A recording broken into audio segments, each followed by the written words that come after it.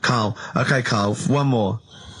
Can't we just... Don't get the just because so far you've come up with nothing. What's the last one? Give us the teaser clue again. It was, I wouldn't have come here in hindsight. I wouldn't have come here in hindsight. Yeah. Right, give me some education. This will be the thing that teaches me something. I can feel it in my bones. Come on. There's a kid in Kenya. He was messing about with some beans. Magic. We guessed that as well. You did, yeah. He's fed up because we've guessed his puns, I think. He put one of them in his ear. Yeah. The mum or the dad said, oh, what have you done that for, or whatever. Yeah. So I'll have to take you to the doctors now.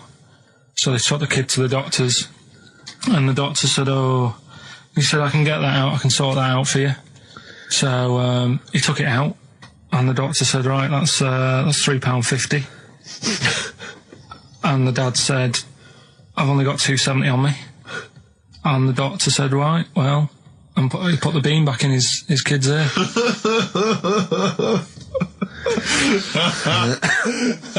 I don't know what to say. I don't know what to say. I mean, a couple of questions from me very quickly. Are you sure that those were definitely the sums involved, were they?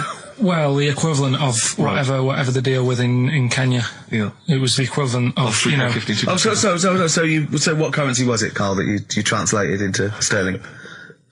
I don't know. No, it was saying in the thing, it said the equivalent of £3.15, £2.70. Did it say that? Yeah. So did it say that? Yeah. Carl, look at me. Did it say that? Yeah, it said that was the. Did it say that? Yeah. Yeah, it did. It definitely said that. Definitely. Yeah. So. Oasis, Live Forever on XFM 104.9. Right, we're in the swing of things. It's mine and Steve's favourite bit of the whole show. This is what we do this show for now. Educating Ricky. Yeah. Go for it, Carl. Who said that learning can't be fun? Yeah. Yeah. Okay, I'll go for the one. What's the one about the butcher going down the butcher shop? You've got get your kit on, we're off down the butcher's. Yeah. You going for that one? Yeah. Well, do you know the saying, don't let the cat out of the bag? Yeah. Do you know what it means? Yeah, don't give away a secret. Right. Well, do you know how it came about? No. Well, ages ago. Before, like... ages ago. 17th century? Yeah, before, like... Yeah, 17's good. Yeah. Before, like, you know, proper butchers and Dewhursts and supermarkets and that, you used to get these blokes who sold meat. Right. Butchers, they were called then, I think. Yeah, but the difference was they didn't stay in the same place, they moved about. Right, so they'd turn up on a street corner, and he'd have, like, loads of carrier bags of, like... Carrier bags? Yeah, with meat in and that, and people would plastic be like, carrier bags. Yeah, with mobile butcher on them. Yeah. Right, so and an email address. Yeah, go on. People went, right, yeah, I need some meat. Right, so they'd go up to this bloke and say, what have you got? And he'd say, well, I've got a you know, you can have a bag full of pig, or you can have whatever, a bag full of chicken, whatever. Yeah. And they'd go, yeah, how much? They go, oh, you know, call it a fiver, whatever. Yeah. And they'd buy them, and to make more money, they didn't always fill the bag with what they said was in it. Oh, I thought that might be the case. Right. Yeah. So what did they ever put cats in there? Yeah. But I don't see what. Okay, so sometimes they would put a cat in the bag and pretend it was chicken or whatever else. Yeah. So why was a cat any cheaper than a chicken? Because cats are wandering around the streets, aren't they? Chickens aren't. So they'd get a chicken. They put a chicken on the top so that when they look in it, they'd go, yeah, that's all right. Got a bag full of chicken. They'd get home to make the dinner, and they'd be like, what are we having tonight? And they'd go, well, you'll never guess. And they'd have, like, you know, well, you can have a chicken leg, and, you know... But it would be a cat. Yeah. They'd have to defrost a pizza. Yeah. Did they mind that they were eating cat then, in those days? He didn't say. He just was saying about the saying, don't let the cat out of the bag. It's like, you know, if they see that, they're going to go mad. Well, so it was the people that were doing this, it was the dodgy butchers that coined this phrase. Were they saying to each other, don't let the cat out the bag? I.e., what I mean by that, Jack, is don't let them see the cat. Yeah. What we've stuffed in there. Yeah. Dodgy butcher, that's another phrase, isn't it? Yeah. So that's the first one. Is that a euphemism, or is that dodgy butcher? As his meat delivered around the back. Sure. So that's that one. So let's get your kit on. What does that mean? It's a euphemism for homosexuality. Okay. And meat, presumably, in that means different things. It doesn't. It's a word that is also a male Would bird. it mean chicken or cat necessarily in that context? Or well, I suppose it could. Yeah. Carl's look at him. Carl looks at you like a cat. Yeah. Whenever we leave him behind, if we don't talk like straight at him and let him see our lips moving, and it's monosyllabic and very look, he's lost in that conversation there. He just drifted off, didn't you, Carl? No, I just was also thinking on animals and that, something else I was going to use. Go on. Alright, that's aqualung. Good time's gonna come, innit? Right, Carl, come on in, educating Ricky. So, don't let the cat out of the bag, that's where that comes from. Comes from a cry. Well, we've had calls confirming that there was indeed a fetus or a stillborn child. A pickled baby. A pickled baby. No wonder it died. Born without a brain. But everyone has, pointed out that it wasn't a little fella. It certainly wasn't a little fella. No. But because it had been in the jar for a long time, I think it had aged a bit. What are you basing that on? You do carry on growing, yeah. Well, your ears and your nose. Your ears and your nose. And your eyes don't grow, so you could probably, I'll dig it out for you. Yeah. Imagine if like, there was an experiment where they were raising a child just based on the information that we said on the radio. What kind of a person It was like would they download, be? yeah. And What kind of information would they and have? it took everything literally. Exactly. And I think, there's no irony or, it was just... They just, everything we said they assumed was fact. Everything that Carl said. And they any assumed was question fact. it had about the world, it could only ask Carl. Exactly. And it was See, now, his- this worries me because without wishing to be disrespectful in any way, Carl, you know I think you're the best man on earth. When you have a child, we could be in a situation a bit like that. Do you know, is it a concern for you, do you think, that like when your son's growing up or your daughter and they're asking you questions, you're conscious, I mean, you yourself have admitted that you have a sphere of knowledge which you are an expert on. Ask your mother. You'd say ask your mother. That's good. That's great, fair enough. That's good. And I'd play with it. I think I'd be a good dad. Yeah, I think you would. But I wouldn't be the one who's shouting at it. No. Who would you get to shout at it? Probably Windsor Davis. He'd be good, wouldn't he? You horrible little man. Well, I'd tell it the rights and wrong. You don't have to be a really bright person to know the rights and wrong in the world. Yeah. No, I think you are bright, Carl. You are. And at what point in their life would you tell them about the evolution of the baguette, which you told us? Or the story of the bee. Yes. That you scored once. Or the two children. Would you ever get them to meet as maybe like that? They could be godparents.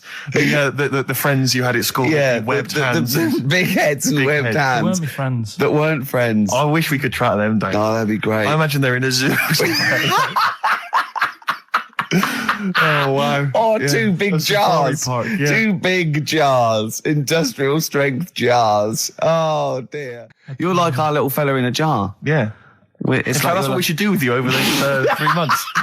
Keep it in a jar. And we can have it in alternate weeks. Like step parents or whatever. Yeah. That'd be great, wouldn't it? Brilliant. Just you can. Oh, leave me and jars. Steve will fight for custody. Yeah, it'll be a big jar though. You can put stuff in there. You can have it. Won't be like full of water or vinegar or whatever they do. Or You won't become pickled formaldehyde. Carl. No. It'd be like an big air chamber, and you're sat there, and it'd be like a little. What would it be, an armchair or something? It'd be in an armchair, and we'd have stuff in there, and we'd bring your girlfriend like once a week, and she'd go. No, we put a blanket over the top so we wouldn't, see anything. But like the intimate. Big Brother household. Exactly. Yeah. Now that's a hell of a documentary. Oh, that'd be amazing, wouldn't it? Carl in a jar. But anyway, you're starting to think that we're getting melancholy now that you're just gonna sit at home. What are you gonna do every Saturday? Dunno. Go shopping. Let's sort out a jar. We've got to do the balloons before then as well. You've got to send you up in a balloon. Maybe we can send you up in a balloon and you come straight down into a big jar. Yeah. And they put a giant cork in straight away. yeah, and there's a big cheer. I tell you what we could do. We could set you adrift like Robinson Crusoe set the ball and see where you end up. If you find me, yeah. Oh, you might go to an uninhabited island or something. People are phoning in go about into anything space. now, Rick. Yeah. We asked them to phone in about the jar thing. Switchboard lit up. It's crazy. You asked them to phone in about something sensible, Yeah. like Che Guevara or the life of I Winston know the fact Churchill. that There's nothing. That is really a demographic sort of snapshot of Exactly. our fans. Our audience. Ask them about a dead baby without a brain. Oh, yeah, And straight they're on the reaching phone. with their phones. They don't mind what their bill is that much. We ask them for, great quotes or something Yeah. from the great philosophers. Nothing. They're just ask looking them at the where phone. to buy, meths cheap. Straight on the phone. Oh, do you know? Someone just called in and said it's about he went, hello? Carl answers the phones. And I said, hello? He went, hello. He said, yeah, about putting Carl in a big jar. And Carl went, Go on. And the bloke went, well, then you could call him Karl Pilkington. And he went, thanks. I love the bothering. I like Karl Pilkington. That's lovely. That's so sweet. He spent 50p to tell you that, and you were worried. You just saw you going up in a balloon and then landing in a jar again, didn't you? I always, if ever I've got like a question on anything, the internet's sat there and I can just go online and find out. The internet is good. It's brilliant. But it's not all verified. What do you mean? It's not all verified. It's not all necessarily factually accurate. Anyone can put things onto the internet. It's it's freaks and things that put on things one, right? like... Here's one that I read in the week, right? Go on. About this woman. Yeah. She was a bit of a punk. And to get her hair done like she wanted it. Super glue? Right, no. She got lard. Apparently it's a popular thing, you might know. Put lard on your head. Yeah. And you put it in the oven. Oh. Now, apparently the heat that you get from the oven is different from the sort of heat you get from an hairdryer, right? And she had to do that to get the style that she wanted. But anyway, she comes into money or whatever, treats herself to a microwave, right? It's not true. Opens the door, jams the things, like the little catch, so the microwave works. She jams it with a screwdriver or a knife or something. Yeah. Puts the microwave on, sticks her head in, boils her brain. Don't be ridiculous. Right? Well, why is that ridiculous? Boils her brain. She boiled her brain. She boiled her brain. And this is what's good about the internet. I went straight from that, and there was a subject about brains. And do you know that Russell Crowe, when he dies, is giving his brain to charity or something, some sort of... some people who can do stuff with it. She gave hers to Pot Noodle.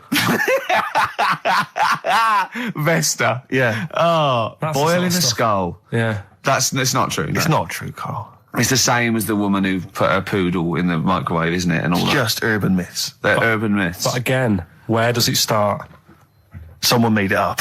Yeah. For a laugh. They're just too convenient urban myths. Everyone said you can tell an urban myth's not true because it's always this happened to a mate of mine, and when you say what happened then, they go, don't know, that was it. Was it? Was that it? Was it? Someone boiled a brain and that was it. There was no more story. Well, Were there any dates, locations, times? I think it was in Belgium. There's that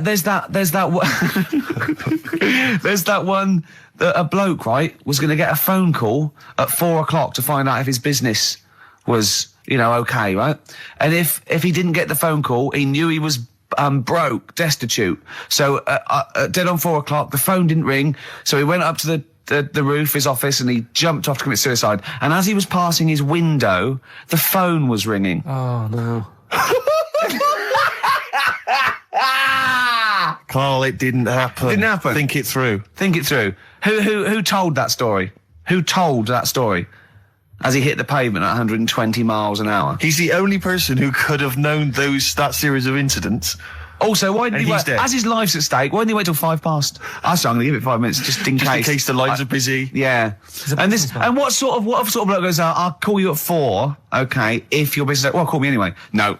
If I don't call exactly 4, then you commit suicide. Commit suicide. I would, because if I don't call at 4, that's the end of it. Well, call me anyway. No, that's not the way I work. Why can't you just call me and tell me the other way? Well, I'm telling you how I do it. If you're bust, I don't call. Can't you just call to verify in case something goes wrong? What if it's engaged? It won't be engaged. Just commit suicide at 4, please. It didn't happen, Carl. The other one, right? A bloke, right? He's on a train station, and I'll tell you how I heard it. He's waiting for a cruise station, whatever, and he shits himself. As you do. And so he goes, my train's in 5 minutes, so he runs across to Millets and goes, quick, Levi's 36. The bloke just puts it in a bag, he runs onto the train, he goes into the toilet, takes his trousers and pants off. He's soiled. Yes. Throws them out of the window. I won't be needing those again. Cleans himself off, open the bags, it's a jacket. Oh. No, it didn't happen, Carl.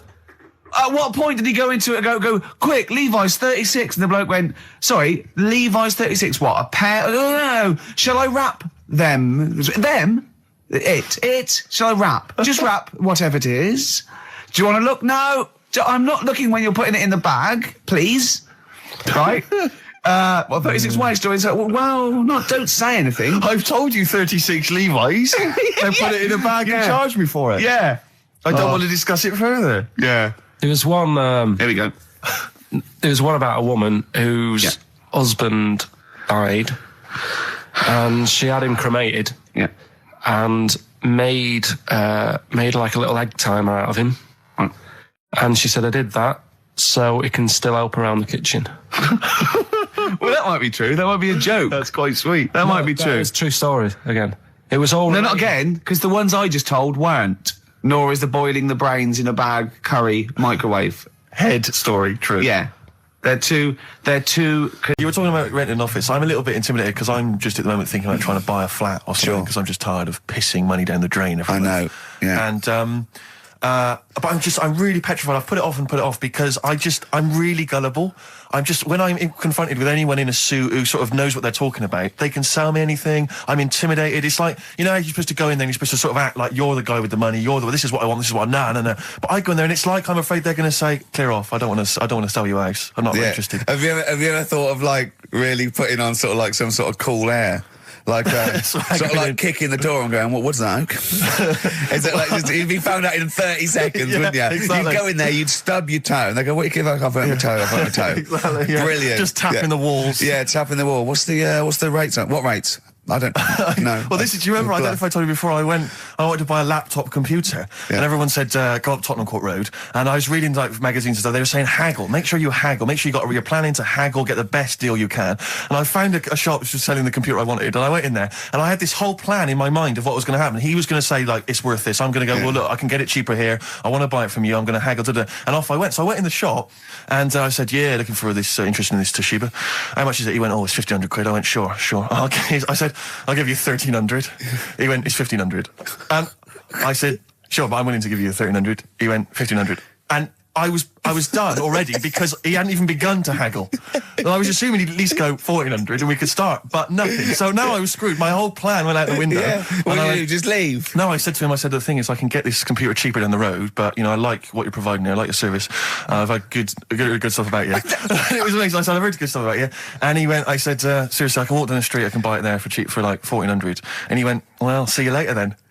And I was like, right. So I walked out the place. I said, well, I'm going to have to leave then. And I walked out the place, and of course I wanted to get it from there because it was still the cheapest, so I had to walk back in again.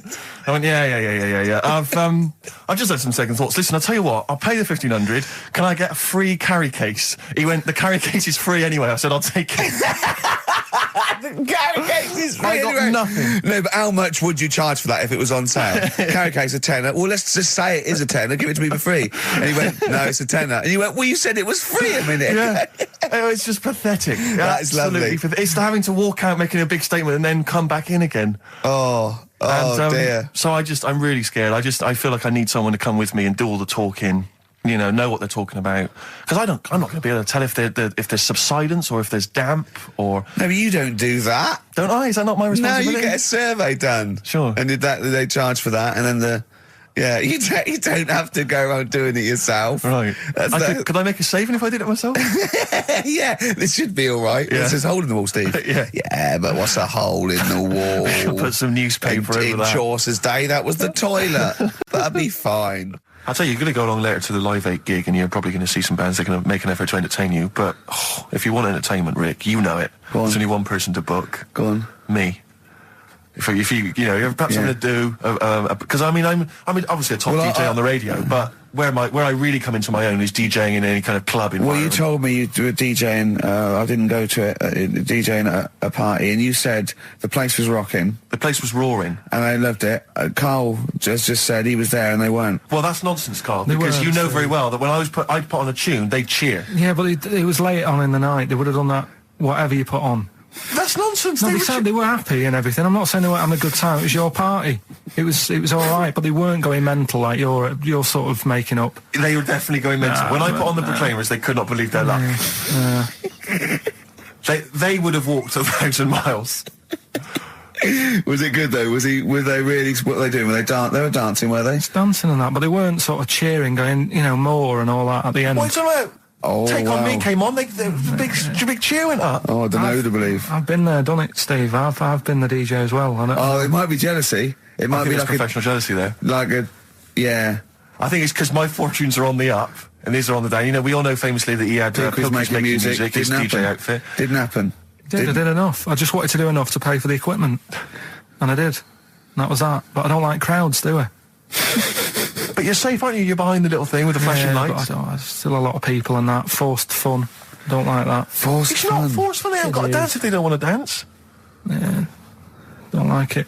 What do you mean your fortunes are on the up? Anyway, DJing. Where were Well, you? I'll tell you, I was hired. Well, I say hired. I did it as a favour to a friend.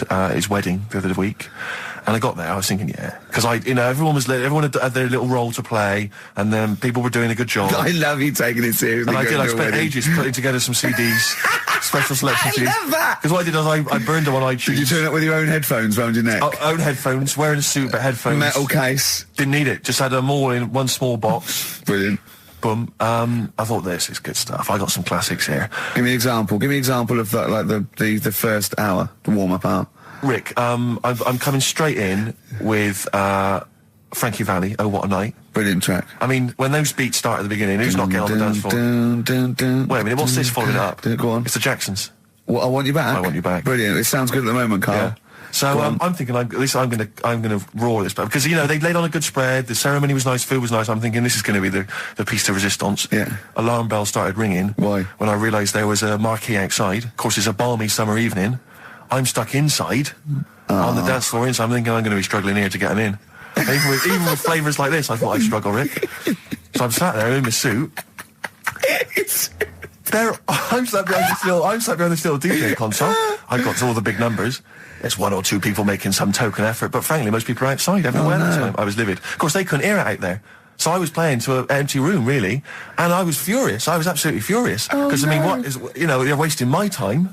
They're wasting now. I could have just stuck the CD on and They're gone out. wasting Frankie Valli's. Frankie Valli's They're time. wasting the Jackson 5's They're time. wasting, D-Light's time. Yeah, yeah. And so I'm sat there, and there's a couple of people making a cursory effort. Mainly when they come to get a drink from the bar, they might have a little quick, couple of twos. You shout, we don't want your Not lot. interested. All of you or no All one. of you or no one at all.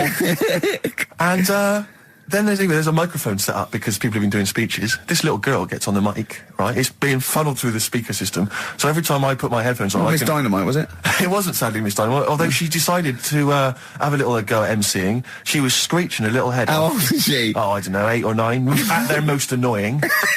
when children are at their most annoying, because they got a bit of confidence there. They're a bit cocky. They're not shy anymore. They're a bit arrogant. Yeah. She's screeching her head off, so I'm playing, and she doesn't know it. your face! I'm playing into the groove. No one's getting into the groove because she's going mental. She's just going, what's this? What's this? I don't know what this is. Play something I know. I think I haven't got any bloody DJ Otsu or Crazy Frog. I'm not going to play what you... So she's just screeching along, ruining it for everyone. I say everyone, there was no one there. So me, she was ruining it for me. I bet you were really I was angry. furious. But of course as well, every time she screeched, it went through my headphones.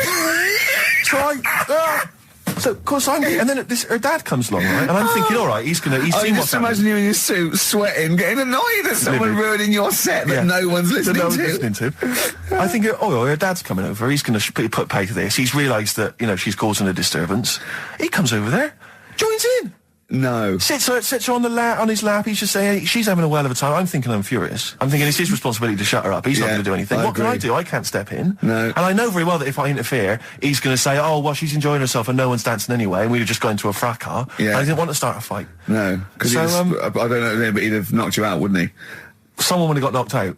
And I'm not saying who it would have been, but, but there were, to bear in mind, Rick, there would have been 2 of them. And so I didn't want to get into a fight with him. And anyway, so I'm playing. Anyway, so my friend came along. He realised what was happening, and I didn't have the guts to unplug the microphone because he'd have known. You see. Yeah. So I got my friend to do it when she had her back turned. So he pulled the plug out. The microphone went dead. She went, "What's going on?" I went, "I don't know what you're talking about." I said, "I don't know." She said, "Where's the microphone?" I said, "You must have broken it." I don't know what's going on. Someone will probably make you pay for that.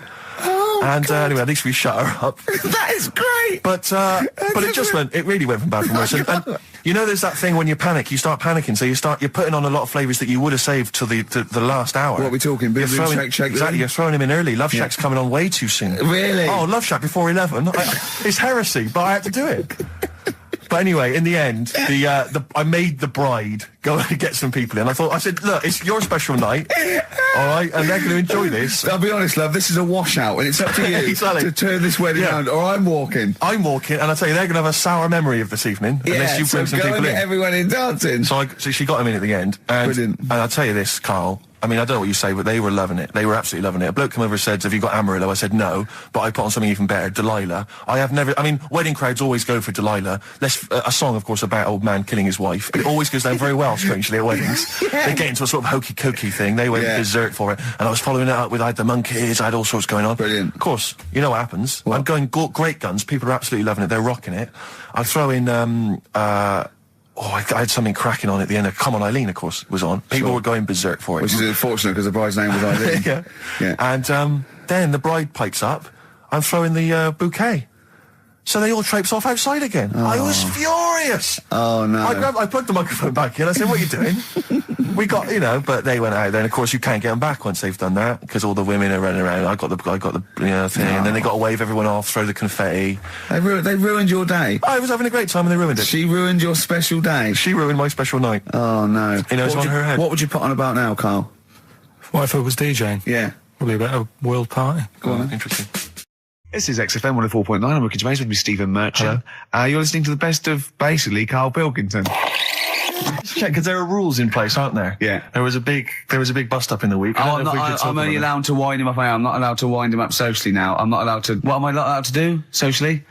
I think squeezing the head, socially, Yeah. has been crossed off. Right, okay. And I agreed to that because it got to a head where, Carl was really upset and he was thinking of just giving it all in, weren't you? Yeah. Yeah. Why was that? Because you were just winding me up too much.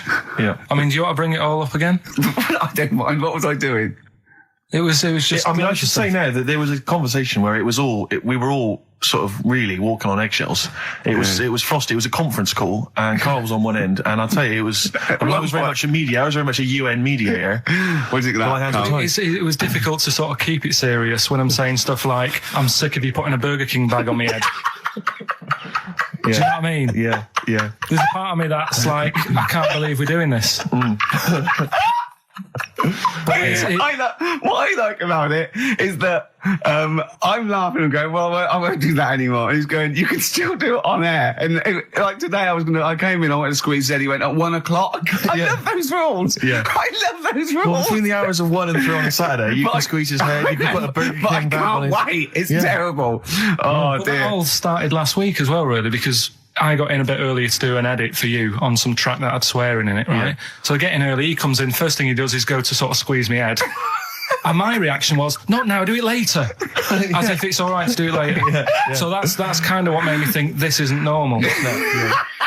We should just point out, when we say squeezing your head, what exactly does that mean? I put my hand on the front. I do 2 experiments, right? Yeah. One is the side, because you can crush an egg sideways, so I think that's more dangerous. Right. And I actually put my elbows out, and I pressed like a vice, and I really go for it until it really hurts. And the front one it shouldn't hurt so much, if my experiment's right. I don't know. Well, it was all this that sort of, built up. Sure. And the research that you're doing there, Rick, is that going to be available online at some point? Well, that was the problem. That's what I was saying to him, because it kind of started last week. Well, it's been going on since we've known you. Yeah. Really? Yeah, but I just upped it last week. It got out of hand a bit. I upped it to when I think it got to ahead on Thursday when I filmed it. That was it, yeah. That's right, yeah. I brought in a cameraman to film me torturing him. And there was some people from the 6th floor being shown round. Yeah, some management and that, showing probably clients round, sort of, they've probably been on all the different floors, same what all the different radio stations Dr. do. Fox. This is XFM, the sort of this sort of noise going on. Yeah. You see them all look down. I'm saying, don't do that, right? Sure. They might want to spend a load of money. Yeah. And he's doing that. He's wrestling with me. He's filming it. So that's when I just thought, It's mad, isn't it? And then when we're having the argument on the phone, I was saying, has this been some sort of experiment? Yeah. He did. He said that, and of course I lost it. Yeah. But it's all good now. Well, do isn't you it? want to squeeze his head before we play the next I record? won't at the moment because I mean we've got to get on. It's not right, and that annoyed me as well because I was trying to find out where he was going. I was filming him. I was going on waiting for Carl. Told Johnny he's meeting a mate at 6, which annoys me on 2 counts. And I'm just doing it to the camera, So I'm gonna follow him and just turn up and go. All right, where you been? But then when I came in, he went, "I'm meeting a mate," and he told me where it was. So I told him that spoils my fun. Of course, because you'd want to just track him down. I don't want him to like it. Yeah. Which is pulled the rug under my carpet now that he's going to let me do. Do you know what I mean? It's just, it's a little bit annoying. Right, is this talking about diets and stuff, right? Go on. They've come up with a drug that, they tested it out on a mouse, right? They said, it's a problem that weight is a big issue in the world, and, a lot of people are depressed, and that probably like Rick Waller. Well, right? I'm depressed looking at Rick Waller. Well, Oh. I mean, you could sort out Rick by, Jono is an old man, he's got loads of money. He's not old. No, but he's getting on a bit, right? He's about my age. Hang on a minute. What I mean is he does his own shopping, right? So I bet it's hard. What do you mean? Because he's like, how old is he? 35. Right, he's got loads of money. He does his own shopping. So when he goes to the supermarket and he passes, the sponge cake section, it must be tough when you've got loads of money to burn that you go, just one more. Yeah. One more. Look, we are getting close to libel here, I think. No. But I'm saying how it is because I've tried losing a little bit of weight. Have you? And it is difficult when you're in Waitrose and you see a little chocolate muffin and you think, well, one more and I'll do without. Do you like a little chocolate muffin now and again? Well, yeah, right. Is that your favourite thing? So the thing is, let him finish his point. So the thing is, right now with Rick, he lives at home with his mum. So why doesn't his mum just say, "I'm going to buy less this week, and if you eat it all, you're not getting any more"? Yeah. Does he live with his mum? Sharp shop? I bet he does. So you don't actually know if this is true or not? No, but anyway, right? So this drug they've come up with. They've tested this on mice, haven't they? They've tested I'm worried if they haven't tested it on mice. Thank God for that. It's definitely been tested on mice. Definitely. They fed a mouse a load of cake. Yeah. Right? And it went a little bit chubby, and he said, "Right, stop a minute." And then they gave it this drug that makes you lose weight. Yeah. And its weight went down, but the only bad side effect was its eyes were popping out. Well, that seems to be fine then. Let's give it to Jono. There doesn't seem to be any problem. Oh, Rick should get some of that. Yes, truth, Doc, look at these. Oh, Jesus, Jono, your eyes are popping out. That happened to the mice. Sorry? That happened to the mice. But what do you mean? That's the option. What do you mean that's the option? So I love the fact that your choice is either be like a fat, happy man who has the odd sponge cake. What albums am I getting? Yeah. Is that good? Mm-hmm. Good, yeah. What albums am I getting from for working for this place for 6 years? All right. Ricky.Gervais at xfm.co.uk. Do you want to apologise once more for anyone you might have offended over the year? Yeah, like I say, I never upset anyone. We're No, just chatting about stuff. It's just chatting. It's from the heart. You see something, you say, "Oh, it looks a bit like so and so," or "Isn't it a bit?" You're not really, you don't really try and hurt anyone's feelings, do you? But I think most people know that. And I've got to apologise for laughing at anything you say. I actually can't help it. Again, it's not vindictive, but when Carl comes out with some of the things he says, it's impossible for me not to laugh or react. So, have a Merry Christmas, everyone. Well, before that, Rick, is there some final, for the year, monkey news? Tell you what, let's play a good song. Okay. Right, we'll have a bit of monkey news, and then that's it. A bit of Amy Mann, then. Perfect. Brilliant, this one. I bought in Metal Christmas, is that all right? That's my only request from this show, that we do play Paul Di'Anno's version of Santa Claus is Coming to Town. The rest of it's over to you. Yeah, we're going to play some Christmas tunes, we're going to play some, our favourite hits of the year, but mainly, this is the rock programme. This is the rock programme. What worries me, Rick, is there's a lot of people who listen to our show and they're not regular XFM listeners. They just kind of crawl They're out not regular people. Stupid on a Saturday afternoon, put the show on. So they might not be familiar with Well, Ian work. Canfield is a young man. He's been in he's about 14. He's been in radio. It's weird, he's 14, but he's been in radio for 15 and a half years. He was weaned on the milk of Avant. Yeah. Right? And he's going to be the new rock god, aren't you? Well, I'm trying. Yeah. No DJ Canfield. Just go, yeah. Right?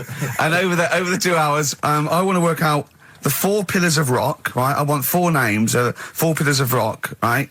huge rock pillars, and then I want the king who stands astride them like the archangel of metal. So we'll be asking Ian, every few minutes we'll be asking, right, who's your first pillar of rock? And then, keeping the one that stands astride them, okay? And how many do we need? Well, we need 5 names then, don't we? The 4 pillars of rock and who stands astride them. Right, okay. Like the Overlord with these Axe Attack albums. Yeah. Yeah. This is ISIS. Christmas. I just wonder if there's one more contender. I don't know who this was, Ian, that phoned in with it, but possibly it's topical. Deathly Hem. Yeah.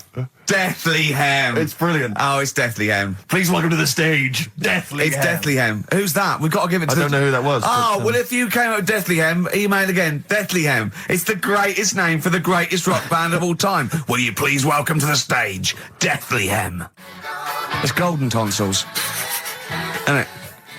I was going to go see him once at the Camden Underworld about a year ago, and they had this sign up, right, saying that Graham Bonnet, who sung that song, had cancelled, right, and it said, God willing, he'll be performing tomorrow. And just in case you thought he'd cancelled because maybe no one bought any tickets, the doctor's certificate was beneath the cancellation sign. Brilliant. Well, we've sung that a couple of times drunk, haven't we, Ian? Oh, but, at the top of our voice. We have done it. It is the best ever. Yeah, it is. Ben has won whatever you're giving away. Yeah, Ben came up with Deathly Hem. Yeah, Deathly Hem. Yeah. I mean, if you are in a rock band, you're looking for a name, and you think you deserve that name, then, write to us. We want to know that you're really heavy, and Ian Camphor would officially hand over the deeds of the name Bethlehem.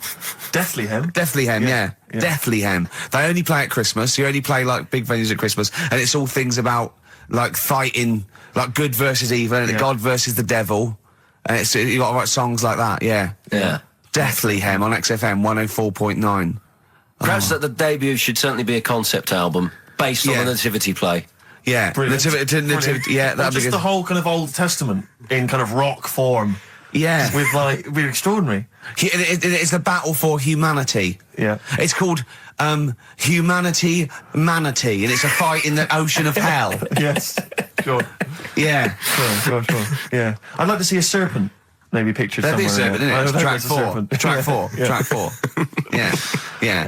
I think we should give massive props and suitable regards to Ian Camphor. He's come in, he's pressed the buttons. He stood in for an idiot brilliantly. He has stood in for the retarded. It's a shame that you've not displayed some of the usual incompetence that we've come to love and expect from Karl. It's a shame. Okay, well, you are the greatest DJ in the world, though. The way you sort of like drop press these buttons. But you know. Every time I've pressed a button off air, Ricky's been going, "Oh, what great DJ!" It's great because he ends it. It's just brilliant. I mean, we're lucky if we can talk with the mic on. That's the title. Not talk over a record. We did some great links during the ads. Yeah, and of course, Jonathan Ross masturbating live. On air. Just looking back at some of the highlights of this don't get that on Capital Gold, do you?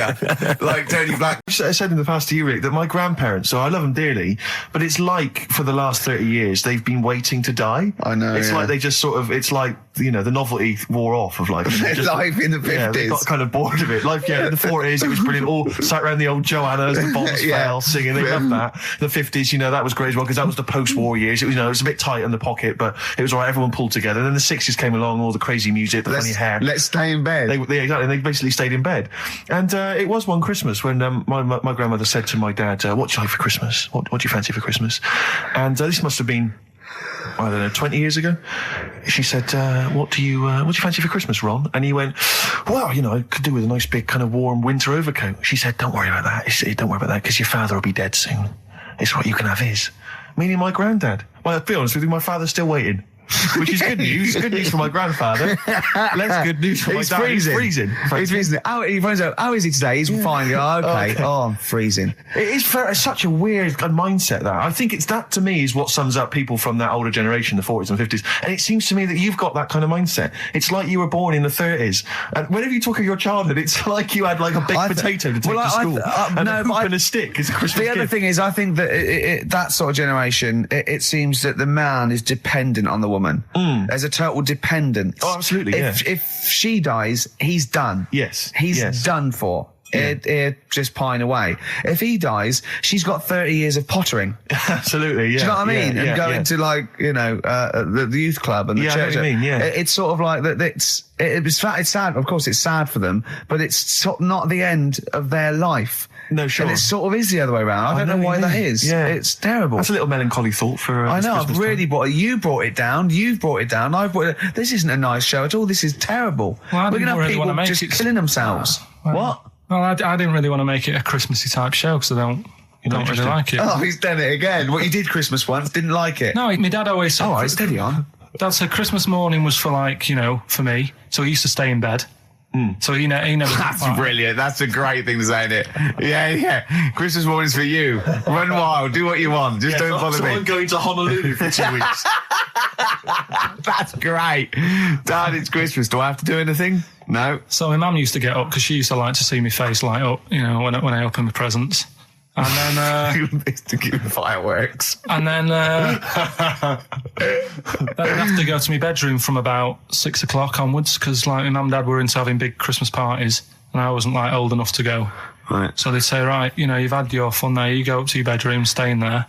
Really? Yeah, I remember one year, right, I got a train set. That's what I wanted. Yeah. Right? It's brilliant. Playing with it all day. I thought, I don't mind about the party. I'm happy staying up here playing with this. Brother comes in. He's had a few. Right? He's going, yeah, give us a go on your How old train is set. he? He's a bit older than me, so he might have been like, let's see. Well, let him be must have 18. been yeah, probably about 18, 19, And how old something were like you? that. I had a train set, so I don't know, about 14. something like that. Right, so I'm playing on that, loving it and stuff. And then he comes in and goes, oh, gives a go. He turns the transformer up to like 14. He went really fast for about 5 seconds, broke it, and then he went back downstairs. Wow. So Christmas, I hadn't even got to Sounds Christmas like Day. the Conservative government with British Rail. Satire, that is. Satire, Rick, I just thought that there's satire. It's If there's any satirical shows listening or it doesn't work. It magazines, doesn't work in any way because there's the analogy falls down. No. Apart from there being a train. think it through though. British Rail was trains, Yeah. and the government broke the trains in many. Well, they didn't break them, like not officially breaking them, but they kind No, of. it does work. It's perfect. Oh, I'm very pleased with that. And I can't. And no one's asked him to be on. Have I got news for you? It's weird, isn't it? Because It's strange that when Yeah. you've got a satirical mind that's as quick as that. Yeah. All And right. he's broke your little train set. So what did you do? I just like watched telly and had some sausages. I bet you were happy with that, though, weren't you? Oh, it's a bit annoying though, isn't it, when your main present of the year has been broke. And then, did it ever get it fixed? No, that was it. Put away. I'm intrigued why your parents wouldn't let you come and join in the festive fun. Was it like really debauched down there? Was it like eggnog everywhere? And Well, no, but I mean, that's fair enough. 6 is a little bit early, but I just think, you know, if you're a kid, you know, he had his fun, put him to bed at 8, maybe. And do he you think won't. so on Christmas Day? I thought that was a day for family. Well, not if there's a party going on. and Well, then don't have the party on the Christmas Day. is Well, my point. that's another option. Yeah. Your parents are weird, aren't they? A strange breed. well, I think that was the year, right? You're talking about buying presents and stuff. I think I did treat my mum to. I didn't buy my dad anything. I think that was like when I got a bit older, he used to get me dad something because he wasn't that bothered anyway. So got me mum. There was a cheap shop, right? Can I just ask Carl how he got on over Christmas? Because the last time I spoke to him, you hadn't bought a present for your girlfriend. I have to say, I was on tenterhooks all Christmas. Well, you changed it. After that show, I felt bad, even though I shouldn't have done, because Because you hadn't bought your girlfriend a Christmas yeah, but I present. said to you, I booked a table at a hotel in Covent Garden, had Christmas dinner there, which was nice, right? It's good food and everything. Didn't feel like enough to me. Well, then I went out and treated some stuff, and then No. A couple of days before Christmas, he went. I took Suzanne to that hotel we're going to go to for Christmas dinner. We had tea and cakes, and I went, "Oh, you treated her?" He went, "No, she paid for it, but I was just showing her what it was going to be like." That was her extra treat. She paid for it. I love that. Brilliant. Yeah. Well, it was a dear. It was like 150 quid for a meal for two, which is pretty dear. So I'm not going to buy her cakes as well. I love that. All right, love, have anything you want. You pay for your own pudding. I'm not mental. So yeah. You treated her to some other Yeah, stuff. some bits and bobs. And then So yesterday, she chose them and you paid for them. what, the presents? Yeah. No, Or no. you chose them and she paid for them, but you know it's the No, thought that counts. I got them on the way home that Saturday. Well done. And what Past did you some buy? shops. Well, just some bits. It might be personal, Steve. Well, I don't care. Just some bits. Yeah, Just but bits and pieces. leave out the personal bits. What bits? Just little things. And then yesterday, right? A monkey wrench and a new washer for the shower. Yeah. Some recordable CDs that you need for your job. Oh, So, dear. now, when you gave those presents to her, did her face light up? Right. I don't want to tell you what they were, right? But she wasn't that impressed. You're going to tell us what they were now, Tell Carl. us what they are. You even know what they are. She told you on Christmas Day. Hold on, wait a minute. But it doesn't matter what they are. It does matter what No, they are. it doesn't. It doesn't does, Carl. It's you, mate. Of No, course it doesn't matters. matter. Oh, God! Have you just remembered? Yeah! Right, but there's no need. I've got to tell him, Carl. I really want your permission because I don't want to be I know it's not, but we know it's not that embarrassing. It's really quite sweet. Yeah, but in a way, right, the way I look at it is, right, Christmas, even when I was a little kid, right, is not... Please let me tell him, Carl. Well, let me just tell you first, though. Oh. Let me tell you why I didn't go all out on the old present front. All right. Justify yourself. Right?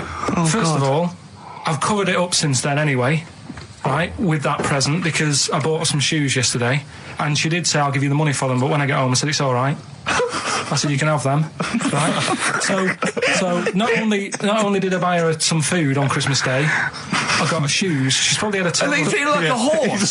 Yeah. It's sort of like, yeah, there you go, there's your shoes, there's your food, right, bed down, see you later. Yeah, but what I'm saying is I she's have done... fed and clothed Yeah, her. did you comb her hair? She's done well this year, right?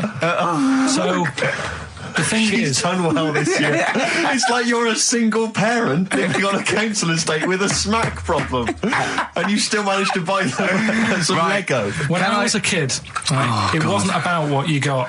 I remember one year when I was about 8, right? Oh, this is going to make me cry, isn't it, this? No, it's not. I'm just saying the way it is, right? I woke up at about 4 in the morning. And I was like, oh, what have I got? And I couldn't sleep. I was that on edge. It's the excitement of Christmas, isn't it? It's like, oh, what's wrapped up? I need to know. Yeah. And it's the fact that people are saying, no, you won't know until tomorrow. Yes. That annoys you and winds you up. Okay. So I got up at 4 in the morning, Yeah. opened my presents, and then went, right, I know now, went back to bed, had a great sleep. Yes. Right? So it's nothing to do with the excitement of what you get. It's the excitement of not knowing what you've got. And then what happened when you got up to go down with the So presents? hang on. So what you're saying to me is that you could wrap up a brick because the thrill of Christmas is in hoping and being excited about what it is, not the actual gift itself. Yeah. Is that what you did? That's- did you get a brick? No, let me tell him now what he got. He got her a present, right? And she said, she came and said, yeah, he got me. It was an industrial-sized packet of condoms. It was a joke gift. No, it No, wasn't, it wasn't a a joke. joke. It wasn't even a joke. I went home that Saturday after the year, past Boots, thought, might have something in here. They were on, like, some value. Right. You passed the Were they makeup. used? Right, but Passed the anyway, makeup. You passed all the other. Past the Feminine makeup, stuff. past the lovely vanity cases, Yeah. the foot spas, Exactly, yeah, the yeah. bathroom Oh, hold products. on. How much are these, love? For 100, Yeah. $4.99. Yeah. Do I get them reduced if I buy in bulk? So how many did you buy? What was it? I don't know, probably about 100. Right. Okay. And is she allowed to use those with anyone? Did you wrap them? Can she just go out and have a wild time? Well, you don't with need to wrap. They're already wrapped, aren't they? Oh. And then what did she say So, when she opened them? I'm No, just- wait. Carl, what did she say? Right, play a record and we'll come back to this. Oh, you're worse than my father, that's genius. Made famous, of course, by Jimi Hendrix. Yeah. That's All Along the Watchtower, as originally done by Mr. Bob Dylan. On XFM 104.9. So, Carl, just take us through the moment where you gave this gift. Firstly, So you were went excited- into Boots, right? You thought, all right, 100 condoms, brilliant. Okay, did you wrap it I don't up? know if it was 100, probably 80. Right, okay, yeah. Right. You don't want to So, go mad, do you? Wrap them up.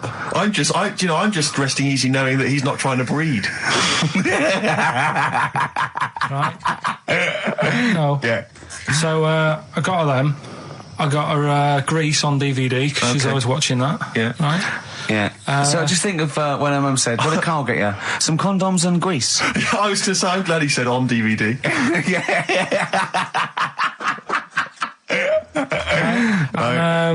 She was surprised anyway, right? Because Yeah, I bet she was. no, when she got she was thinking like jewellery. no, So right? that showed her. That surprised you, hasn't it? All right. So hang on, wait a minute. You thought it was a holiday, didn't you? Yeah, look at your face. You don't know me at all. So hang on. So did you give these on Christmas Day? Right, what happened is, she got in from work that Saturday, right?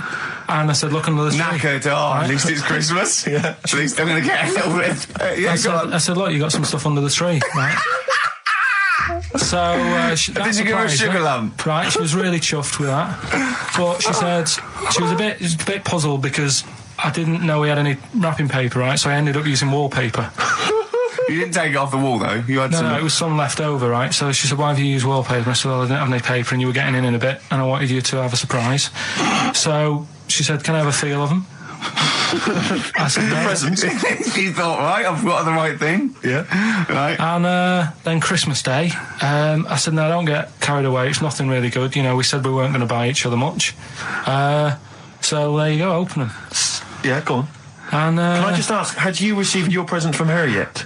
yeah. So what had you received? What did he have? Had some shoes, Nice. right?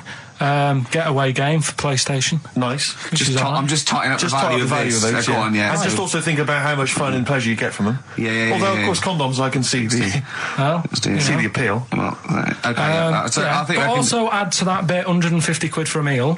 If you're going to start Minus. totting up, 150 quid for a meal. I bought some shoes, 72 quid. Yeah, that was after the event, though. I didn't know that much about it. Autism. Okay. Oh, good. With some more entertaining stuff on XFM 104.9 No. just to cheer up people. Go on, then. What? Come on. No, right. Have you heard about it, Steve? What it is? Autism. You're aware of It autism? scares me to death when he comes up, when he touches on a serious subject. We've been talking about wheeling a dead pope round, the Chinese don't age well, and ginger people are hated. And now didn't we're say going to that. touch on a really, I mean, No, I said- my heart's in my throat. Go Yeah, on, I Carl, said- then I tell said me, the little tell me your baby- insights to autism. Right, well, there was this, again, Channel 4 coming up with some good stuff at the moment, right? It might have been Channel 5. But what's the name? It It's was the attention span I like. Ah. these people who, they've got like this autism thing going on. Yeah. And they sort of take in a lot of information. They get sort of they get so into it that they know everything about that subject and what have you, right? And there was this lad who, he knew everything, right, about EastEnders. Right. He sort of, the cameraman was saying to him, so, you know, why EastEnders and that? And he said, oh, I don't know, I just like it. And he said, I remember when I first watched it was a Thursday, it was 5 to 8, Pauline Fowler walked in, she had a pink jumper on, she said, all right, love. And he remembers everything from that moment on. Yeah. Right, and everything, which is great, but then the way the programme was making out, it was almost like they were saying it's a disability. Right. When in a way, it's more like a superpower. Sure. Like Rain Man. But if you can take It's it, Rain Man. No, I'm he not- has special autistic powers. Oh, God, we must send for Rain Man. I don't know what to do. So I what don't you know mean, what to so do. he would be a But great there's contestant other on Mastermind, things. sort of autistic Sorry. Mastermind, he'd well, be what I'm dynamite. saying is, don't be watching EastEnders though. Sort of, why didn't they give him an encyclopedia and say, get into that? Sure. That'll be useful. Yeah. Keep him away from EastEnders. Wasting his time there. But I don't think it is a disability. No. Yeah, I but always- there are other things, and they're not. It's also autism is a matter of degrees. From what I know, and I'm sorry to have to do this, but I feel that I have to at least be the voice of reason, as ill-educated as I am on the subject. But I think there's degrees of autism. I think some are higher performance than others. There's other issues with it. It's not they're just got good memories. They don't go around doing tricks for people because they can remember stuff. There are other issues with it. Do you know what I mean? Right, well, I mean, they seemed a bit... But you watched the programme. What did you learn? That he knows when Pauline Fowler came in. Yeah, I mean, there was other bits where they couldn't control their emotions and stuff. Oh, that other little bit, yeah. But the main bit of it was he can soak up information and stuff, and I'm just saying it didn't seem really bad. Do you know what I mean? There's disabilities where people say that's a bad disability. It's like how people say about... This is I don't brilliant. know. This is just like this is amazing to be in a room with this man. It's incredible. You just wind him up and listen to what comes out. And I'm going to sit back now. I'm not going to defend you or explain anything. Just go on and tell me about the other disabilities that are worse. No, what I mean is how people can sometimes easily get mixed up. How people are scared of like a cyclop.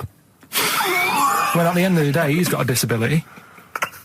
A bloke with Who's scared of a cyclop? No, it's apart just from like that's- Jason and his Argonauts. Where's this cyclop that you're scared of? No, I'm just saying in history and in books and that. No, not in history. History happened. Yeah. What are you thinking of? You're mixing history with Greek mythology and Roman mythology and every other type of mythology. What do you mean there wasn't really a giant cyclop that went round picking up ships and throwing them around? That's not history, Carl. Do you think Batman's history?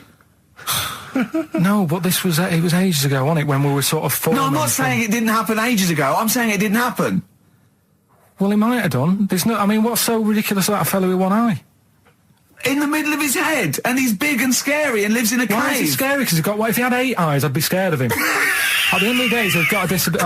We'll talk about it in a bit. I had some exciting news this week, Carl. You'll be pleased to find out. I'm worried that you might get a little bit jealous because it's obviously going to impact on your world quite strongly. Because I know you think you like things to be quite samey. You like the status quo to be maintained. You like the fact that in the past, we've had some crosswords. Because I remember. What did you think of me when I first walked in? When I first came in on the first day of XFM? I don't know why you're making a big deal. Do you want to bring it? I'm just being honest, though. I'm just being honest about a lot of people who see you for the first time sort of go, well, he's a bit weird.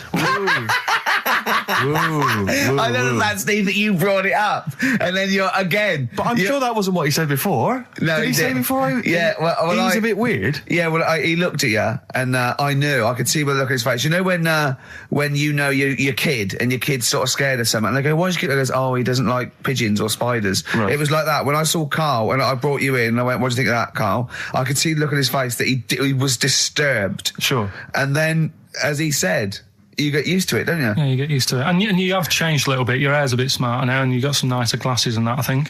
Or I might have just got used to it.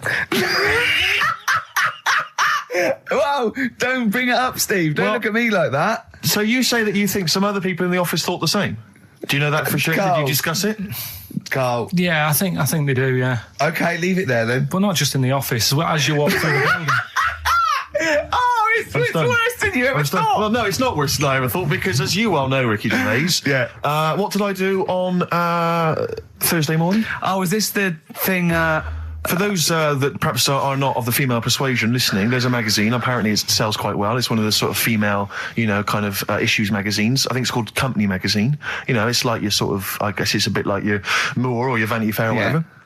Anyway, they run every year the 50 most eligible bachelors in Great Britain section. Ding dong, hello. Who's in there this year? In the 50, in the top 50 of the entire country. And then they vote, and they put them in order and see who's the most eligible bachelor. But that's 50 people, right? It always annoys me slightly because bachelor, it kind of seems like a more sophisticated word for loser. Yeah, doesn't it? Which always sort of unnerves me slightly. And also they try and do a different 50 every year, so they're getting pretty desperate to get different ones. Because also a lot of people who are sort of like successful, are married, so there's very little to... No, there's a huge... I don't know if this is international. It could even be international. I'm not sure, actually. So I could be up there with the likes of Justin Timberlake, etc. So Fred Durst... Yeah, that sort of person, So anyway, this is what's exciting, right? Although I'm slightly frustrated because they were telling me that last year... All right, because what happens is the readers of the magazine, they vote for who they think is number one most eligible bachelor, right? Last year, the prize was a 2-week trip in the Bahamas. Okay, this year I'm rather annoyed because all I'm going to win is a moped. That's the prize this year. That's the prize this year, a moped. Whoa, backtrack. What? Sorry. Last year was a 2-week trip to Bahamas, and this year just a moped. All I'm going to get is a moped. All you're going to win is a moped. Yeah, you got no chance. You've got no chance. Who else is in it? Well, I mean, I don't know lots of people you'd never heard of. I know Duncan from Blue. Ding. So you're second to him at least already. I imagine you're going to come behind the other 49. Because there'll be people voting for me. They get to vote for me. Yeah, Steve. They'll see my photo and then they can vote for me.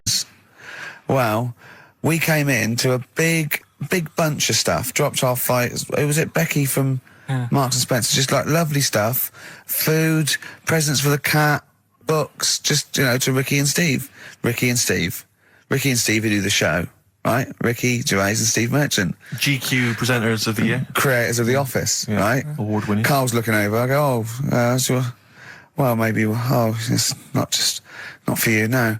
And then he told me why he's grumpy anyway. Go on. Do you know what XFM are giving everyone? How long have you been here? About 6 years. What are you getting for Christmas from XFM? 2 CDs. Is that of your choice, or do they choose them? There's a list of about 30. Right. Tell them what you List of about chose. 30 CDs. I've gone for Kings of Leon album Yeah. and the best of Bob Marley. Haven't we, like, given them away in the past or something? Or you could have burnt them off, couldn't you? You could have done copies. Illegal, but you could have done that anytime you wanted. I don't think Bob Marley minds if you No. bootleg his CDs. It's out of order, though, isn't it? It is bad. Although you Is do that get- always the case? Has it always been the truth of all the time you've been here? No, it has been better than this. Yeah, although you do get paid quite well and you do have an easier time. Yeah, but don't give me the CDs then. If it was a milkman, you don't go, oh, I have 2 bottles of semi-skimmed. Happy Christmas. Yeah. That is a valid point. Do you know what I mean? You complained. Who is it who made this decision? Oh, Is there's it- no point. No point, is there? Why? Just no point. I don't like moaning anyway, just... Has it come from up top? Is it like from the capital people? Just everyone. That's what everyone gets. Yeah. Yeah, but will Christian get 2 CDs for getting up at 4:30 every day for about 5 years? And keeping this station afloat. Probably. Yeah. So that's why I'm a bit fed up. What you listen to first, Marley or Leon? Well, you have a bit of Marley. I'll tell you what Marley's good for as well. You're going to have a little beach holiday, aren't you, over Christmas, going to Lanzarote? Listening to that on the beach, you'll realise how wise XFM are in the long run. You know, you go, well, look, they could have given me 400 quid, right? Well, I'd have spent that. But this is, you know, the legend lives Gift on. that keeps on giving. So you're probably, you know what I mean? Think how much what you got to think of is how much all his great songs took, not only from the depth of his soul and, you know, all his sort of angst and knowledge and love, and then all the studio time, the marketing, and they're just giving you one like that. They go, don't worry about that, Carl, just have it. And you go, what? But all the time we spent it with Bob Marley and everything is there. You know, have it, Carl, have it, Carl. And Gratis. yeah, have that. Thanks, well done. Carry on. We're still going to pay you for the work. Yeah. That's just something on top. Here's a little piece of Bob, free. Yeah, so don't moan, it's extra. So they didn't have to give you it at all. Play a record, you ungrateful little swine. Some people, like the homeless, aren't getting anything this Christmas. This is my Except to favourite chill. Elvis Costello track of all time. It's Alison. This wasn't on the list. Right. What? Ricky and Steve are here. Karl Pilkington is away today, so Mr. Ian Campfield. Stop it! This is my signing off link. Right, look, I'm running into your show now and it's your fault. Mr. Ian Campfield's with Ricky and Steve today. Jimmy Carr's on X-List duty tomorrow. If you didn't get a request in, I'll see you 10 o'clock next Saturday. Merry Christmas. XFM. Comfort and Sound by Feeder on XFM 104.9. I'm Ricky Gervais. With me, Stephen Merchant. Hello there. But no Karl Pilkington. No Karl. He's in Lanzarote. Lanzarote, But as we we have speak. got a very, very special stand-in. It's Camfield. Say hello. I'm so excited to be here. It's Yeah. been, you know, the things I've learned in the last 10 minutes before we've even gone on air. Like, you Yeah. don't have a theme tune. I don't have a That's theme the- tune, I don't wear headphones. Exactly. Ian wears headphones with a preamp. He's got 3 midgets just brought in his backline. Yeah. Right? They're called Dog, Mongo and Blitzkrieg. Look, Blitzkrieg is up there, they're eating a banana. Yeah. He is the king of rock, the new king of rock. Well, a lot of The prince, he's the prince of rock. Obviously, Vance is the king of rock. But we'll be doing that, we're working out who. Over this, and by the way, Camfield, I don't want the Ian Camfield that does XFM and going, and this fast approaching 123, here's Ash. I want the Camfield that goes, I snorted ants with Lemmy. Okay? So, we want the real Camfield. All right. I bought in Metal Christmas. Is that all right? Yeah. That's my only request from this show, that we do play Paul Di'Anno's version of Santa Claus is Coming to Town. The rest of That'll it's be over up to you. Yeah, we're going to play some Christmas tunes. We're going to play some, our favourite hits of the year. But mainly, this is the rock programme. This is the rock programme. What worries me, Rick, is there's a lot of people who listen to our show and they're not regular XFM listeners. They just kind of crawl They're out not of their regular morphine people. stupid on a Saturday afternoon, put the show on. So Yeah. they might not be familiar with Well, the Ian Camfield is a young man. He's been in... He's around 14. He's been in radio... It's weird, he's 14, but he's been in radio for 15 and a half years. Yeah, extraordinary. He was weaned on the milk of a Vance. Yeah. Right? And he's going to be the new rock god, aren't you? Well, I'm trying. Yeah. No DJ Camfield. Just go, yeah. right? And over the 2 hours, I want to work out the 4 pillars of rock, right? I want 4 names, 4 pillars of rock, right? Huge rock pillars. And then I want the king who stands astride them like the archangel of metal. So we'll be asking Ian, every few minutes we're asking, right, who's your first pillar of rock? And then, keeping the one that stands astride them, okay? And how many do we need? Well, we need 5 names then, don't we? The 4 pillars of rock and who stands astride them. Right, okay. Like the Overlord with his Axe Attack albums. Yeah. This is Oasis. Chris, you've got to do by law when you're buying, right? I was looking at one in London, right? It's haunted. They've got to tell you now. Right. Don't talk shit. I'm telling you now. Play a record. I'm telling you now. Yeah. There's no such thing as ghosts. That is ridiculous if that appears on a legal document. Right, if there's anyone who sells flats and that, does that for a living. Yeah. Right, email in, because I'm telling you now, that is a fact. She sort of dropped it in. I said, oh, nice feel here. And she said, yeah, well, that'll be the ghost. Just dropped it in, that's all they've got to do. And then I was like, what? And they went, oh, yeah. That's all I've got to do, is it? So that's the legal thing. Did you drop it in? So in court you go, did you drop it in? Yeah, I dropped it in. Play a record, you're an idiot. Did you have to have that thing done where they say, what side do you wear your member? What side you dress? They don't say what side you wear your member.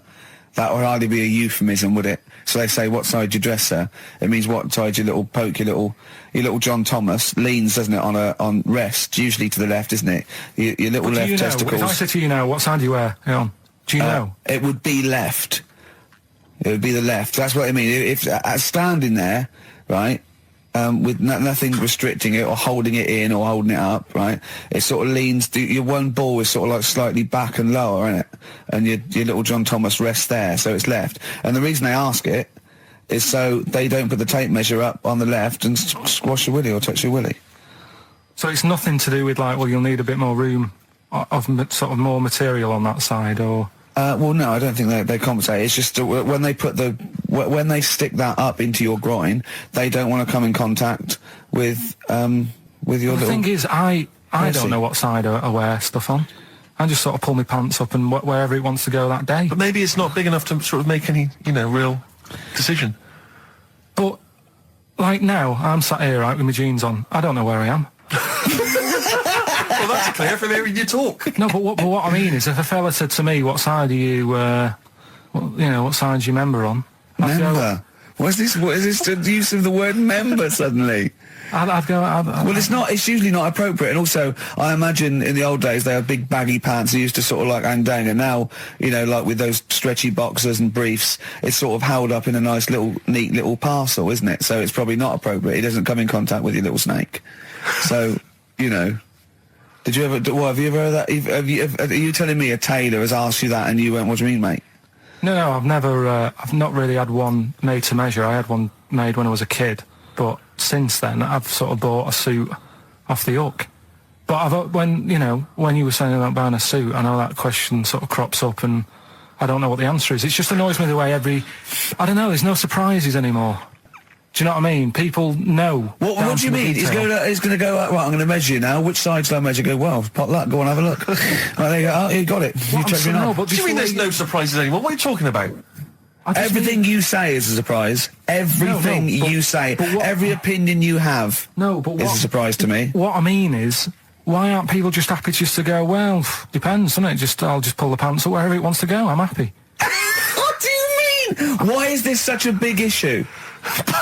But Carl, when they ask you this question, they're not making a note of it somewhere. It's not statistical research to find out what the kind of common leaning is. It's a question so he doesn't touch it when he's using his tape measure. Just be careful. But he is being careful by asking the question. But what's wrong with him touching it anyway? If he's, it's only a slight. Fair enough. But if he just sort of, knocks it a little bit, you can just go. Do that again? To me, it's the same as the prostate thing. It's just happening all over again. But a doctor doesn't go, what side's your arse on, sir? Trying to avoid the arse. He wants to go, he knows where your arse is and he's aiming for it and he wants to get it up there. He's aiming for it for a good cause. This little fella's going, well, I've got to measure his leg. I don't want to touch the knob. I'll just ask him, sir, do you mind telling me where your cock is so I can avoid it? It's a big difference. But like I'm saying to you, I'd have to have a look first. to let him know. I don't know where it is now. I don't know. It could be the left, could be the right. Are you telling me you don't know where your knob is Without now? looking. Well, what do you mean without looking? How could... Well, you're saying it as if, like... Should we have a guess? Well, have a look and tell us where it is. What are you wearing? What sort of pants are you wearing? I've got my jeans on. But you got pants on underneath them? Yeah. What are they? Briefs or boxer shorts? Boxer shorts. Boxer shorts. Well, it's probably free, but the jeans are probably strict in it. I think it's probably either in the middle, dressed in, or just slightly to the left. Have a look. We'll tell the listeners after the break where's Carl's knob. It's a good competition. Oh, brilliant! We've got to send this to the Sony Awards people. Well, big question. Where was Carl's knob? That's what people have been hanging on for. Yeah. Where was it? Well, I can't believe people have been texting in. Hey, what, guessing where it is? People saying, is it in the middle? Is it in the left? It cost them 10p. It cost them 10p to find out. Just wait, I'm going to give out the answer. You don't win anything, right? Like, strike it lucky. Right? Bottom or middle? Right. It was to the left. Oh! Yeah. I went with the right. That's annoying. See, I thought it would be to the left. If not, maybe if it was all scrunched up, sitting down on your lap, right, it might just pop up to the middle. Just pop out, like, you know. Well, next week we'll be finding out where... Rockbusters. Yes. I don't want you to have monkey news right now, because we've just had a little story there. Sure. You don't want to, don't want to go too far. Yeah, go on. So we'll get Rockbusters out of the way. Have we got a winner? Yeah, come on then. See, it worries me that we've had very few entries. I think that even your mental fans aren't getting these, which is really worrying. They must be terrible clues this week. All right, well... Has anyone got them right, Steve? I think there's just one guy, yeah, who I suspect has won in the past. Well, so what? Right, the first one. If you go out of France by boat, you might as well buy your fags when you're on that, because you'll get them a lot cheaper. Brilliant. Right? Yeah. BF. Yeah. Buy it ferry. Right? That's like... What? Buy on ferry. What? Buy on Ferry? What's that? Is that a band? What is it? I don't know what it is. Brian Ferry. Brian Ferry? What's that got to do with buying on a ferry, though? Just because it's quite close to it. Buy on. Buy on ferry. What? Buy on ferry. Sorry, what's your first language? The second one. That's rubbish. That doesn't count. No, Brian Ferry. Brian Ferry, buy on ferry. There's this little foreign cafe. It's growing its own steak. That's Delamitri. The third one. What? Sorry, what? What is that? What is that? Delamitri. Delhi is a little foreign cafe. Yeah? And a meat tree and that.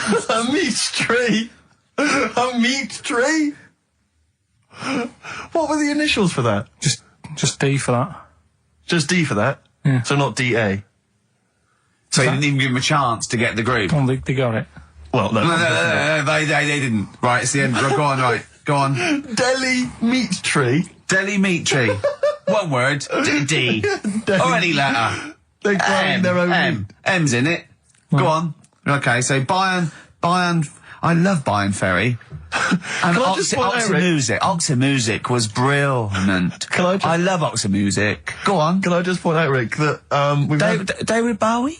Delhi meat tree. Yeah. I don't see why necessarily Aidan, who emailed in, why he doesn't get to win, because he emailed in dire steaks. Seems to me just as valid, as far as I can tell, but Delhi meat tree it is. And the last one, if there was a Jamaican fella on the Titanic... I'm looking forward to this. With a little bit of fear. Jamaican fella, if he was on the Titanic, he probably would have screamed this. Yeah. That's Christ de Berg. Oh, I don't know what to do. Stunning. So who's the winner? I'm not going to give it to anyone. I just don't... Sorry, what's the Jamaican bit got to do with it? Just the D. Just Christ de Berg. Say it again? No, I think they've worked it out now. Say it again? Christ de Berg. And who's that? What? Who's that? Who's what? Who's Christ de Berg? Chris de Berg. Who's the winner, Steve? Do you know what? I'm going to give it to Ames because he just treated you with nothing but contempt. Steve Martin emailed in again. He got the first two, and then the last one he just emailed. I neither know nor care about this answer. I'm tempted to give him. Do you know what you've done there, don't you? Go on. You've put the nail in the coffin of Rockbusters. I warned you for 3 weeks, and you sort of bucked your ideas up for a little while. But Christ did those are the worst you've ever done. The worst. Delimitri. So and. Didn't it just put D, and then Bayern Ferry. Bayern Ferry. Bayern Ferry. So, is that it then? Aren't we doing it Play anymore? record. Aren't we doing it anymore? I'm ashamed. You're an idiot. Are we doing it anymore? I'm just going to keep saying you're an idiot. Play a record. Are we doing Carl, it? what do you make of the first genetically modified baby? Oh. Are you worried about this? Do you know what did they do? What? Let me see what it says here. Well, isn't it just choosing the, eye colour? Well, this is the concern, isn't it? That in the future you'll be able to decide whether it's a boy or a girl, how intelligent it is, what it looks like, is it handsome, is it ugly? Obviously, no one will choose an ugly baby, and so on and so on and so on. And so it means that where will it lead? Where will it end, Carl? Are you concerned? I've thought about this a lot. What will us three look like in the future if they're being, genetically modified, beautiful people? What will we be like? How will we be considered in society? Yeah. But we've talked about this before, haven't we? About the cloning thing. Yeah. That's a bit weird. Yeah. But I don't think it matters, because at the end of the day, right, you might look like some other kid, but it's the way you're brought up that will change your features and the way you are, your personality. If you lie, you get a long nose, don't you? Well, no, but listen, right, because I remember when we, I was growing up on this estate. This is going to be good. Go on. No, it's not. It's just an example of how this doesn't work. Go on. So we don't need to worry, sort of thing. Sure. Right? Okay. So I'm growing up on this estate, and there was this woman about 4 houses down, right, who's a bit rough. All right. Didn't fancy her. Oh God, no.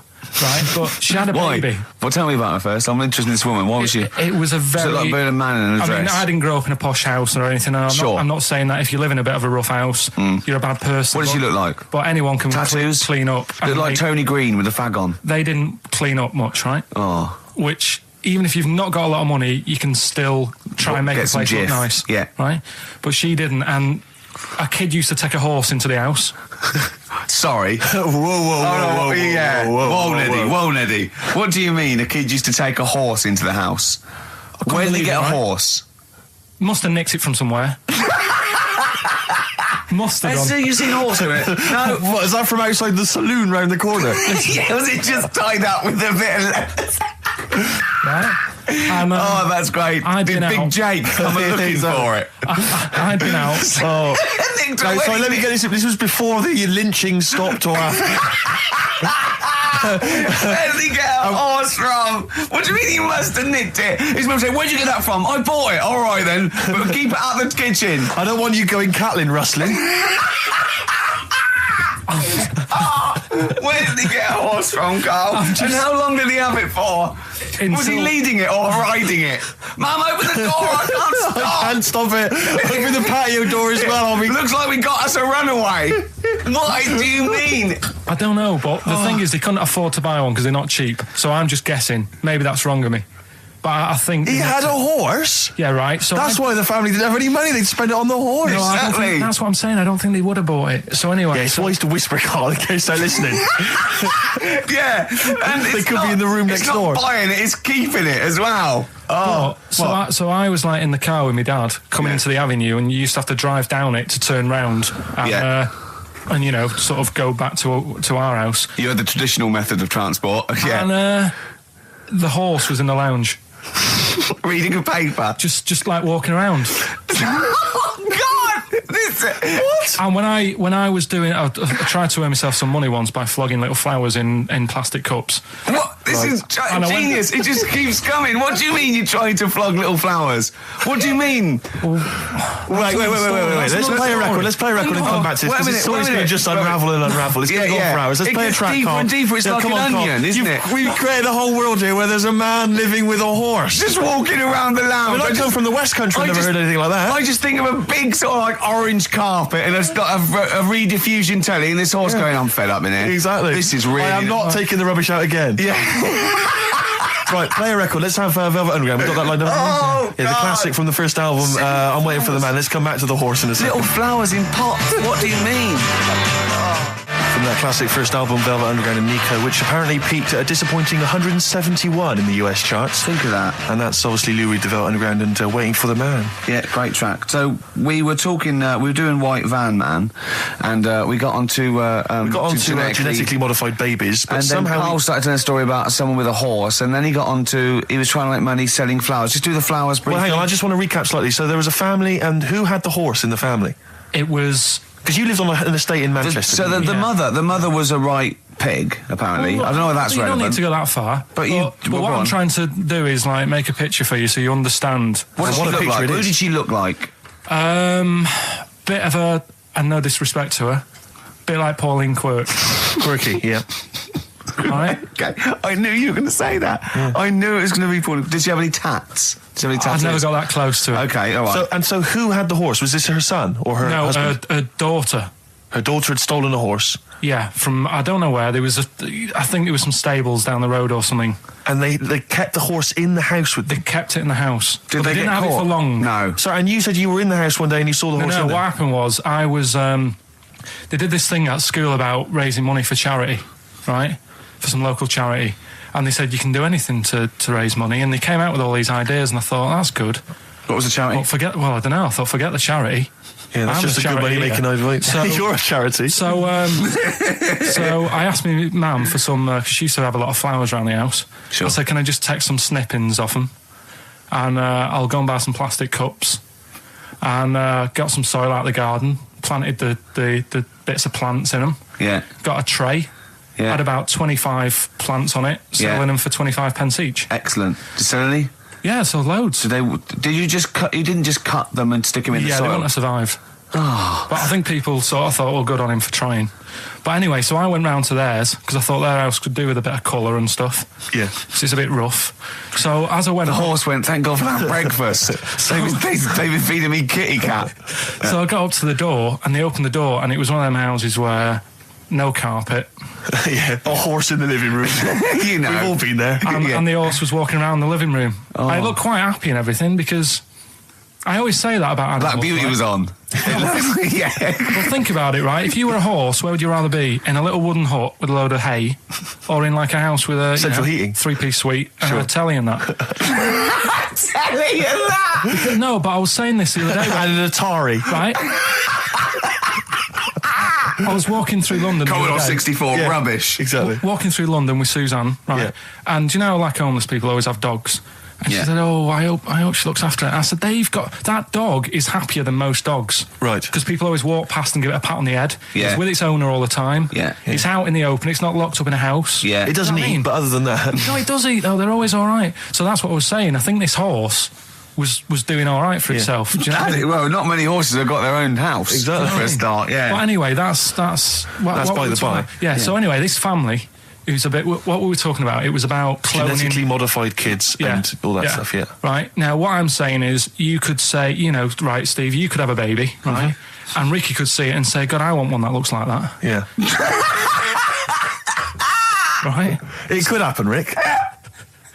So come on, work with him. So you take it to the doctors, and I don't know what they do. They inject it with something or whatever. Yep, that's how it's done. Yeah. And get a little baby, and there it is. It looks the same. Now the thing is, you separate. You both go off and do your own things. Yep. Right. Now, you look at Stephen. You look after your baby. Yeah. You treat it well. You give it good food and I'm a good dad. all the vitamins and stuff. Yeah. Ricky just gives it cheese. Right. So then it changes its looks. It goes a bit fat.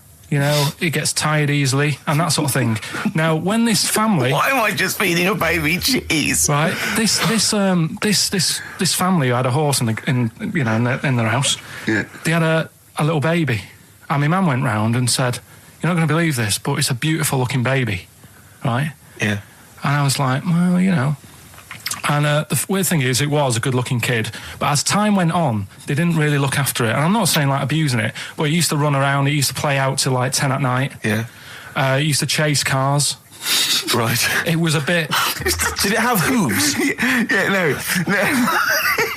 Chase cars. Right. What sort of kid chases cars?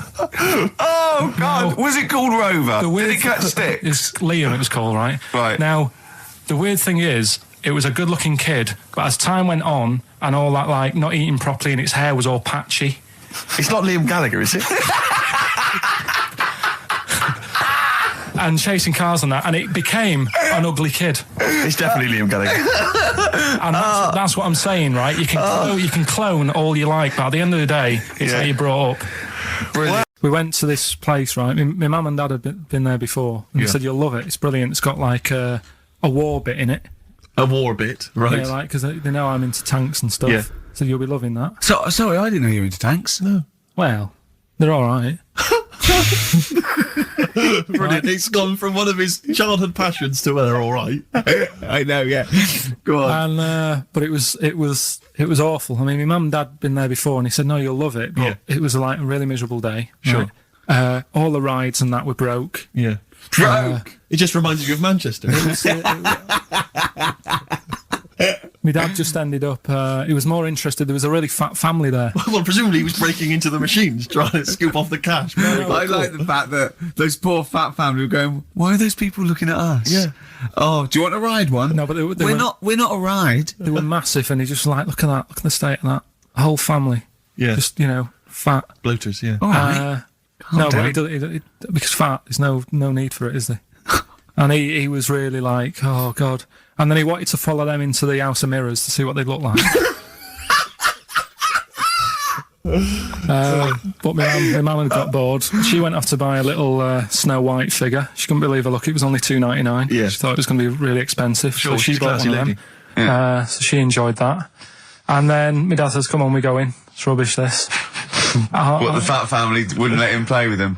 So he just said on the way home, he said, I can safely say that I never want to go there again before I die. So that was that. And then we went home. Why would he ever give you that information? In case it was like a secret birthday present. To go, oh God, what if they get me a trip to here? Or if he's in a coma and you go, I'll tell you what, I'll bring him out of it. That fat couple. yeah. By his bedside. Yeah. But Suzanne said she now realises why I am the way I am after spending like a week with them. Well, they told her that they dropped you on your head as a kid, or no, just like the way they act and that. right, yeah. They were saying things like, Suzanne, so why is the moon out at night and the sun in the day? Oh God. Yeah. Oh God, there's three of them. Suzanne, can you tie my shoelaces again? It was the bit when my dad said, "Don't waste money on a coffin for him. Just put him in a bin bag." News. Right, well, this one, it's... I'm not going to take the credit here. I heard Christian talking about this on Breakfast, right, because it's a good story that happened. Basically, I don't know if I told you about it last week when we were having our spaghetti, but... I think you did. Right, I know what it is. I know what this is. Okay, I've not heard this. Right, there's a little midget. Right, there's a circus. I'm loving it already. Circus going on somewhere. I think it was in America. And is that present day or old times? I'm talking like in the last 3 weeks. Okay. Right, little midget. Circus, really packed out show. People are loving it.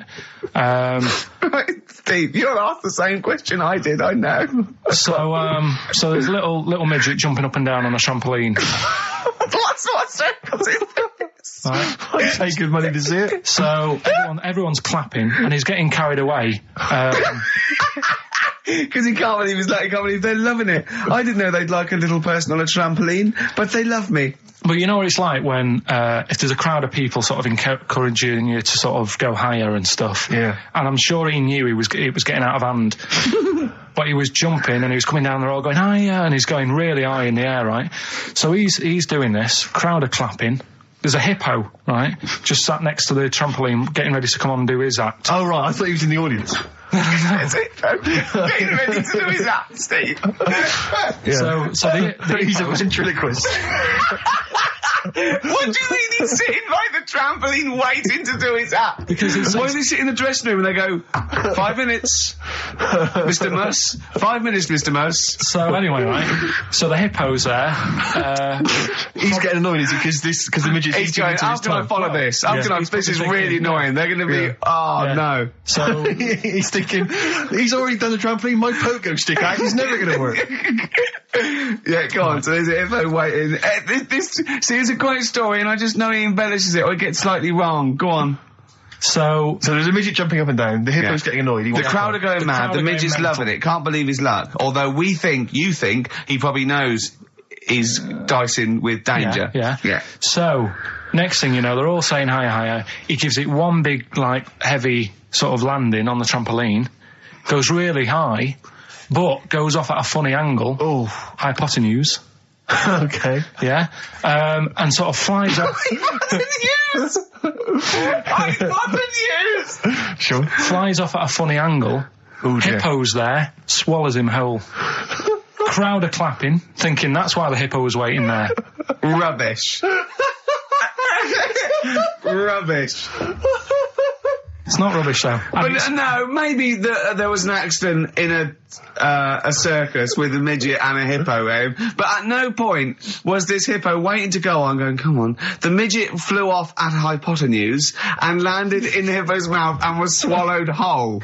This is what you embellish it. That is great. And what's I that? have to say though, Rick, when I heard midget, trampoline, hippopotamus, I was thinking accident waiting to happen. Yeah. So, Yeah. maybe. I mean, it is that you should never put those three together. Never. It's a recipe for disaster. It's Everyone knows that. Midget, trampoline, hippopotamus. Are you mental? You're asking for trouble. Well, You know, when he told me it, he said, and the midget, he didn't mention the hippopotamus, and he said the midget went on, and soon he fell off, and the hippo ate him. And I said, sorry, what was the hippo doing there? He went, it's a circus. Steve reckons, in ancient Greece, right, it was better to shag a bloke than a woman. And I went, well, yeah. I mean, that's about the male being sort of a first-class citizen. Yeah. Much better, wasn't it? An aspiration the to point sleep with a was, Carl, beautiful man than a beautiful woman. Women were lower class citizens, Yeah. so therefore men were seen as higher class. So to have sexual relations with a man there was no shame in that. No. In fact, it was looked upon. And I as said, well, you know, ancient Rome. I said, even Nero, he'd sit in his big jacuzzi and he used to get, you know, pretty boy men to just go into the water and just nibble at his testicles while he was having a wash. do that. He did. No. Yeah. And he's not a gay fella. No, well, no. I mean, you know, I don't know about Nero, but I mean, it wasn't a case of a big delineation between what was heterosexual and what was gay. It was just, you know, whatever you... So what did this fella do then? This one who's having his... Well, he having was his little testicles? pretty much top boy, Nero, for a while. He was in charge. And, you know, and you did what you were told. If, Caesar or... But why were people going round there? Why didn't they go, oh... No, they weren't dropping in. It wasn't like the door was opening. I was just going to see what Nero's doing. It's not like when I pop in here to see you. Normally what would happen is he'd say, come back to my place, I got a book for you. Yeah. You pop in. But he'd come out in his pants. Elton John would be on. You'd have probably been like a delivery boy or a stable boy or something, you know, and you'd have popped round there and you'd have gone, there, right, Nero, there's the tablets of stone you wanted. And they go, Pilkington, why you are here? Pop under, I don't know why he's French. What is that? I don't know why he's French. Just pop under the water and nibble at my testicles and you'd have done it. Because he was Nero. I wouldn't. He would have. There's no way I would have done. Yeah, well, you would What have. have I done? I've dropped a pizza off. Yeah, you why pop am I round to there? Nero's place with the pizza. Right. Right, I'd say I've done my job. Right? Yeah. That's not the sort of tip I wanted. No, he'd have said, get the little baldy chap to nibble at my testicles, and you'd have run the water. I wouldn't have done it. No, Well, you you haven't. haven't me head on the You wall. haven't done it, right. No, I wouldn't have done Well, it, so. can I just say this, Steve? Not only would you be nibbling at his testicles, you'd have been going mad. You'd have been noshing him just for extra. You'd have been doing everything he wanted. You'd have been going, he'd have gone, I didn't ask you to do that. You'd have been going mental. They'd have been chewing, slurping, Right. smacking, poking. You'd have chopped, you'd have gnawed his Right. packet off. You think you're eating Walker's crisps. There'd be bubble. Right, so what did you say you're going for? You've got your 3 titles, your 3 teasers. Well, I think I'm going to go for don't do that to it. You know it can't live for that, Ned. I'm looking forward to this. Right. Right. So this is educating Ricky, for those that Yeah. have just tuned in. Now, something that Ricky told me about when he was educating me was that a cockroach, if you cut its head off, it lives for a week. Yeah. Right? And the only what reason it dies is it can't take on water. Sure. It doesn't have a great time in that week, though, does it? No. I mean, it doesn't get much done, I don't imagine. It just needs water, and because it can't find any, like its eyes, it eventually dies. Yeah. Right? No. So what? No, it's not. That's not. It's Anyway. you can't drink. Anyway. So have you heard that one about worms? Okay. I have gone. If you cut a worm in half, Yeah. a lot of people have said in the past that it'll turn into 2 worms. Right. But that isn't actually true. Okay. Who said that? No, it used to be like, Kids at school said it on, kids at school and stuff. Yeah. So that, a lot of people think that. Don't pick him up on stuff, Steve. It's bad enough. Sure. So, but what they can do, if you get a worm, right, and you find out which end its head's at. Right. If you you've got its head there at the left-hand side, right, and if you sort of cut it in half. Right. But not in half. So there's more of its neck than the tail, if you know what I mean. Yeah. The bit that you've cut off will sort of die, and the rest of the worm will get better. So in a way, you can cut it in half, and it'll survive, but only one half will survive. Okay. Yeah? What have you learned there? I wish you hadn't chosen that one. I know, because it's nothing, is it? Yeah. You know that joke, how would you tell a worm's head from its eye? You put it in a bowl of flour and wait till it farts. Yes. Right? I told my mate that, right? And he went, what if it coughs? Yeah? Yeah. Yeah. So, there is a bit of truth in that myth of cutting one in half. Where did you get this information? I don't understand where you get this information That was from the Fortean Times. It was like the myth about worms. Yeah. That was the big article that week. Did it take you as long to read that article as it took you to tell us just then? I like the fact that it starts off debunking a myth that we hadn't heard of anyway. Exactly. You know the big thing about cutting a worm in half and making 2 worms? No. Yeah. What's the other one? It's not the thing to do either, by the way. Don't go doing it. No. It's not very nice. But, it's cruel. But it can get by. And it's pointless. Yeah. There's no scientific worth in that. Well, there you go. Okay then. So the others now, you see what I do. No, I'll tell you the other titles. You're not having them yet. That's the whole idea of this. People will be driving or about to go out doing the shopping. They'll think about that now. What was the other 2? Well, the other 2 They won't think about that. They've forgotten that. No, they will. No, they've forgotten that already. If only it was raining, and what's tomato with you? Right, I'm looking forward to that one. No, you've got to tell me tomato with you. Look what's happening. You see, you already want more education. And this is what listeners will be doing. I tell you, I wish you were a teacher. I so wish you were a teacher. Do you know what I mean? Kids would be saying, I know it's 3:30, but I don't want to go home, I want more. Yeah. And that's what I'm doing with you. I'm teaching you. Why are you teaching me things about not to cut worms in half and what's tomato with you? Please tell me what's tomato with you, Carl. In a bit. Okay. Educating Ricky, we got 2 left, don't we? I'm looking forward to We've still got 2 more. We've still got, if only it was raining. And, what's tomato with you? Coldplay, the scientist on XFM 104.9. He's doing all the work. I wasn't even listening. I wanted to spill some water down that. Right, what's this one again then? Right. What's the teaser headline? Teaser headline is, what's tomato with you? Brilliant. Yeah? Go on. How excited were you when you came up with that? You couldn't wait to come in and tell us, could you? I think it's a good one because you won't forget it now, will you? I mean, like the worm one. What's so special about the worm? A lot of people think that if you cut a worm in half, 2 worms will grow, but no. What happens is if you cut the head end slightly nearer the tail than the tail will die, but the worm with the head will be okay. So, it's exploded a myth. And taught me something. Right, so the second one, part 2 of Educating Ricky. What's tomato with you? Yeah. What this one's about is, ages ago, It's scientific. There's never a date. There's never a country, a location. Okay, settle down, children. This is A-level history. Right. Once upon a time. Yeah. When a mental place with swords was a king. Forget his name, but he was a loony. So, and it was literally ages ago. Yeah. So, good luck in the exam. Yeah. Right. So, alright, many years ago. Oh, yeah, cleared that up. Go on. They thought tomatoes were poisonous. Right? Okay. Because what hold on, are they going to be proved wrong at the end of this story? Well, because I don't want to give away the ending, but is it something to do with are they poisonous tomatoes? No. Oh, you're having a laugh. I don't believe it. Go on. They could have been eating tomatoes all this time. Oh, Steve, what's tomato with you anyway? Okay, so hang on a minute. What's Let's just tomato recap quickly. Many years ago, when people thought tomatoes were poisonous. Yeah. Go on, Well, they didn't know they were poisonous then, because they were still eating them. But what was happening? Well, they're not. was- But they're not poisonous. but hang on a minute. All right. And it's not. I'm just going to listen. I'm not even going to talk. I'm not going to tackle So, if you remember, years ago, they didn't have, like, pottery plates. they had lead plates, right? What are you talking? Just let him talk. Sorry, what year is this? Let him talk. Come on. Plates made out of lead, and Right. what they'd end up doing, they'd say, right, do you want a tomato? And they go, yeah, all right. And they'd put the tomato on the lead plate and cut it, and because of the acid in the tomato, right, it would sort of make the lead runny, and the lead would go into the tomato, and they'd say, oh, it's lovely this, and they'd be eating it. They'd get food poisoning, lead poisoning, what have you, and they'd be really ill. So they thought tomatoes were poisonous, so they didn't eat them for many years.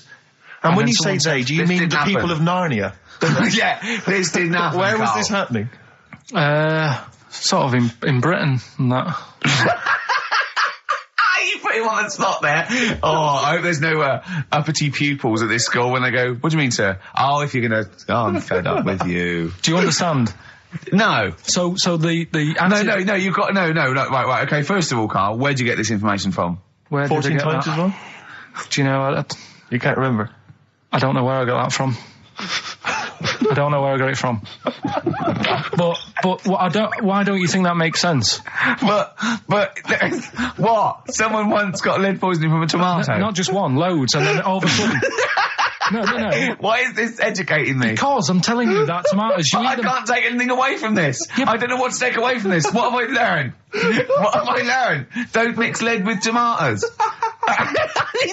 Why is this educational in any shape or form?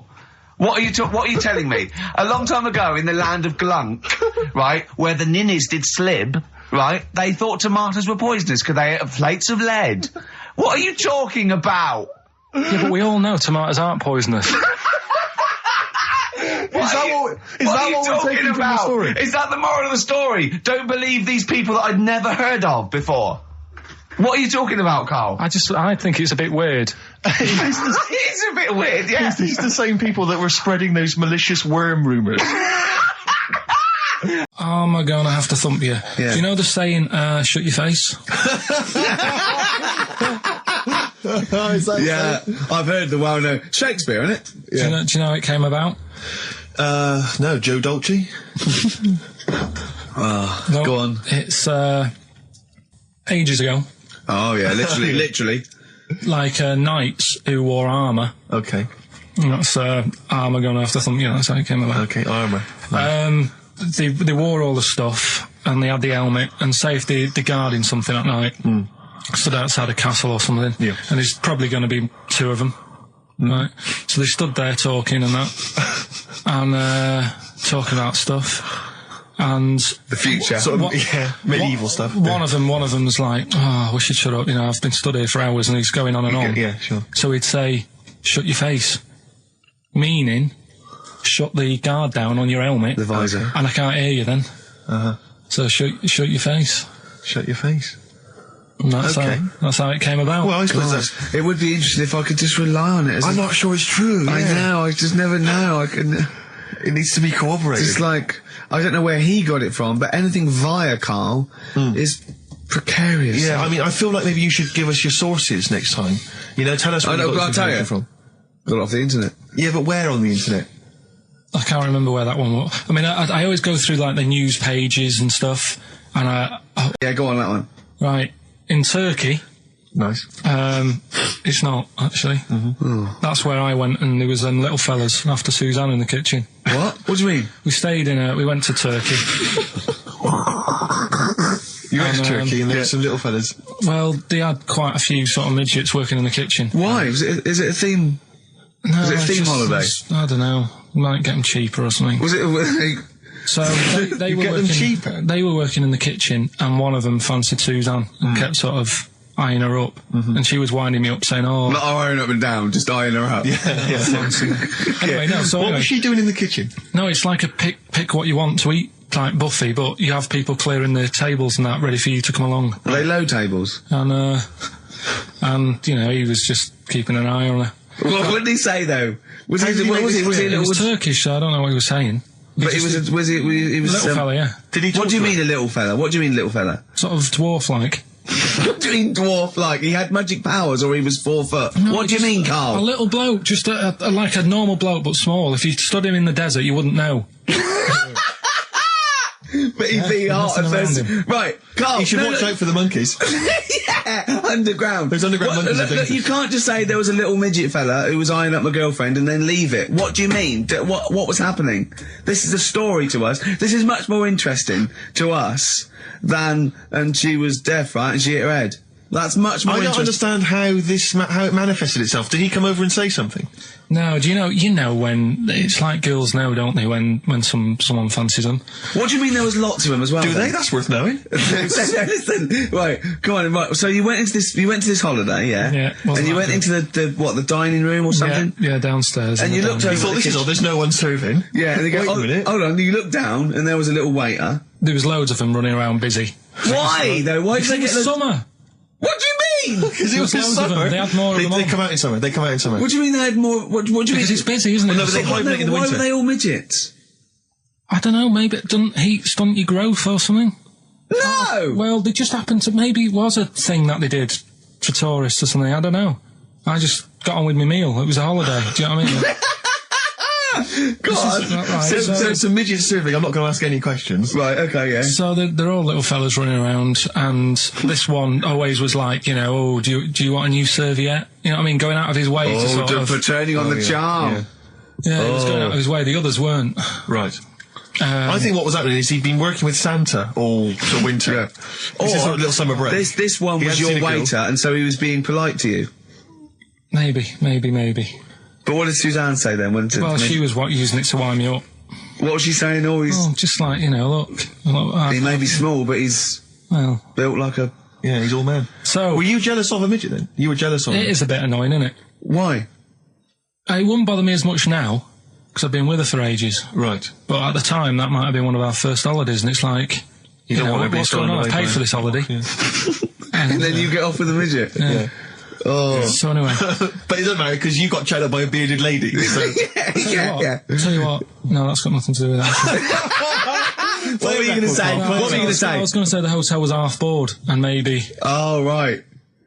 You were filling in a form, weren't you? It was all like your girlfriend thinking you're a div. And it's happened before, isn't it? Because she came home and you'd filled out a form to get a job once, hadn't you? Yeah. What was that for? Granada telly. And on it, Well, let Carl explain. yeah. You see, this is what annoys me with job applications, because rather than just saying, do you want the job and what can you bring to this business? Yeah. Do you want the job is a good one. Because the thing is... That's sort of the one for the boys. No, listen, right? Because if they say no, I don't think they want the job. Yeah, but listen. Go on. I mean, I presume with what you do, you have to take people on and stuff. What, in a fight, you mean? You know what I mean? Yeah. And I think it's more important that you're willing to graft and put the hours in. Sure. Than say that, you know, you did well at school. Yes. Sure. Because if I wanted to, I could have done well at school. Of course. I just didn't want to. So where's this going? So you had the application form. So when it came to the qualifications bit and that, I couldn't fill them in because I didn't have any qualifications. And it was also asking about your languages. And I put down English quite good. English quite good. And his girlfriend came over and seen the form that he'd sent off. This was a copy of it. Yeah. And so she went, oh, you know what I mean? So that's what started, you know, the disappointment. So they're going to get that and think that you're not English. I don't think I've got it. It was ages ago. Right. How long ago was it? Oh, well, it was when I was still in Manchester, so 5 years ago. I don't think you've got to know. No, I think you'd... That could be a long list. I mean, there's probably a lot of admin problems in that organisation, but they probably... But what I meant by it is that you know, I can speak English, but I don't know all these long words that people use all the time. Yeah. Oh, God. Oh, can I just tell this quickly? In the week, I'm talking to you now, the listener. Usually I don't. Yeah. Carl said, about embarrassing him on air and that, and he's worried about his education, and he was worried about not knowing long words. Like, we come up with any long words. And he said, no, I was scared, you were going to ask me something about, someone, and he's Eastern European leader. His surname is Milosevic. And Carl said, so I learnt it this week, and learnt it so you can't catch me out in case you start. I said, what? And he said, he thought about it, and he went, Flobodan Milosevic. Got the surname right, though, didn't he? So what's his name? Right? What's his name? That's how Bill and Ben would address this leader. How would they have said it? Flobodan Milosevic. What's his name? Slobodan Yeah. Milosevic. Yeah. Well done. Look at Gervais with me, Steve and Carl. Carl, why have you got a headache? You got a headache? Just a bit stressful because the moves on this. We should go in a competition. Who's the tastiest cartoon ever? Well, actually, I threw someone up did G contribute. Terror. I threw up Jessica Rabbit. I've had some people contribute here on Go the on. email. We've got someone here, Dom, has emailed us. He's told us that for him, Daphne from Scooby-Doo. Yeah, Always popular choice. Popular And choice. obviously this is one I've never quite understood, Wilma from the Flintstones. I've actually always felt that Wilma, I don't know, I just thought she was a bit... No, not a bit Wilma. homely. Betty, surely. Yeah, Betty. Well, this is what I'm hearing, Wilma, I mean, yeah, Betty, surely, but Wilma? No, I mean, it's she's just quite like- homely. But Betty, yeah. Come on, Steve. You wouldn't say no to Wilma. No, I suppose not. If it was on, I'd be worried about Fred, if he found out. well, I'd hate to do it, you I know. don't want to do it to Fred, he's a good guy. He is, isn't he? He's a bit of a chump. Whereas Barney, to be honest, I don't think he deserves Betty. Do they both work in the quarry? Because, I mean, let's be honest, Fred, not a smart man. I mean, he obviously didn't come out of rock school with anything other than a couple of basic O-levels. I know, but he's a hard-working, sound sort of But guy. they got a big house, they got like a TV, they got that bird thing. Yeah. They I mean, got- be honest, if I was Fred, I would be a little bit disappointed that my kid does nothing, whereas Barney's can lift up sort of tall buildings. Bam, bam. He's a very strong, you know. I mean, interestingly, Fred loves his job. He's always yabba dabba doing at the end of the day. He does And he spent the yabba whole dabba. day lifting rocks from one place to I'll another. tell you what, I wouldn't take that from that cat, though. I would. If a cat picked me up by the scruff neck and put me out, Yeah. right, on the doorstep, I'd right. go mental. I'd get rid of it. I'd get It is rid a saber-toothed tiger, though, Carl, so it could rip him to shreds. It's not like a normal domestic cat you have nowadays. You know when they go to the drive-in at the beginning? Yeah. And they order maybe some ribs. Yeah, that The woman huge- makes that huge rib, and it tips the car over. Yeah. Was that her first day on the job? Because Yeah, I've got- never been ordered before. Yeah, or either it's even that, thought or- she'd have realised. Or, yeah, we're out of pig. We've got brontosaurus rib. Exactly. He goes, well, that knock the car over. No, it won't. I don't know. Rick, can I tell you now? That was an accident waiting to happen. It was really, wasn't it? Yeah. And it did. Oh, dear. Mind you, I went to Texas once, and I had some ribs, and it was like the Flintstones. It was huge. And not only did it look too much like an animal that I couldn't actually eat it, I don't know who could eat it. I mean, seriously, it was 2 foot long. Yeah. And all the rib, it was like half a rib cage. And I It's just... incredible. My friends lived in Texas for a while, and they once were in a kind of diner, and there was you know those kind of benches that are attached to the table Yeah. itself, like a kind of picnic bench. Yeah. And this huge fat guy came in. He came wobbling. He ordered like this kind of everything you can eat meal, and his fat kind of sort of kind of It's big, wrapped fatty itself- fatness, fatted Exactly. on the fat table, yeah. It wrapped itself around the table and everything. Oh, He was God. chowing down, and when he tried to leave, the table came up with him. Oh, no. Imagine that! I mean, they are fat, aren't they? They're big people. They're huge people. But it was that thing we were talking about before, that bloke on Jerry Springer Show who was like 80 stone, right? Now, I felt quite sorry for him. He was really sad and he was crying. It is rad, but my point is this, right? When he got to say 50 stones, Sure. didn't he go, that's too much, That's gotta be isn't it, enough. for a land animal? Exactly. Do you know what I mean? Yeah. That's big, isn't it? I mean, I'm getting worried. I'm 13 stone, and I'm genuinely getting worried. I'm thinking, oh, Yeah, God. when you've got that big, when you've actually got your own mare. Yeah. When you Yeah, have it's time. when you have to get in helpers to look what the scale says. Yeah. Like 4 or 5 people lift up your belly and go, it's 52 stone. You go, that's too much. Exactly. That's too. I'm going to only have 9 breakfasts When you actually, today. when you begin to appear on the Ordnance Survey map, yeah, exactly. Yeah. When You've got your own symbol. It's like we can see 2 things from space now: Fatty and Steve Merchant. We'll be landing All right, at about. well done. no, I'm just Have saying a at go, all. You're yeah. not fat, are you? You're freakish and big. just another Go on. quick thought. Someone's mentioned Daphne from Scooby-Doo, and Yeah. but I've always had a soft spot for Velma. Velma. Because Velma Oh was no. glasses. I mean, I'd have She's had my- clever. Can I tell you what would have happened if I was in that environment? I was maybe on the... Your glasses would have got tangled No, up. I'd have always had I'd always been making a play for Daphne, right? And Velma would have fancied me, but I'd Yeah. have always ignored it because I was playing for Daphne. And then when I finally realised it was never going to happen with Daphne, I'd have blown it with Velma. That's Maybe the not story of my though. life. Maybe not. Sometimes those, they might, appreciate honesty. And go, listen, I've been hitting on the good-looking one. Yeah. Oi, Four Eyes. Yeah. Do you fancy it, Chubbs? Exactly. Something like that. Let's be honest, is what you're saying. Well, yeah. I'm wondering, I don't mean to be libelous, but Velma, she was quite short, the glasses, the short hair. Lesbian? Hung around with the dog and Lesbian? the bloke. I'm beginning to wonder if she Yeah. was... Yeah, maybe. I was like, see, unfortunately, I said lesbian there, and you still carried on with your assessment of what it is to be a lesbian. It's bad enough doing the cliches of having short hair, but you said the dog. Yeah, well, she hangs around with a dog. So do lesbians do that? Well, have you seen some lesbians? They're right dogs. Good night. Have you seen what I've done there? You know what I've done there, Rick? Comedy award winning. Okay, it's the film review. Carl, you just tell it from the heart. Tell us what you thought about the film, what you thought the... Can I just ask, is this the first time you'd seen Gladiator? You'd never seen it before? No. Okay. And what were your thoughts? Okay. The film review. Gladiator. It's alright. Nothing great. It's like an old, sort of an old version of Rocky done in the olden days, really. Right. A bloke fighting other people. Sure. How sort of well known is the story? Do you reckon people know the basics? Well, just very quickly, just do the plot. Quickly. There's a guy called Max. Maximus, yeah. Yeah. There's Caesar, and there's Caesar's kid, and Max goes to war, sort of wins it, comes back. Caesar says, "You're good at what you do. I wish my son was as good as you. So I want you to be in charge when I die." His kid finds out, a bit annoyed about it, kills his dad, because he don't want anyone to hear that he said that he wants him to be in charge. Yeah. So his kid gets in charge and thinks, "I'll show you. You're not going to be a king, I am. You're going to be a slave or something." And then, next thing you see is... Sorry, can I just stop there? My only thought is the film's 3 hours long, so maybe we shouldn't go through the whole plot, man. We've done the first 10 minutes, but Yeah. go on. So, yeah, he's a slave and then... Yeah, but then, that was an interesting bit that I thought, right? I mean, I was watching this with a girlfriend, she was already annoyed because she wanted to watch Friends on E4. Okay. Yeah. It was a good episode as well this week. Was it? Yeah. Don't tell her that. Okay. Right, so she was annoyed and she said, "Come on then, put it on."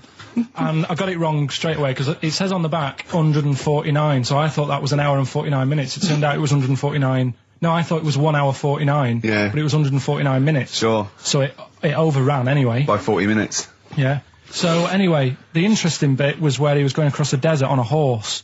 And I think to show you how long he'd been going across the desert on his horse, he's showing you a shot of the horse's knees and they were bleeding. And I just wondered whether that's what horses do if they run for a long time. Do you know? I don't. Good. Right, so anyway, so he goes on, he keeps going on like this. He's a slave, and then he has a fight at the end with the Caesar's kid, and he kills him. And that's how it ended. Okay, good. What did you think of it? Just generally, what bits... What do you think was wrong with it? Right, well, I've read up on it, and there's already a fact that is wrong. Right. Caesar's kid, he didn't actually kill his dad. His dad died of a natural death. Right, in real life, you mean? Yeah. Okay. And what's Caesar's kid's name? Comedian or something? I think it's comedian, yeah. Yeah. That's where the name comes from. When a funny person is called a comedian. He didn't actually get killed in real life by Max. No. He died by his sister poisoning him, and he didn't die. No. Are you saying that this is not a historical document? It's wrong. All over the place. Yeah. Well, in next terms week, of... next week I'm giving you Braveheart, and that is actually true. That is factually accurate. I can't handle it. It is. It was a little Australian fella that helped him out. Just for people who watched it, you know that the guy, Caesar's kid, Yeah. he died. His sister tried to poison him. That didn't work. Apparently, he was a gay fella, and his boyfriend, who was a wrestler, strangled him. Where did you get this information? On the internet. I thought I'd look it up to see how much of it I actually got right. Yes. And that's what I read. Okay, so out of 10? 5. Really? Yeah. Okay. It's no good. I wouldn't get it out. And it's annoying the way it says, like, this film's got to be seen at the cinema, because I saw it at home and I don't think I missed out on anything. Very good point. I think that's probably the point they're making, but yours is valid too. Steve Merchant, we're not actually here. It's the best of. Feel drained today. Do you? Go on. This is the strangest radio show in the world. Yeah. Isn't it? Yeah. Because when we can do that, we can talk about this and go, I feel drained today. Just like he's not Like, no one's listening. Because that's the sort of thing you say socially and no one listens. Like, just when you're watching up, oh, I feel drained today. It's rhetorical. Yeah. You're not expecting anyone, not even your loved ones, to go, oh, really? They just go, oh, that. But to do it live on air, no one's listening. What I mean is just give us a jingle. But exactly.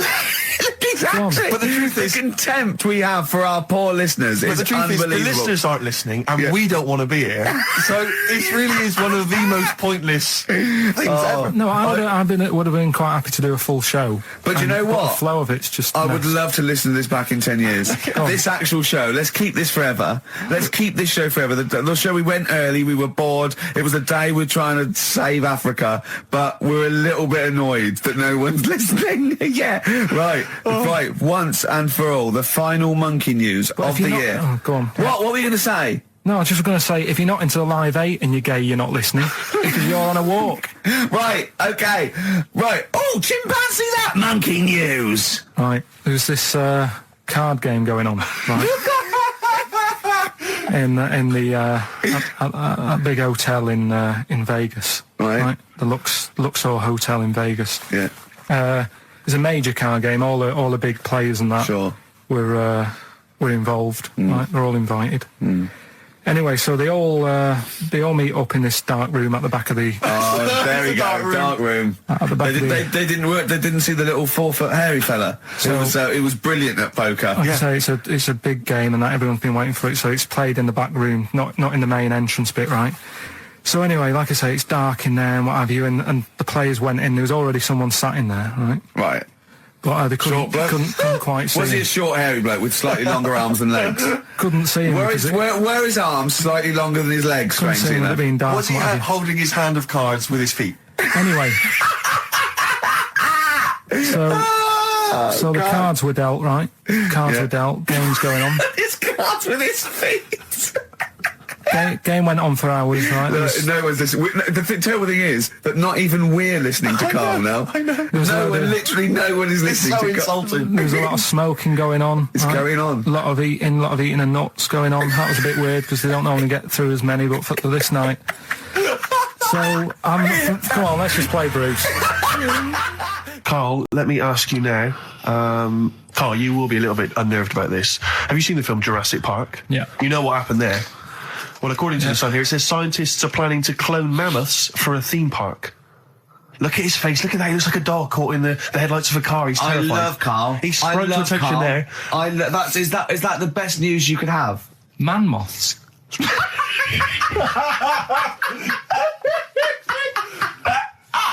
Right. Yeah, man-moths. I love the fact that that's why he was so excited that they bred a man-moth. What is this? Yeah, it's a human being that hides in your wardrobe and eats an entire jacket in a day. Yeah. What do you mean man-moths? Mammoths. Mammoth, the big hairy cow from the Ice Age. I mean, elephant. You're not so excited about that, then? You can take or leave bringing back mammoths to life, but a man-moth... A man-moth is a different matter. Oh. If we'd have never brought that up, he'd have gone and told someone now, they've bred an half-man, half-moth. That's how things start. This is what we mean when you hear these ghost stories. Are you slightly deaf? Is that it? When you hear these stories, is it... Karl, is English your first language? Are you actually foreign? Is that the thing? Yeah. Should we speak when we say sour? foreign, we mean not of this planet. Yeah. Should we speak sour? Would that be a help to you? No, go on. Next what do you make of that? Do you think that's good? Would you like to bring back mammoths? Prehistoric animals. These giant elephants. They're slow, aren't they? It's not as if they're going to get out and run fast and they can't capture them. They'd probably be a fence, to be honest, Karl. They'd probably be a fence. No, but you're asking it as if it could all go wrong, but it couldn't, could it? Well, really? but the point was about Jurassic Park is they thought it wouldn't go wrong. They thought they had it all under control. Have you learned nothing from Jurassic Park, Karl? Dinosaurs would say, think about it before you do it. But with a hairy elephant, it's not going to... Not a concern for you. Would you go along to see him? Would you be interested in that? If it was in the area. He's great, isn't he? I'd love a queue, Nothing right? impresses No, him. but what I'd like to do is Karl sitting like Yoda in a little cave, and I'd just like to see people like Tony Blair and Stephen Hawkins in a queue, and they go and say, "Karl, got a bit of a problem. and thinking of cloning a man and a moth. Problem? Not an issue. No, if I'm in the area, I might cruise around and have a look at it. Otherwise, just don't send it near my clothes. Oh, that's fantastic. So it's just for a second. As the words man-moth came into your head, how excited were you? I mean, were you both terrified and excited? Just for the moment when you thought that they'd cloned a man and a moth? I pictured... what kind of face did he have? Did he have the moth's head, or was it a man's head? Just a little man head. Right, what was his face? What did it look like? He just was like a bit shocked. Perplexed, yeah. It was like he'd been grafted onto the body of a moth without his consent. And when he was asleep, he'd woken up. He just went in to have a goiter removed, and they said, "We've replaced your goiter with the body of a giant moth." Yeah, is that all right, Mr. Jenkins? So he had the head of a little. Was it a little boy or a man? Little man. Right. Okay. And he's just bumping into a lamp. He's just bumping into a lamp. If you went into hospital and they'd done something, what's the worst thing they do, right? What would you rather have done, right? You wake up and you've got lobster claws for hands. Right. You wake up and you've got duck's feet. Or you wake up and you've got one horn coming out of your head. The worst thing? Yeah. Probably the horn coming out of my head. Why? Get in the way. That'd be useful, wouldn't it, in fights and stuff? And for like parties, people would play Well, I quoits. suppose the lobster claws would also be quite handy there. So anyway, I found these... Basically, Karl Pilkington. Well, listen, I'm a big fan of that TV show. It's on digital TV. A lot of people won't have it, but Inside the Actor's Studio with James Lipton. Yeah. And he interviews lots of big Hollywood stars, and he always asks them these same questions at the end. Can I just run a few of them past you? Go on. Okay. So, if you could do any other profession other than the one you do now, what profession would you do? Can you just change that to apart from a paper round? Apart from a paper round. Oh, If you do any other profession, Carl. And it doesn't matter about, like... Doesn't matter if you've got the skills or anything. In an ideal world, if you had the ability. Well, I think I'm about to buy somewhere, so I reckon something, using tools and, like, doing a bit of plumbing and that. So a plumber? Well, sort of an all-rounder. Right. A handyman. Well, yeah. Yeah. I think, you don't get paid that much, but it's useful, isn't it? So... But you get your own show, couldn't you, with Carol Smiley eventually? Well, all that, but the money that you don't make, you save by not having to pay someone else to do the chores. Do you know what I mean? I don't know what that sentence meant. Right. No. A plumber, how much is the average plumber on? The money you don't make, you save on not getting someone else to do it. No, just think of that. No, look, break that sentence down. Are there any... Sorry, Rick, but people who live in glass houses... Yeah. Anyway, let's just go back to Lipton quickly. We've got a couple to get through here. So, your favourite noise or sound? Favourite sound or noise? Oh. Is it me? No. It's not me.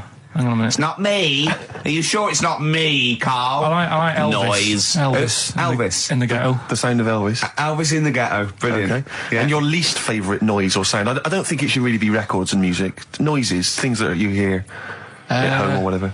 Maybe like a sound of a... The least favourite noise? Least favourite? The sound of... Probably like... the sound of ghosts? Fire engines and that. Right. That's annoying. Except if your house was on fire, presumably. I think it's a bit unnecessary. You think they're just doing it to wind people up? I live on like a busy street and it's happening all the time, and it is like... Just sort of have a blast of it, and people will hear it. You don't have to keep it going. Yeah, sure. So that is pretty annoying. And if heaven exists, Carl, when you get to the pearly gates, what would you like God to say to you as he welcomes you into heaven? What would you like God to say to you? Who asks these? What show's this? It's a programme where celebrities are interviewed by a guy, an American interviewer, and he always asks these questions at the very end. What would I say to God? What would you say to God if you believed in heaven, and if heaven exists, when you eventually go up to heaven and you're welcomed in through the gates in by your God? parka and your stussy t-shirt and your... What do you want God to say to you as he welcomes you in? Say, you alright? Don't know, just be friendly. He's not happy about that. That's annoyed him. The listeners have all ganged up on him. Yeah. XFM giving him 2 CDs. We've had more calls for his resignation this week than ever before. What do you think of that, Carl? What do you mean? There's another reason.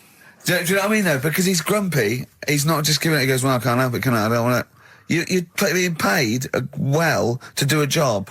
People have tuned in to be entertained, to have good songs. Me and Steve are working I'm pressing here. the buttons. I'm paid to press the buttons. That's what I'm doing. Has every CD started on time? Then Yeah. why would they give you Monday off if you just paid to press the buttons? Don't get every other Monday off, do I? So have you stopped doing that now, have you? Well, yeah. Why? Because there's work to do in that. But I'm not moaning about it. Let's get on with it. So It's you in the film Scrooge. Yeah, Which yes. version of Scrooge? the old one. Is it if it's just you moaning with bells, I'll be annoyed. Right, go That on is then. essentially Scrooge. yeah. Right, Scrooge, listen to this, and then there's some question at the end, All right. and you can win some stuff and that. Yeah. All right. Yeah.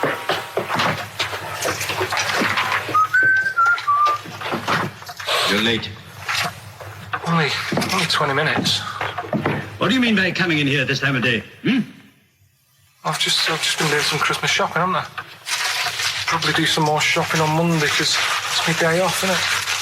Yes, I know it is. You don't have to tell me. You got to see what I've bought Suzanne? No, thank you. I don't mind showing you. It's only a Christmas present, isn't it? Just bought some more condoms. Why? Well, I bought some last year. Got 2 boxes. They all got used, so... I'm very glad to hear it. How much do I pay you? Why are you asking? The presents I buy has got nothing to do with what I earn. Like I say, if I won the lottery, I wouldn't go mental on her. Do you know what I mean? I probably wouldn't even tell her because I think she'd want to travel around the world and all that, and I'm not into that, to be honest, so I'd probably keep it quiet. Why? Well, once you've been around the world, where do you go next year? Each to their own, though, innit? You know what I mean? Well, what do you want? What for Christmas? Not that fussed, really. And you, it's just as well I'm not that fussed, because do you know I do some work at XFM? You know what they're giving me for Christmas present? Nothing? No, might as well have been nothing. 2 CDs. That's it. I was well fed up. I'm sure you will.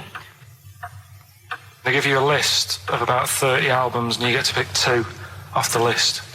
So I've gone through Kings of Leon album and Get off my roof! I got really excited in Really? Selfridges. Does he look like a wombat up close? No, he's really good looking. Shut No, up. seriously.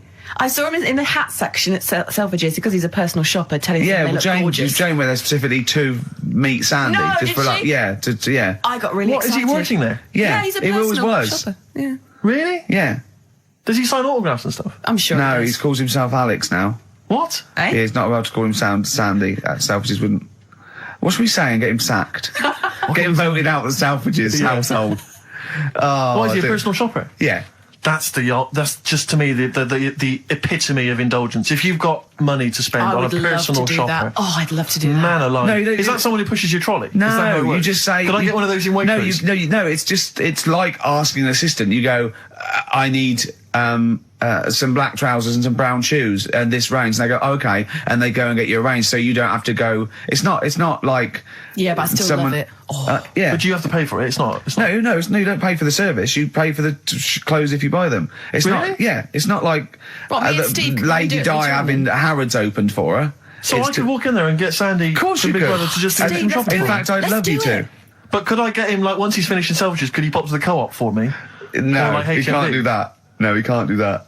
What, seriously? So there'd be people queuing up, wouldn't there? Well, why? Selfridges, you can't. People don't go and shop in Selfridges for the sake of it to meet Sandy, do they? No, but to get a personal shopper, why wouldn't everyone have one? I don't understand why everyone wouldn't Well, do it they if they're not can. charging you for it.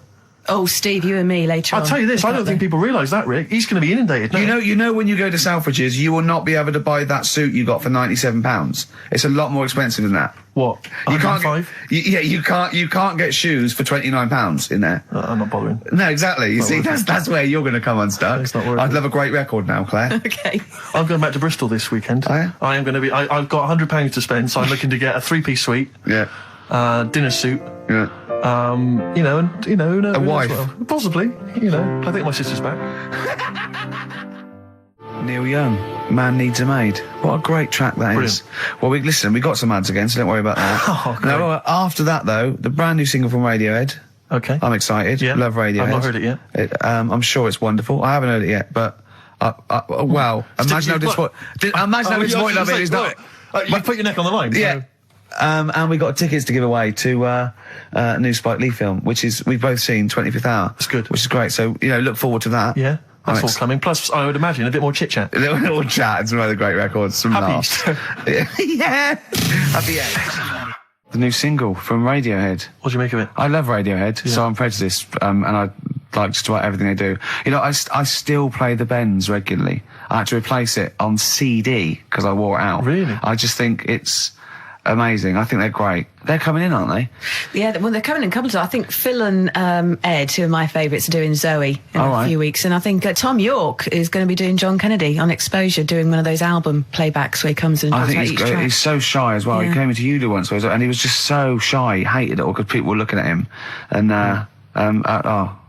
he's great. He's brilliant. A toast. Funny little to fella. Radiohead. Yeah. Happy Easter, Tom, and all that. Don't eat too many eggs, boys. Oh, calm down, you crazy guys. No, we were talking earlier about the fact, because I've been ill this week, and so I've just been lying on the sofa, dosed up. I was a bit feverish as well in the week, and I at one point I had a real kind of movie. If I'm ill, I like to be like you're ill in the movies, and I was tossing and turning in bed. I had the fever. I was waking up. I was sweating, all sorts, and I keep waking up really early, and I'm sort of watching daytime TV for hours, and the adverts that you see in the daytime. I mean, because we do actually work. A lot of people think we just doss around all day, but we do actually work, and so I don't get to see TV in the day much. And the adverts, it's not adverts you see at night during. I know. They're incredible, and it's like. Was it for surgical stockings? Well, a lot of them are either aimed at people who basically are waiting to die. Right. It would seem. Or I love that advert. Waiting to die. Well, they are a bit like that. I mean, there's a couple. There's one with Christopher Timothy. He sat in a pub on his own, just having a pint in the afternoon. I think this was before he. Became a doctor. He's having a pint on his own, looking through the job He's had a ads. good career, any vet, doctor. I think he's always wanted to play a lawyer. Yeah. And he basically says in so many words, I can't remember it verbatim, but he basically says, you're probably getting on a bit. You're not going to be around forever. You could drop dead tomorrow. Have you made provisions for your children and your family and your wife? And I think you at home were supposed to go, oh Christ, I haven't. Oh. And I was feeling my testicles earlier. They are a bit lumpy. Yeah. Oh no. Or I had to bend down quite low to feel them. Exactly. So, I am getting on a bit. Exactly. In fact, Oh, what no. I do now is pull them towards me and kick them up like Beckham with the ball. Yeah. And on the way back down, I have a quick feel. Yeah. Yeah. Or when the kids come to visit. Yeah. And Stop playing with Grandad's testicles. Where have you put them? Where have you put them? We've put them on the mountain. Oh, you little devils, go on with you. Do you want a Werther's original? And that's another advert you see constantly with as originals. So they've got those, and then they've got the adverts which I always love, which are adverts for any kind of Claims Direct or any of those things. It's just invariably there's a reconstruction of an accident that might have happened. Someone tripping over a paving slab. There's one which is particularly chilling of a guy who I think he's with his kid watching football, and he's thinking to himself, I bet he's looking, he's thinking, I wish I could join in. And it flashes back, and there he is up a ladder on a very shiny surface with no one supporting it, frankly. He's asking for trouble. Frankly, I blame him. Yeah. And then it topples for no reason. I don't know why it topples. Right. Wind, let's say. Yeah. Whenever I see it, I always think... I hope he never walks again. Well, he falls off it. Did he smash his face in? Did he fall on a spike? Because if he's going to go up that ladder on a shiny surface Unattended. with no one holding it, right? Did he fall? Did he crack? Did he fall backwards on his head? The little. Worse still, Gervais. Right? Did he do the splits and crush his nuts? No. Worse than that, One. he made a considerable lump sum of cash thanks to the efforts of one of those claims companies. Eh? Oh no! All right. His negligence has seen him $3,000 richer. Steve, was there a yokel with a pitchfork looking up as he fell on it? Nothing. Oh, He fell off. I think he must have bruised his ankle or strained a ligament. that's not enough. That hasn't taught him anything. Well, it's not taught him a lesson. In fact, if anything, it has encouraged him to be more foolhardy in the future. Because if you're going to dish out $5 willy-nilly to these people, these lunatics, these oafs, these simpletons. Do you know one of my favourite adverts was the one in sort of the back of the those glossy magazines you get given away, and there was always an old woman, and she'd fallen like in her front porch or whatever, and she was just reaching out, but she was too weak to reach the phone. So it was like you carry a little button around with you that you press. Yeah. I love the idea of that. She looked so vulnerable. It was my. But it's I always feel with those kind of those claims adverts that it's almost like saying, I'm not going to say it explicitly. Here are some ideas for you. You know, paving slabs. Is there one near you? Could you have a little trip? Exactly. If you've got a step ladder. I'm not saying anything, but maybe read between the lines. The shiny floor. There is money to be made. Adverts in the back of those. Do you remember Innovations catalogue? Well, I just read this week Innovations catalogue is being closed down. Gutted. Yeah. The Is it Innovations really? catalogue, which is it used to go to something like 50 million homes or something. I love the Innovations catalogue. You do think, well, I could do with that because I want. I've never thought that. I do. I want to spend money on an advantage in life, like I want the power packs and hoverboards and things that are like to see through walls. Just for 1990, they don't work, do they? I bought oxygen. Did you really? I bought oxygen. What do you mean you bought oxygen? Well, me and my mate were sort of like running. It was about like 1987, and me and my mate Wally, we were doing long distance running together. We were trying to get good, and I thought I'd just have some oxygen before the race. And what do you mean some oxygen? It's there, free in the air. What's going on? You had some big canisters. A canister of oxygen. It didn't work. It just smelled like you were sniffing mints. I couldn't get any in. What was it supposed to do? Well, oxygenate the blood so you can. Right. But I don't know why. How much was it? I don't know. I can't remember. But Mine was 1999. It was a big canister. It was rubbish. Why did you buy it? I mean, he was at least doing a job. For much the same Doing reason. a job. I was But it does seem to me training. that because the problem with the Innovations catalogue is that for the few idiots that buy stuff like you, there are hundreds, thousands who just looked through it and laughed at the absurdity of a motorised tie rack. I bought the Abs Master. Who is so lazy that they need that? Yeah. The Abs Master. I worked for a while answering the mail and opening the mail for a returns. It wasn't the Innovations people, but it was if that's the kind of middle class version, this was a very much more working class thing. It was how to get hot dogs out of a tin and all the rest of it. And there was stuff in there. It was incredible. There was one item that was in the catalogue, and it was. I know, like me, you've probably thought to yourself, I just haven't got time to boil the kettle. That kind of mix up. I love that. What some bloke's gone in, some lesbian's gone in and wanted a sex change. She's got a carrot for a cock. Stewing steak. Stewing steak. Oh, that would be great. You're not a doctor, you butcher. This is not funny. There was some other news, whilst we're doing the knob news, just cram this one in. There was some story on some news website about some lad who wasn't happy with what he'd been given. Right. What do you mean? He had an op? No, he wanted to have an op. He wasn't happy with what God had given him. Yeah. What the Lord had popped downstairs for him. Sure. And sorry, no, wait a minute. Was he a bloke who wanted it? Yeah, a fella. And what he wanted, he didn't want a knob, or he wanted a bigger knob? Wanted a bigger one. Right. Okay. And cost $5,000. Right. And they made a mess of it. Well, how did they make a mess of it? Don't know. It came out smaller than they went in with. Well, no. What do you mean? I don't know all the ins and outs.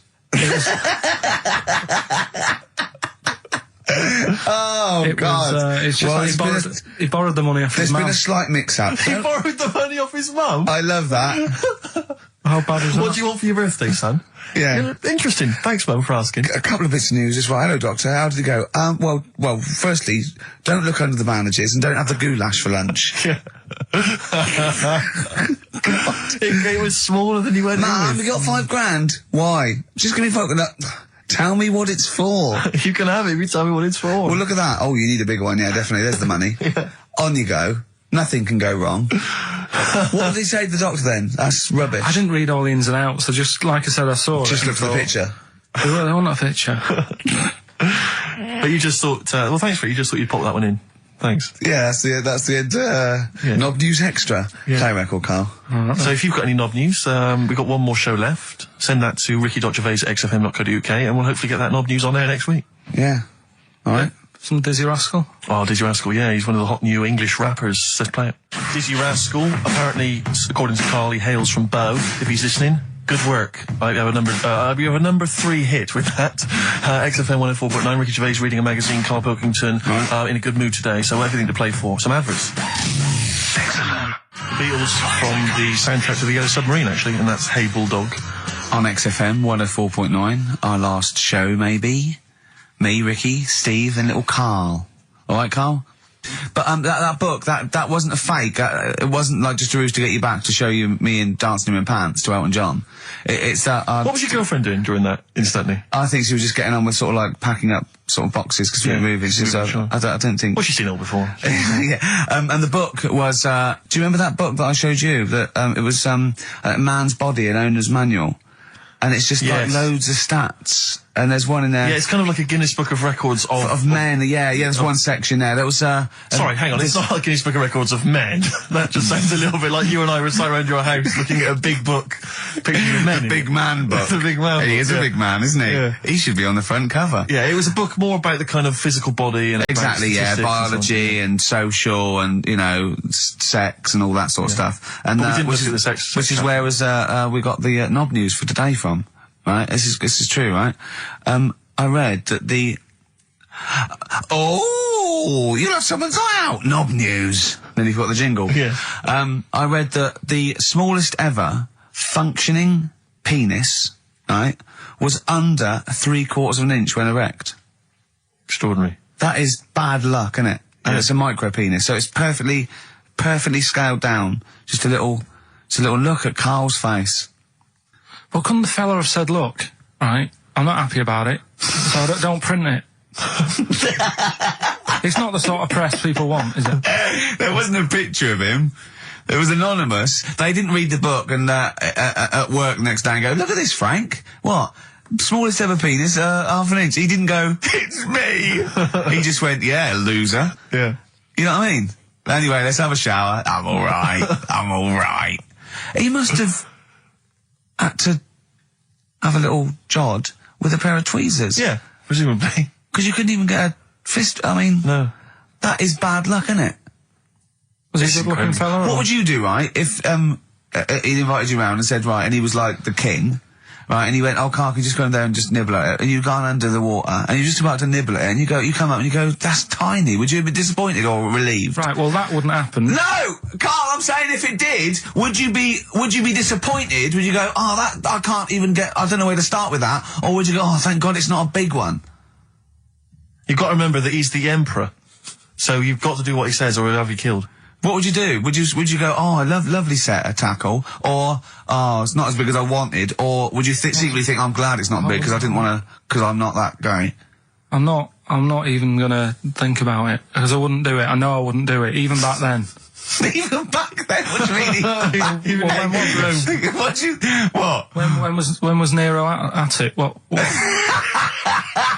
Well, the Roman Empire was sort of like 2000. Well, it stretched up for to years. about, yeah. So, it's a long time ago. Yeah, I wouldn't do it. You'd have to. I always remember, we're still doing Knob News? Yeah. Just it's just Knob News Extra. Knob News Extra, excellent. Well, I didn't do that well at school and that, right? But we had biology. Mm-hmm. And I didn't take much of it in, but there was one day when it was about, Knob News and stuff. And it was all about how blood, is what makes... engorges the erectile tissue. Sure. Yeah, it was all about that. And there's this girl in our class called Paula, right? We were sat there watching it, and she fainted. You just heard her go, oh! And she hit the floor, right? Because we were all sat on top of the desk watching this. I wasn't that interested in that. No. I wasn't looking at it and that. But Paula, right, she fell over. And the funny thing was, right... What was it, a video? Yeah, a video of, like, this blood doing the business to this fella's member, right? And she fell over, like, and everyone's like, oh, what's up with her? And the teacher was trying to, like, wake her up and give her water and that. And it was really weird, because then the nurse came in, and yet this video was still playing. And the nurse come in, what happened? Well, do you seen this? Yeah. And you could hear, like, you know, then it was going on to, like, sex education on the video. It was all done from start to finish. What happens? Da-da-da-da. And by the end, and she was still out cold by the time it got to, like, and then they had a baby. Yeah. Yeah. Right? That just reminded me of it. So it seems to me that was her sex education class. She fainted when the penis got erect, and when she woke up, a baby was born. That's probably what she thinks happens. She's wandering around now. And the whole class just missed out a bit because they saw someone's If she's ever face. with a bloke and he gets an erection, she just goes, "Oh no!" Well, that's it. She was a bit of a class tart, really. That's why everyone was like, "What's up with her?" Carl. No, she was. Everyone was like, "What's up with her?" It's not as if she'd not seen it before. But just reminded me then. Weird. But anyway, yeah. So I wouldn't. Anyway, yeah. Well, let's leave Nero aside. Yeah. The other thing in this, should we play a record and come back? Yeah. There's another interesting fact. There is some extraordinary facts in that. Yeah, we'll do more facts. We're running over. It won't be knob news. There'll be all different types of news. Good show though. Enjoying the last show. Yeah. It's all right, and you know, I hope it gets better because Telegraph are listening today. The Telegraph, the paper. Yeah. Why? I know for a fact that Steve is getting a little bit sick of Carl's attitude. Oh, his attitude's appalling. I quite like it though because it's straight away friction, and he's sort of like, you know. To be fair, I genuinely don't think I'm the culprit in this. I think I come in and I just ask him a simple request, and immediately on my back, whinging, moaning, whining. I don't know if there's any evidence. Well, it's funny you say that actually, because in a survey, it came up this week. It's quite extensive. Mancunians take more sick days than anyone else. Mancunians take more sick days than workers in any other city in Britain and Ireland, according to Manchester-based employment firm. Survey by Peninsula found employees in Manchester take 11 sick days per year, whereas closest rivals Edinburgh and Dublin take an average of 9. Liverpool, Newcastle, Birmingham, and Cardiff only 8. Is Reading mentioned there? Or no, Bristol? it's not even in there. They don't take days off. London is only 7. So the point is, I mean, I don't know you can take anything from it, but if you were an employer and you had a Mancunian and a Liverpudlian and they were equal on everything else, but you really couldn't afford them to be away, Liverpudlian's going to probably be away for 8 days. Sure. The Manc's going to be away for 11, phoning in sick. And so what can you? I mean, just analysing the data there. What would you extrapolate from that? I really don't know. I mean, call in if you've got any clues, or email us in if you've got any. I don't know why I think maybe. I don't know. Mancunians. I don't really know many people from Manchester. Well, I only know one, but I know he was off sick because he put on wet trousers and he got a cold, I think. Yeah. Well, he just said he was didn't come in for. He left early as well once. Yeah. But I don't know. I mean, that's the survey. I don't know. I mean, it's evidence because it's statistics. So there you go. It's guaranteed evidence that's proof. Any thoughts on that, Ricky.Gervais at xfm.co.uk? I mean, oddly enough, you're from Manchester, Carl. Yeah, I am, yeah. What are your thoughts on that? On what, sorry? No, on the survey. Wasn't really listening. Sure. Well, Mancunians take off more sick days. They call in sick. I mean, presumably spuriously. Yeah. I mean, because they've got the same body. They're biologically the same, so... they're obviously making up. They're lying. Yeah, some of the days. Maybe there's just the 3 extra they're making up. Yeah, they're moaning. Probably because we work a lot harder than the others, so we're tired, so you're sick, so you need time off. Probably. Seems unlikely. I mean, the Scousers, to be honest, take them on, let them work in your office. But you know how many computers are going to go missing? Right, that... So offensive. Is offensive. Right. This is a survey that proved. You just made that up. You just carried on the myth that Liverpudlians thieve. Now that's not true. That is not true. Well, it's not. Well, some of them do. There's been no survey that you're more likely to thieve if you're from Liverpool than if you're in Manchester. So that hasn't been proven yet. So all I've got is the evidence from a survey of, I think, 3,500 people. It's proof that Mancunians take off more sick days. XFM 104.9. This is April Come She Will by Simon and Garfunkel. Simon and Garfunkel, April Come She Will. A lovely love song there. The X-List was all about sort of like sexy songs because of death of Barry White, of course.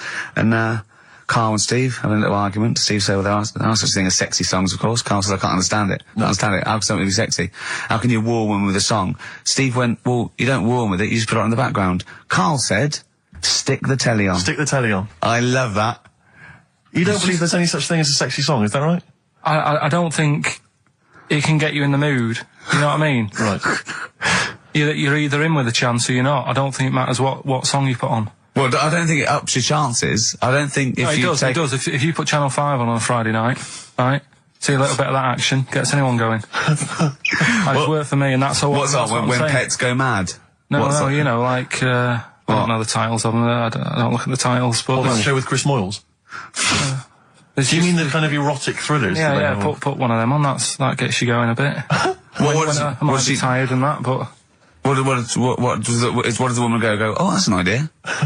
Hey, that's an idea. They're normally called something like illegal briefs, and they're normally about some kind of female solicitor who's defending a guy who may or may not be a killer, but maybe in a former life they were lovers. It's always some nonsense like that, and presumably there's normally some gruesome murders. So how is that getting you in the mood? It's plot development. Yes, the narrative. I love narrative. Yeah. I'll tell you what, that's a lovely twist. I've got the horn. Yeah. Brilliant. So, if you're from Manchester, sorry about that. I mean, it is true. We weren't making that up. We weren't doing a stupid stereotype like Karl did with Liverpoolians. It's just a survey that Mancunians take off more sick days. But there might be... Have you ever read the White Van Man column in The Sun, Karl? I've seen it. Are you familiar with this? This is where every day in The Sun they interview a guy who drives a white van, just, in order to get the kind of voice of the man on the street in the paper. And he has to answer, or just give his opinions, really, on events that have made the news each week. There have been huge rises in street crime, especially muggings and carjackings. What's your view there? more youth clubs are needed, aren't there? You think more youth clubs? I like that. No? Okay. I like that because it's so 1950s. Yeah, it's sort of like you want a bobby on the beat that'll clip you around the ear. So once they've come out of national service... Yeah! No, I love that. And if you find someone smoking a wood bomb, you make them smoke 50. Yeah, exactly. Oh, this is great. That is great. Did you used to go to youth clubs? Yeah. And they kept you out of trouble? You used to get into a fight afterwards when you came out. But for the sort of hour and a half you were there? You had a bit of pool and some boxing and a bit of pop.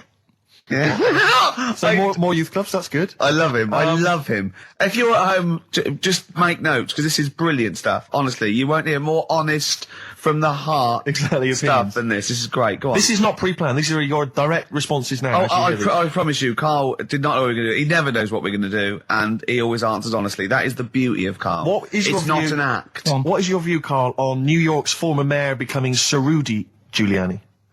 Sir Rudy Giuliani. Is he happy with it? He appears to be pleased with it. Let it go ahead. Fair enough. Okay. Go ahead. Oh, he's genius. Okay. Is he happy with it? He's like your nan. Yeah. What do you make of a cat that's been cloned in a secret 2.5 million research project? To find out what? If they can clone cats, yeah. Have they had to hurt it? Sorry? Have they had to sort of hurt it to do that? Have they had to hurt it? Yeah, or is it just scraping its tongue for some stuff? I think the cat's fine. The point is that they're cloning another creature, which is potentially very dangerous. Have you seen that film where they bring Hitler back? That cat. What if that cat turned out to be a world dictator? Exactly. What do you reckon of cloning generally, Karl? You concerned about it? When they're cloning for organs, they just grow them for the, Do you know what cloning means? Yeah, it's when you, make something else that's the same, isn't it? Right. Yeah, I mean, it's not going to do any harm. Okay. And Great. and finally... When you on the World Council. Yeah. Finally, what do you make of some city workers who were caught bonking in the glass lifts of the Lloyd's building? What do I make of it? Yeah. Is that a problem for you? Do you think that's unprofessional? Was it the lunch break or...? I think it was lunch break. It was their own... All right. It's their own time, I think, fair enough. It only takes 45 seconds to go from the bottom to the top. Is that a problem? They moved quickly. They acted, on instinct. Do you think fair enough? If that's their natural instincts and they're both consenting, you think fine? Yeah. Okay. Yeah. Thanks very much, Karl. Thanks very much, Karl. Karl, we'll have more of Karl's world-weary opinions next time on the show. Yeah. Now it's time for White Van Man. White Van Man. Yes, for those that don't buy The Sun, they think it's beneath them. White Van Man is a column they have, I think, every day, actually, and they just get sort of some, Joe Public to kind of comment on the week's news.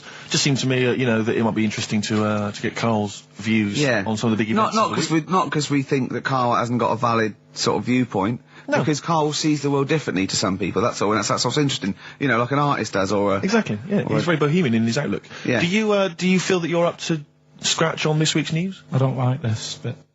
Do you? No, just relax. Why not? It's pressure. No, because you just have to give us your first opinion. For your honest answer, that's all we've ever asked of you, Karl, and it's all you've ever given us. Your honest, your first from the heart view, yeah? All right. Don't worry, just relax. Just chill in. Are you worried that people are listening and thinking you're an idiot? if my girlfriend's listening now, go and have a wash or something. Go and have a wash. Not very nice, is it? Is it the opposite of Napoleon and Josephine? Yeah, go on. If you're going to visit me again, Josephine, for Christ's sake, what? Chumbawamba. Well, you know, what can I... Uneasy listening. Yes! I bet it was from the Chumbas. Are they still cracking on? Are they? Because they used to live in a squat. They've done about 400 albums, them and the Levelers. Yeah. Who's the best, Chumbawamba or the Levelers? So, good question. Thanks for asking that. Yeah. What's the telephone number, Claire? It's 08700 800 1234. Or you can email ricky.gervais@xfm.co.uk. Worst album titles ever. It's like real radio, It's isn't just like Chris Moyles. it? It is, isn't it? Exactly. Oh. We've got the big fat guys on the telly. Yeah. You know. And I would say his as well. kind of cheeky sidekick. And my Comedy Dave. You're almost as funny as Moyles. Fingers crossed one day. The weather episode, Snoop Dogg, Dr. Dre, Crowdhouse, I love that. Enjoyable. That works for me, Steve. Yeah, What do you think? No, it was nice. Well, she started off all right. Should we give her one more go? I think a round of applause for Claire. Yeah, that's brilliant. No, that's excellent, that. I love that. Rick, the phone... Oh, it's just gone. The phone, no, I tell you, the phone board had lit up there, Gervais. Really? There was a call buzzing through on call. A call came through? A call came through on line 1, Yeah. and Sturgis missed it. Carl would never have missed that. He knows how valuable they are. I'm sorry. Yeah. That was probably someone with an amusing album title. No, I did get one, Steve. I did get one. Do you want to hear it? Yeah, go on. Okay, this is from Al, who says, what about this? H to H-E, who am the only one. Sorry, H To H-E, H-E. who am the only one. I don't know what it means. No. Van de Graaff generator. Oh, well, no wonder. That's the thing that one of those things at the museum that you wind up and you touch and it makes your hair stand on end. Yeah. That's the scientific thing, isn't it? Sure. I've given up, Steve. Yeah, no, Do you know, I that didn't really make me laugh either. I'll be so- honest, I'm thinking that the whole kind of amusing album titles thing we should abandon. I thought that as I said it. To be honest with you, I thought it was easier than this. I mean, Chris Moyles makes it work, that kind of crazy comedy, Okay, let's try radio another. magic, but obviously and I don't think our listeners are into that stuff. I just don't think they can be bothered to get to the phone. I don't think a lot of them are able. I think a lot of them are, you know, Do you remember still kind of smacked up. Do you remember when we spent about 3 hours trying to get to through to the Chris Moyle show? Vaguely, yeah. What was the He was reason? doing this competition, and it was song titles with golf, about golf. Like, so you go like Drive, the cars. And at that, and I was getting so excited. I wanted to phone up and go, Duran, golfy, golf. and I just thought, it might have, oh God, Yeah, it probably cost me about 30 quid just to ruin Chris Moyles' competition. Yeah. That was a long time ago. Yeah, those were the Before I days realised- when we realised, you know, he was a great talent and one to watch. Yeah. Before we'd enjoyed his new TV show. But, anyway. Yeah. Let's not. No, that's Slag cheap. other people It's off. cheap. It's cheap. Yeah. Anyway, what should we talk about now then? Because that all went well. No, I mean that's 20 minutes. That's 20 minutes done, and we've nailed amusing album titles. We've done that. That's fine. So we need a new gimmick now. I'll tell you what. Wait. You know when you go out, you take an umbrella out. You leave the right? house, you've got an Right, you go umbrella. to bed, right? Yeah. And it's a really sunny day. Yeah. And then you come out and you go, I wish I hadn't bothered with that because it's in the way. But then, right, imagine when you go out, right? It's raining. It's raining. No. No. You go out without an umbrella. Okay. And then it rains. Oh, What's going on there? Oh, Isn't that no. weird, isn't it? We've all when been there, So we've all phone been if there. you've got like funny, weird observations of things that happen like that. Yeah, stuff like that about umbrellas or any kind of sort of accessory or hat. What's the number again, Claire? This is going to be brilliant. This is going to be great. Take this one. Take this one. 08700 800 1234. Just comedy observations Yeah, and stuff things you that we... thought of. Wacky stuff you thought of. Just tell us what stuff you come up with. Get the Sony people on the phone. This is dynamite. There's so many people listening who don't know who the banana splits are. The banana splits. The banana splits. Right. Listen, yes, they know the banana splits are, and even people under 20 know that. Snork, Fleagle, Drooper. Who was the other one? If you can remember the name of that. Yeah, what's the number? Because I actually want to know this. This is what radio's for. When I can't think of something, they tell me. Yeah. So It's which one have you got? 08700 800 1234. Drooper and Snork. I've no idea. God. Fleagle, Drooper and Snork. Drooper and Snork. Fleagle. Bingo! Nice. Well done. Don't bother calling. Sorry. That particular tragedy or that has been avoided. Bingo. I don't know what The bingo moment's looks passed. like. Yeah. There was one. Anyway. There was one that had sewn up eyes. Drooper, I think. Sorry, go on. No, anyway, my point was this. Go on. that, Pink. I can't be bothered. No, really? I can't be bothered. I think we can play that new one by Pink. You 'cause it's cannot play Pink. Why? Because it's too poppy. They just won't allow Pink on XFM. They what? They will not allow Pink on XFM. They what? Wait a minute, that's red rag to a bull. I've always been a rebel. Someone's telling you that you can't do something. That's crazy. Right, let's also get the new Justin Timberlake single. Well, the thing is, Ricky, you're going to have to nip down and have a word with Foxy, because we haven't got it up here. Really? Yeah. I mean, he'll have it. Can't you call someone at Capital Radio? Well, you know, What's that one? No, what's that one by Busted? That's what I go to school for. What about Abs? Dynamite. Abs, the new one from Abs. Dynamite. Yeah. Well, play a record and we'll discuss this Pink thing. Would you want a bit of Cat? Oh, Cat Stevens. Yeah? Yeah, Cat's Bullet 4. This is Sittings. Lovely. Piano and everything, isn't it? Oh, this was the tune we were originally going to use as the theme music for TV's The Office. That starts again on Monday, I think. It's Just play it. I wish people had to wear hats now. See, I can carry it off because of my shape and size. I look like Bertie Bassett. Whereas you look Basil Rathbone. I'd look pretty good at all sort of Christopher Lee. Yeah. Wow. You would. But I'd sweep into a room, you know, I know. bellow See, I think you look like, and don't get this wrong, don't take this wrong, right, we're mates. I think you look like a freak with a cape on. Okay. So, alright, well. And at which point would you take it one step further and add the deerstalker, you know, and go the whole Sherlock Holmes So, route? I'd have the cape, the pipe, the deerstalker, and I'd solve crimes. It looked great. It looked like some sort You could be my fat companion. I could be. What, sort of like get padding and stuff. Yeah, no, I like that. Yeah. I'd like to solve more crimes, if I'm being truthful. I would love to solve crimes. Just to solve one crime would be great. I wouldn't matter if I solved it. If they police came to me and said, I'd just look at the first one, go in. Yeah. Just get it off the streets, you know what I mean? Just like, tick, done that. Sure, yeah. But I just feel there'd be something, I feel like maybe because you know, like in TV shows, it always used to be, you know, they were a doctor who also solved crimes, they were a plumber, they solved crimes. Quincy, you know, But, you know, a couple of sort of BAFTA-winning writers. What did Heart to who Heart also do? solve crimes. That'd be good. That'd be great. What did Heart to Heart do? They were just millionaires. They were just a couple, a millionaire couple who would invariably, what was the Murder She Wrote? They did that every week, though. Every week, Heart to Heart. Murder She Wrote. She wrote it and she solved it. She always solved it. It's brilliant. Murder She Did wouldn't have been such a good sort of thing. No. But this is what you don't seem to get that anymore. You know, people who do one job for a living. You know, DJ who also solves crimes. The DJ who solved crime, that was Shoestring.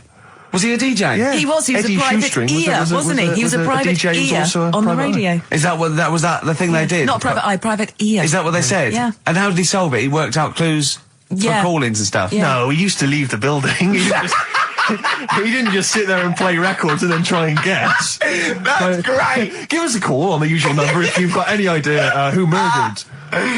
No, it's Snitch Hour. Got a letter here. Who reckons she knows? I know a lot of my friends are big fans of Midnight Caller. Do you remember Midnight Caller? Was he a DJ who solved crimes? Yeah, it was one of those late night things in America, wasn't it? But was he a DJ? He solved crimes, didn't he? I don't know if he solved crimes or just solved... If you've ever solved a crime, email us. Puzzles. He had one of those puzzler books. Weren't you on the front cover of Puzzler once?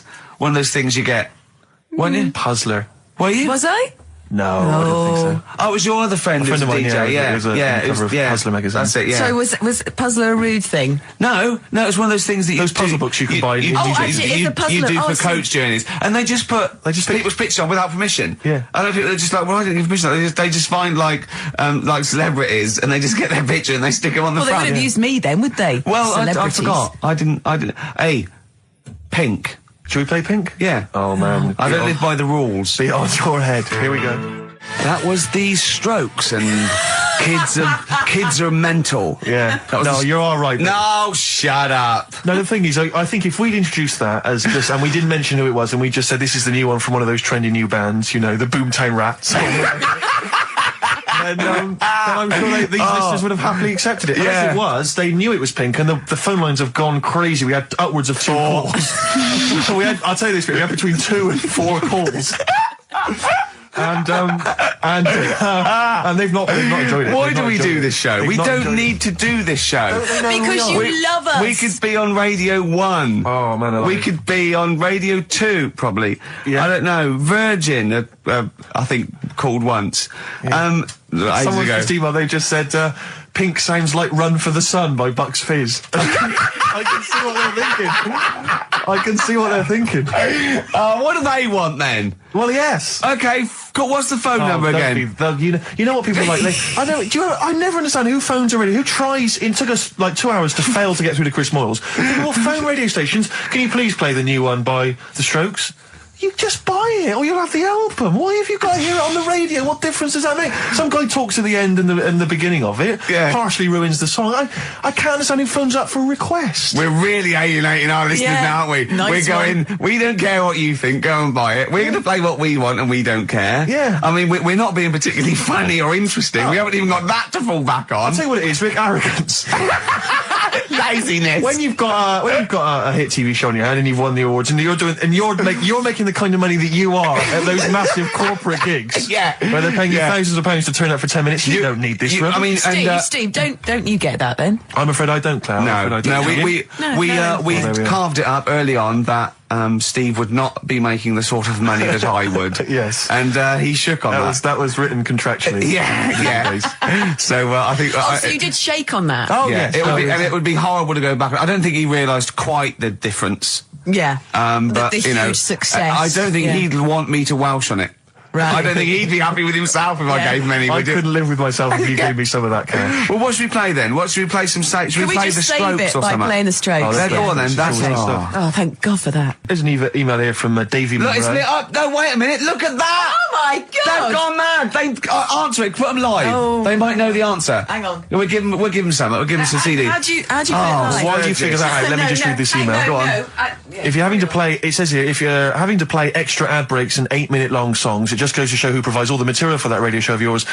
Did Carl secretly write The Office as well? And I think to myself, it's like, what do you want from us? Just see if someone's on the The phone. most incredible rock and roll tunes ever laid down on vinyl, and you're whinging. I know. Because you'd rather have our inane banter. What kind of a person are you? No, they'd rather have Carl's inane banter. Clearly. Don't big your roll up. They don't want us at all, Steve. I've just had a phone call from a very nice girl saying, "Where's Carl?" I said, "Well, he's back next week. Well, what's wrong with me?" She went, "No, you're lovely, Claire, but Carl calms the other two down." Sure. Really? Can we just see if someone's on the phone? Is Yeah, go anyone on there? then. Right, what are we going to give them? We're going to give them some CDs. We're running on Well, it. take the name. Right. Anyone there?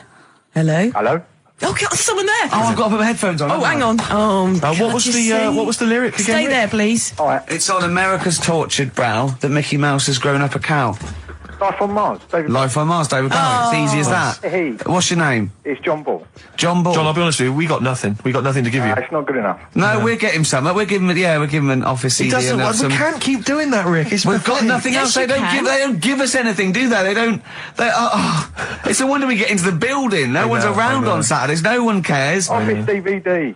Yeah, What would you really like, though, if you could have anything? Yeah, Office DVD. See? There you go. enough, fair Brilliant. Okay. Stay on the line, mate, and I'll get you details, okay? Excellent. That was a competition. That was like real radio. Well done. It was like real radio. Now we've got to play David Bowie, haven't we? That's what they Calm do. down, Rick, I can see what you mean. No, but Foxy would have it lined up. Rick, you're going to have a heart attack. Am I? Live on air. I mean, Yeah. it's dramatic radio, and that's Sony Award winning. I know that. Any kind of...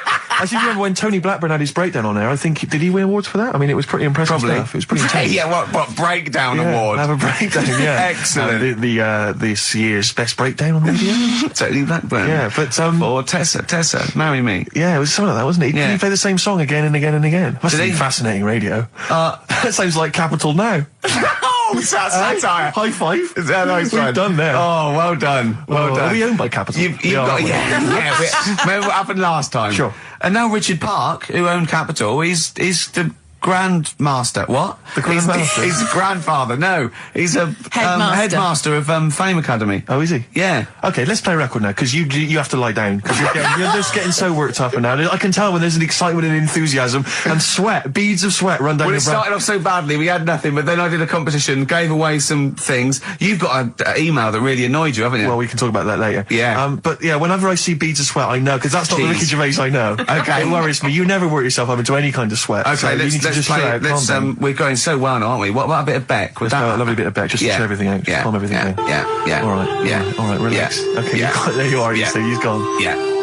Yeah. Tell them about that email you just Well, got. this There. guy- Right, I got to tell I nearly said the fans!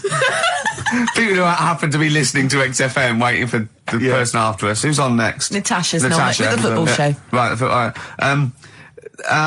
Steve was genuinely annoyed. I laughed, right? Steve was genuinely annoyed. He doesn't like rudeness or people insulting him from a distance. I'm not sure I can find it. Oh, what was it? Oh, you got to find it. Well, hang on, let me, Oh, hang on. This is good radio as well. The sound of a mouse clicking in the distance. Well, I'll just keep you sprung talking. it on I'll me. just keep talking. Come on, you can come up with some magic. What was Scooby-Doo all on about? A talking dog? That's a bit weird, isn't it? What is that? And then, right, what was that? Wacky Races. I don't know if... wait a minute. So why did they run, the cavemen, if they... the car? I've got it. Right. Okay. This is an email. This is an email that was sent through. Right. And this is my feeling. I think if you're going to email an insult, you've got to at least be clear what the insult is. You can't make me do the work. You can't make me try and guess or figure out. No, it's like sending someone hate mail and they have to pay postage. Yeah, exactly. You go, well, if you're going to... Exactly. Or making an obscene phone call, but collect. The postman charges you 25p before he hands you a letter bomb. Yeah. Go on. It says, merchant. It opens with merchant. Who are you, call sad, exclamation mark. At least my mother still don't cut my hair. Merchant. Who are you, call sad? At least my mother still don't cut my hair. Is it an anagram? I don't know. I feel like it's been translated from the French. It's a Japanese fella who hates you. Exactly. And he's got a Japanese English dictionary. It's just literal. So, how does he know your mum cuts your hair then? You've never said that on there, have you? It's not true, Gervais. Can I just say, I think your hair looks really nice, Steve. so much, I've known you for about 5 years now, and it's lovely. I laughed at you needing someone to say it. It looks fine. Yeah, it looks good. What do you mean it looks fine? It does look good. It looks good. He's got a little bit of product on it, hasn't he? Yeah, it has. Maybe I have. A little bit of hair gel. Maybe Gavin had his fingers all over it yesterday. Yeah, I have my hair cut by Gavin of West Hampstead. Is it called? Is what it's called, Gavin? Or is he a bloke who works in? It's a Gavin who works in Do the you barber use shop. that fudge stuff? On Sorry, your hair? no. But I seriously, use a form of clay, a moulding clay. Yeah, that's Gavin recommended it. Yeah. Gavin recommended it, and I've been very happy so far. Hold on though. Rick, what do you use? I don't. Yeah. Don't. I just sort of. Well, that's obvious. No, I just sort of like comb it back and whatever way it falls, really. Yeah. You had more questions about Gavin? Good to hear that again, isn't it? Oh, fantastic. Waiting on a Friend by the Rolling Stones. Yeah? Go on then, Carl. On XFM 104.9, Ricky Gervais, Steve Merchant, Karl Pilkington. Go on. Right, this one. Remember Blockbusters? Uh-huh. Right, this one is good, and we'll do this one. Rockbusters. And remember how Bob Olmus used to give you a letter? Yeah. And it'd give you a question, and the answer to that question is that letter? Yes. Right, well, it works like that. So if I said to you, we'll test it out on you, Steve, right? That was the record before us, and here we are, pre-recorded, because we did this a few weeks ago, because we're not here at the moment, are we? We're away in that. I'm Ricky Gervais, with me Stephen Merchant. Hello there. And Karl Pilkington. He's not actually with us. No. He'll be in some of the best of clips that will be coming up shortly. Yeah, this is just us, isn't it? This is just us. We did this. When did we do this, Rick? A couple of weeks back. Hold on, what is it? It's the 27th today. Yeah. I enjoyed Christmas. I loved Christmas. I loved Christmas. I had a great time. What'd you get? Loads of presents. So did and I. I'm glad they made it to number one. Oh. Landed, Mr. Ben Folds. We've landed on XFM 104.9. Ricky Gervais, Steve Merchant, and little Karl Pilkington, and his magical little manky, round, baldy head. He was described as wacky mank in one of the papers this week. Really? Brilliant. Well, remember we were talking about it last week about he came round to my house and I popped out my Mr. Johnson to take a little look at. And his two that made daughters. the papers. That made the papers. Wow. What paper? It wasn't front page of the Times. It must have been like the Daily Star or something. Just squeeze Live 8 on the second page. Yeah, so wacky mank. Wacky mank. That's wacky great. Mank. Wacky mank. We had an email from someone who reckons they remember you from body popping round Salford way. Yeah, Eccles Precinct, apparently. You know that, don't you? I wasn't doing it round there, though. What do you mean? I was round Stretford. Arndale. And what were you doing? What sort of body popping was it? Just a bit of everything. Caterpillar. Bit of moonwalking. Do you have a little piece of line you used to carry around? Well, mates had that. Right, you didn't Borrowed theirs. Borrowed theirs. Were you any good? You weren't breakdancing, well, you weren't spinning on your head and stuff, you were more body popping. Well, I hope he wasn't spinning on his head, because you know that can sort of give you little brain damage and things. It can give you brain damage. Also, it can wear your head down, and also it makes your head perfectly round. Yeah. Because the gravity is pulling on. But if you keep on doing it, obviously it's going to wear your hair out, yeah. So you become sort of like a stupid, bald, and roundy headed. Yeah. So I very much doubt that you did do any of that. Did you, Karl? Didn't do any of that. Wow. So you're shooting off in a minute, aren't you? Well, yes, because we were trying to make poverty history, Carl. Yeah. People are making poverty history all over the place. They're putting on a wristband, and it seems to be working, because I haven't been poor for ages. I haven't been poor. And Alex had a stop bullying. Alex was wearing a stop bullying wristband, and as he himself said, he seems to have sorted that out. You haven't been bullied I for haven't been ages. bullied for years. So wristbands work. I saw one in a shop window the other day which said, stop child abuse. And I bought one, obviously, because a lot of people say, you know, does it make a difference? But it was only £1, and I'd only spent it on kiddie porn. So, you know, I think I've made a little difference there, in a small way. On a serious note, though, I like the idea that child abuse. If you're a paedophile and you're walking along the street in your Mac, right? You got a puppy in one hand, a bag of sweets in the other, and you see this wristband, and you go, "Oh, stop it." Oh, okay then. Yeah, I All hadn't right. thought before. That's All what right I then. think. Okay, fair enough. Yeah, Yeah. well, I won't be doing that Yeah, again. he was hanging around in Topshop for unsavoury reasons. You saw them in there for only £1. Carl, we haven't got long, have we? We've got an hour and a half because we've got to shoot off. I've got to shoot off down to Live 8 and then introduce Rem. So we got a lot to pack in. We got the Rockbusters, and then we give away. I just saw those. I'll finish the sentence in a minute. I look forward to it. I'm getting excited. Yeah. I'm getting excited. So we got so much to pack in. I haven't got time to finish all my. So listen, right? You know the things we're giving away: the signed little Homer, the Nigel Tufnell thing, and the Flanimals. Right? Looks brilliant. They've done a brilliant job. The people here at XFM. So take back all you were saying about them, Carl. And also, we should say as well, you've still got a She got in from work that Saturday, right? And I said, look under the tree. knackered. Oh, at least it's Christmas. Yeah. At least I'm going to get a little bit. Yeah, I said, look, you got some stuff under the tree, right? So Did you give her a sugar lump? Right, she was really chuffed with that. But she said she was a bit puzzled because I didn't know we had any wrapping paper, right? So I ended up using wallpaper. You didn't take it off the wall though. You had some. No, it was some left over, right? So she said, why have you used wallpaper? I said, well, I didn't have any paper and you were getting in a bit and I wanted you to have a surprise. So she said, can I have a feel of them? I said, no. present. You thought, right, I've got the right thing. Yeah.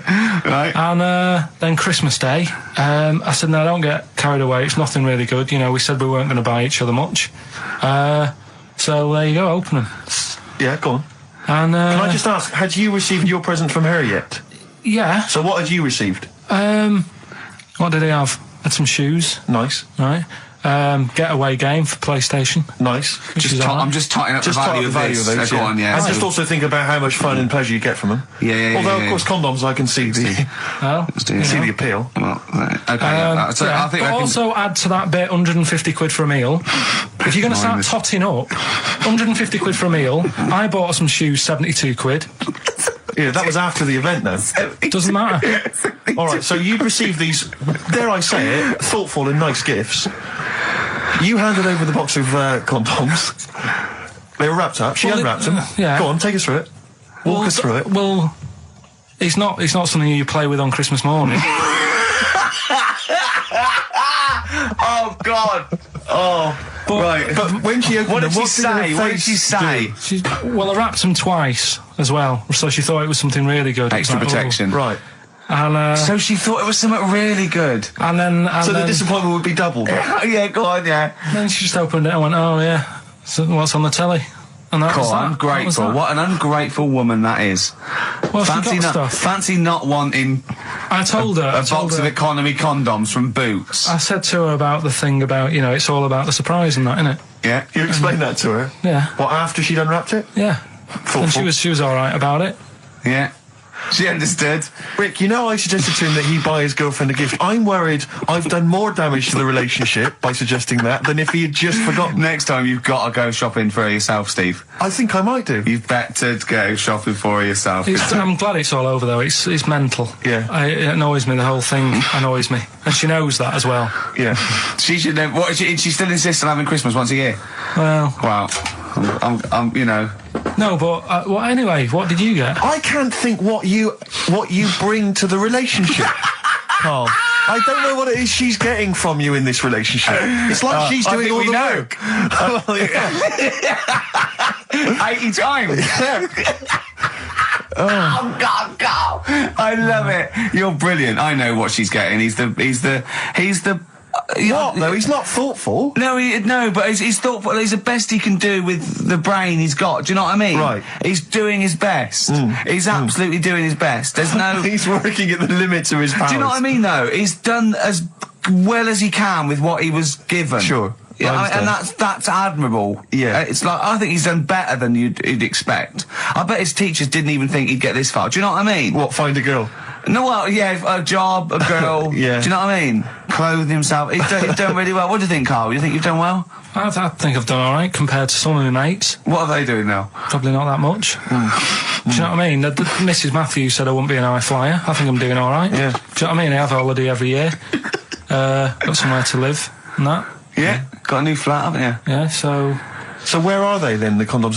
Did she show them to her family and friends? No. Take them into work? Look what I'm Carl's got. surprised she told Ricky, actually. I was a bit disappointed in that. Yeah. Because I didn't go shouting around. Well, she was what so I got. excited, Carl, clearly. She was just so pleased and proud. Well, All right, play a record. We come back to it. no, that's it now. Streets, don't mug yourself. Just get this educating Ricky out of the way. So, Turkey, yeah. So what is this again? This is educating Ricky, is the tip included. Right. Apparently a fellow was on holiday in Turkey. Just having a normal holiday, weather's good, you know, he's having a good time. Weight is all normal height. Yeah. He's having his meal. He hears a load of screaming going on in the kitchen. No. Has his girlfriend wandered in there? And they do, With a step ladder. Yeah. they circumcise people in the kitchen, and apparently... What are you talking about? Whoa. Slow down. We were Sorry, sidetracked there for a minute. what are you talking about? Well, I'm excited about two things at once here. One, they circumcise people in the kitchen. Two, I guessed it was someone losing the end of their knob. He did, yeah. I started thinking like Karl Pilkington. Extraordinary. That is amazing. Apparently it was going on. It wasn't just a one-off either. Well, when I say a one-off, I mean they did it more than once. Yeah. Right. And there was it was there for a week, and apparently the first night it was quiet, and then the rest of the week, every day it'd be like having his breakfast, or even his lunch, or even his tea. Yeah. He'd be doing it all day. Oh. You'd be hearing Lunch and screams. breakfast, fair enough, really. Yeah, Circumcision but at tea time. Don't do that. And apparently it's a tradition over there. You can't even make a complaint about it. It's like, well, you should have found out before you come over See, it. I can't believe this is So true. I'm a little I bit can't lost. believe this is He was true. in a restaurant, in a hotel, and there were people having circumcisions in the kitchen. Yeah. Is that right? I'm even worried that we're bordering on the racist here, suggesting that is tradition, that Turkish people cut the end of their cocks off in the kitchen Yeah. at meal times. I think you're wrong, Carl. This just sounds ludicrous, Carl. No, I don't think it happens everywhere. Right. I think this Just in Oh, particular this at this restaurant. hotel. certain places, Certain hotels. certain hotels. What, is it like 2-star? Yeah. That, Why did he go to the Foreskin Inn? It was his own fault, wasn't it? so that's Sorry, that's it, is it? Have they closed? Sorry, no, wait. That's the story. You educated me, right? Once a fella saw some Turkish people cutting the tip of their knob off in the kitchen. Thanks very much. Thanks very much, Carl. Got any more? Well, there's things you can learn from it. Either don't go to Turkey, No! don't have calamari when you're over there.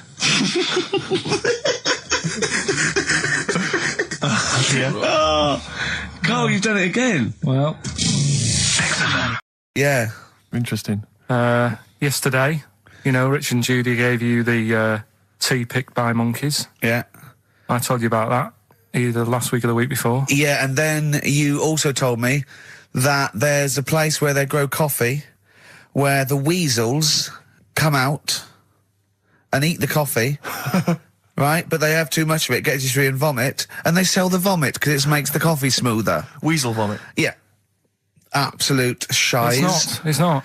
Right. When you say it like that, it sounds ridiculous. Yeah. Whereas the way you'd say it. Yeah. No, Why do they keep taking the coffee? Probably you addicted get to it. addicted to it, don't you? Caffeine and that. Yeah. Why do they stick it up then? Because they have too much. Because they're tired, they can't sleep. They sort of. So they get ill. It eventually wears them down. They're sick, and then they sell it. I showed those there's people send monkey news all the time for Carl, and I showed him one earlier which said there's a new monkey hospital that's been opened. Yeah. Carl, Now, that's immediately, for the treatment of monkeys, but right? he immediately thought it was run by monkeys Yes. in white coat. Did he really? Yes, and he was disappointed because it wasn't. He was assuming there'd be little janitors. Is that what you said? Yeah, little janitors mopping up. Carl! Little chimps with the ECG machines, or whatever they're called. Yeah, exactly. Brilliant. He was almost angry. Yeah. Disappointed with it. And what's this about Donna Air giving her baby to a gorilla for a week? It happened. No, it didn't happen. She had a baby. They went on the honeymoon. They left it to a little gorilla to look after. Don't talk! Absolutely, don't talk! Oh, Again, God! there's people online now, so they can have a look at Anna Nova. Do you want to give some stuff away? Do some. He believes it, and that's it. But the more these things sort of like pop up, come true, the more worrying it is. The more worrying it is for everyone. Imagine if Donna Air had left her baby to a gorilla. It's libelous. You saying that? It's libelous. It's not. Well, someone will send it in a bit, and then you'll feel daft again. So I'm not even worrying about it. Okay. Right, you've got some rubbish to give away, you say? Yeah, we've got some stuff to give away, DVDs, stuff like that. Well, let's play a record. Let's do the Any competition VHSs? Any films on VHS? Yeah, a couple of them in there. For $4.99? Yeah. Supergrass. Yeah, excellent. What is the competition, incidentally? Doing songs of phrase. No.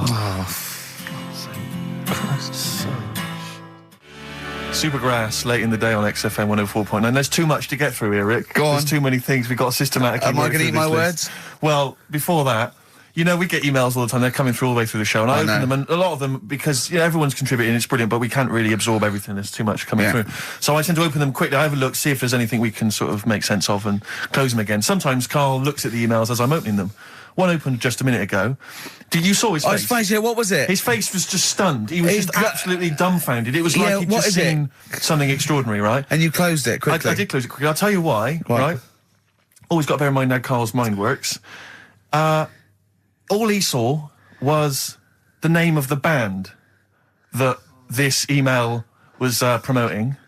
So all he saw, all Carl saw, and you can imagine how excited he was all he saw was Half Man, Half Biscuit.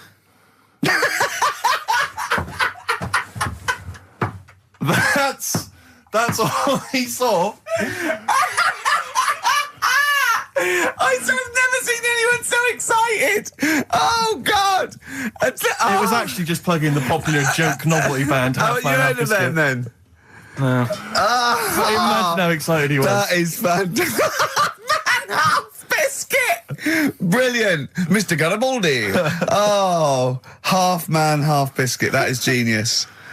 Oh, amazing. I just saw it, and when you closed it again. Yeah, but the thing is, if he hadn't have told you that, and he'd have erased it, next week he'd be saying about what they've done, the scientists, they've cloned a man with a biscuit. He's got currants for eyes. Never go swimming. What? Never go swimming. Anyway, just to I don't know what the world's coming to, but someone sent us a link to one of the web news pages. Go on. The headline: Donna Air to hand her baby over to a gorilla. Well, it's not. It's not going to be what he thinks. Listen. Donna Air and her zoo owner boyfriend Damien Aspinall intend to place their baby daughter in the care of a gorilla. The couple plan to put Freya, who was born in September, in the gorilla enclosure at the zoo near Canterbury. They will then let her be carried off by the female of the group.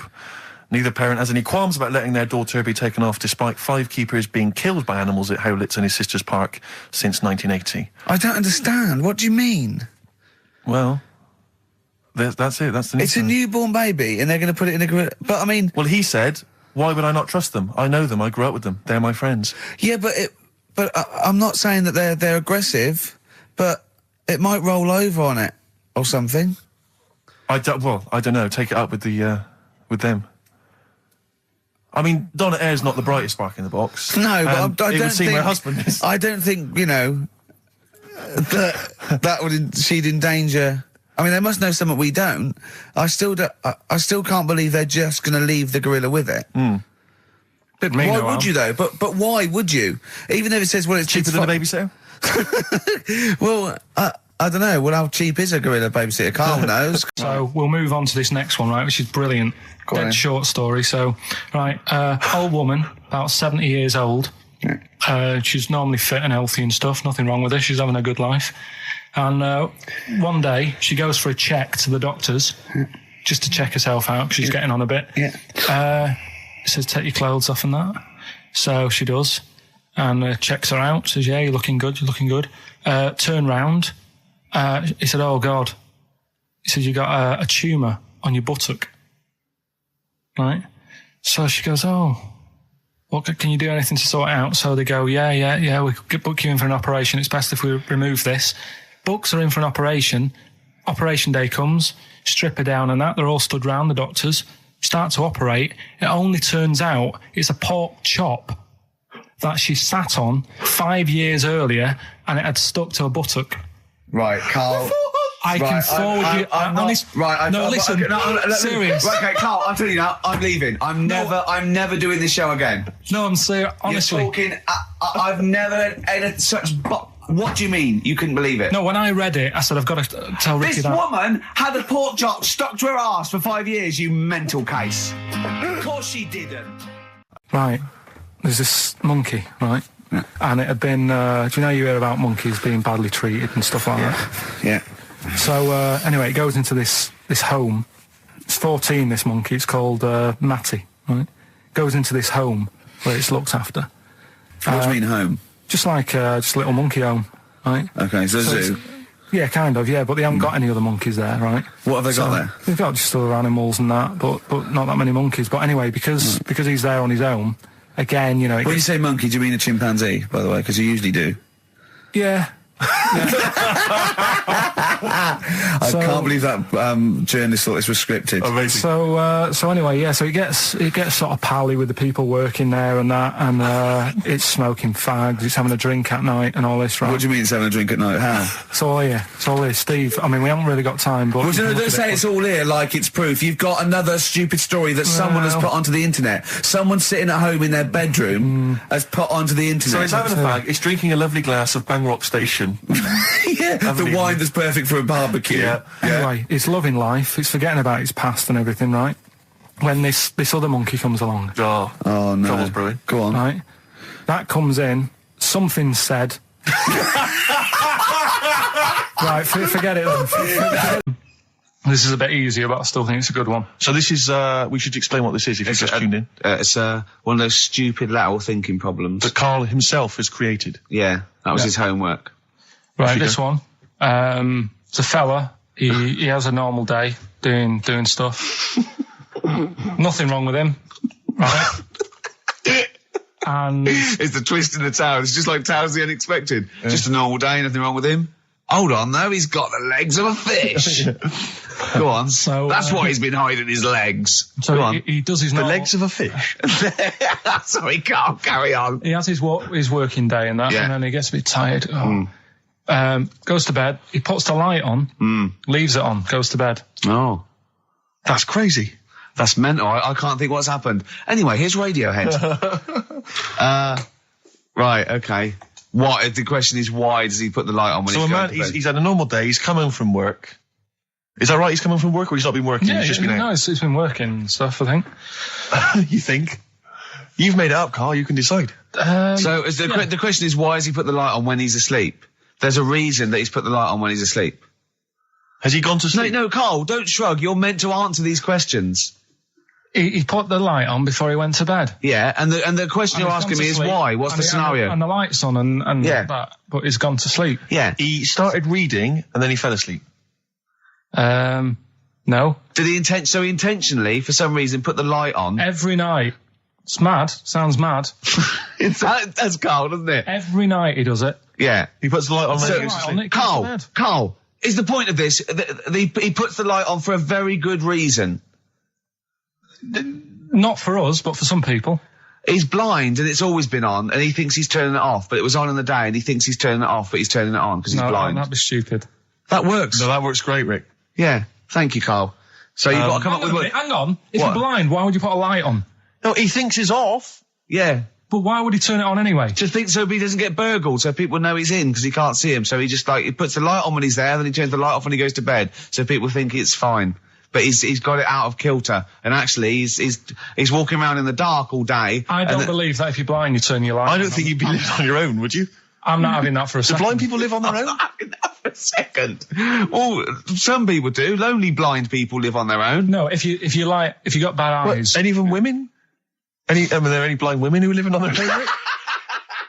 Well, never mind your concern for the partially sighted or sight impaired people coming to London. Get on with this. Yeah. So there he is. Yeah. It's like, a bit tired. Yeah. Just put the light on and get to bed. Yeah. So he turns the light on and he goes to bed. Yeah. Oh. Should we play a track? He's not sleeping on the job. He's a lighthouse keeper. Well done. Is he a lighthouse That's keeper? not it, Carl. He's a lighthouse keeper. Right. Why wasn't the light on all the time? Because it's light in the day. You idiot. Play a record. What? Play a record. You're a buffoon. No, actually, the light isn't on in the day, is it? No, it's not. I think you're the buffoon. Yeah. Carl has won!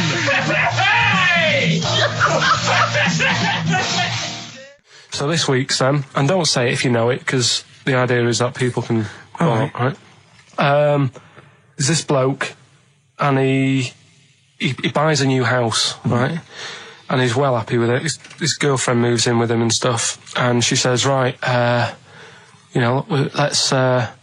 let's clean it up a bit. Yeah. And, straight away it'll be worth more money. Good idea. So he says, right, you do the kitchen and I'll do upstairs and that. She's stripping the kitchen down and he goes upstairs and he's in the bedroom and notices little hole to the attic. Oh, right, brilliant. Right. So he goes, I wonder how much room's up there. I've never weighed it up. So he goes up there and it's all like dusty and a mess. And he goes, this could make a good bedroom, this. Yeah. So he starts cleaning it all out, puts all the rubbish, bins the rubbish straight away, and there's little boxes with bits in that don't belong to him. So I wonder what's in here, right? So he opens one of the boxes, it's like a little lamp. Oh, right. He goes, this might be worth a few quid, right? And he rubs it. Magic lamp. And all the room goes all sparkly and stuff. And he goes, oh, what's going on? And then this fella appears, right? In a nice sort of pair of 501s. Right. And he says, what do you want? I know it already. So all the first bit is irrelevant. Yeah, but it's about building the story, isn't it? So don't say anything. You think you know it. Steve, do you know it? I don't. So I just quickly recap the end there. I almost missed the end. So there you go. He's in the attic, right? His missus is still downstairs. She's not up there. Okay. Right? He's on his own. And he cleans this lamp, right? Yeah. And this fella appears out of all this smoke, and he's wearing a nice pair of 501s, and he's wearing a shirt, and there you go. What's the song? What song are you thinking of? The lines are going mental. Because it's so easy. Let's play a record, Carl. We'll come back and we'll find out if anyone's got that right. That's a great one, Carl. Really. Right. Did you just come up with that? Literally in the last 10 minutes. Genius. This is genius. Definitely. I mean, if those calls aren't from major TV companies, I don't know. Dynamite stuff. A lot of them are. What's his name's lawyer? Simon Mayer. Simon Mayer. Little by little. That's my favourite thing I've done for years. Yeah, not bad. That's great. Back to form there. So, okay, line. The lines are going mental just because it's easy. Go on then. So I first one to get it. The first one to get it, but... Well, it's not that, though, Rick. I mean, Carl has just decided to revise the actual rules of the competition. Yeah. So that, we've decided, is very easy. So that's now a qualifier. And so then they have to answer one live. Exactly. So whoever gets that one right can play for big money. Is it a quick one as well? Because some people will lose the will to live. Yeah. Just cut to the chase. And because they've got to qualify now, we're throwing an Office DVD that aren't ready yet. You'll sign that, won't you? Yeah. Yeah. No. That increases value by 42 pence. Right, go on. We'll just go live, yeah? Hello, XFM. Yeah, hi, how's it going? Not too bad. Not too bad. Listen, a very, very quick recap, Carl, if you will, please, for the people listening. Very quick. Right. A man ends up in a loft. Man's, after moving into this house and he's in the loft. And he's tidying up. His missus is downstairs doing the kitchen because that needed doing. He's up there. He's cleaning up, emptying the boxes. He finds a little. He rubs a lamp. A fella comes out wearing 501s. What's the song? What's the song, mate? are you talking to me? Yeah, sorry, yeah. Look, I'm sitting in this bar, right? I'm not ringing up relating to anything that's going on right now. I'm after one of these armbands to go and meet Bowie on Monday. Can you help me out? What? What? Piss off. You can't say that to our public. Yes, I can. What I can't bear is people begging, Rick, on the radio. You know, I can't bear it. Is that the Australian bloke who's got the Bruce Springsteen tickets? Hello, XFM. Hello. Hello. Are you phoning up for an armband? No. No. Okay, great. Gene Genie, of course it is. Well done. Well done. Right, what's so your name? Everyone else can ring off now because this. Well, she might not take the challenge. What's your name? Hello? What's your name? Christina. Right, do you want to take on the challenge? Yeah. Yeah? Oh, Right. so this is for. She's already won a couple of CDs. This is for the Office DVD. Right. Okay. Signed by Ricky Gervais. Did you witness a murder while you were doing this? Yeah. It was like that sort of do you know the guy who was in James Bond, the big bloke? Yes. Jaws. He's got the same illness as this bloke. Right. And what it is... It's called tall. It's something about... You're suffering from tall. You've got a small tumour or something just behind this part of your head. Yes. Oh, yeah. Just sort of in the middle of your eyes. Yeah. And the pressure on that makes you grow really tall or something. Yeah. So he needs to get it sorted. That's your advice to him. Yeah. Get it sorted. Well, I think we should have a white van man session. Oh, white van I think man people tune in for the white van man Yeah, session. people who haven't tuned in, they don't know. If people aren't familiar with this, The Sun runs a column every day which is asking some punter from the street their views on the week's big events, and we just thought, why not hijack that idea but apply it to Karl Pilkington. Karl, I've seen much news again this week. you've not seen much news. Don't worry, I'm sure you have an opinion on it. Anyway. Give us it from your heart. So Gladiator. Okay, so, well, on the subject of Gladiator, what do you make of Russell Crowe's appalling behaviour at the BAFTAs? This is, I heard a bit about this. This is, when he got some director or something, because... Director or producer and threatened him, because they cut his bit, didn't they? They cut a poem that he'd done during the acceptance speech. I watched it on Sunday night. Sure. I didn't realise it wasn't live, to be honest. Yeah. But I quite liked the way it was to the point and didn't mess about. He went up, he said thanks. So you're saying that he shouldn't have beaten up the director?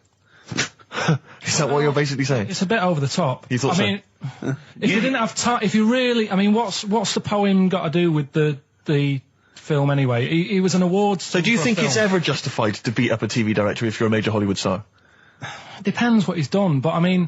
Right, what would he have to have done, Karl, for it to be fine for him to then beat him up?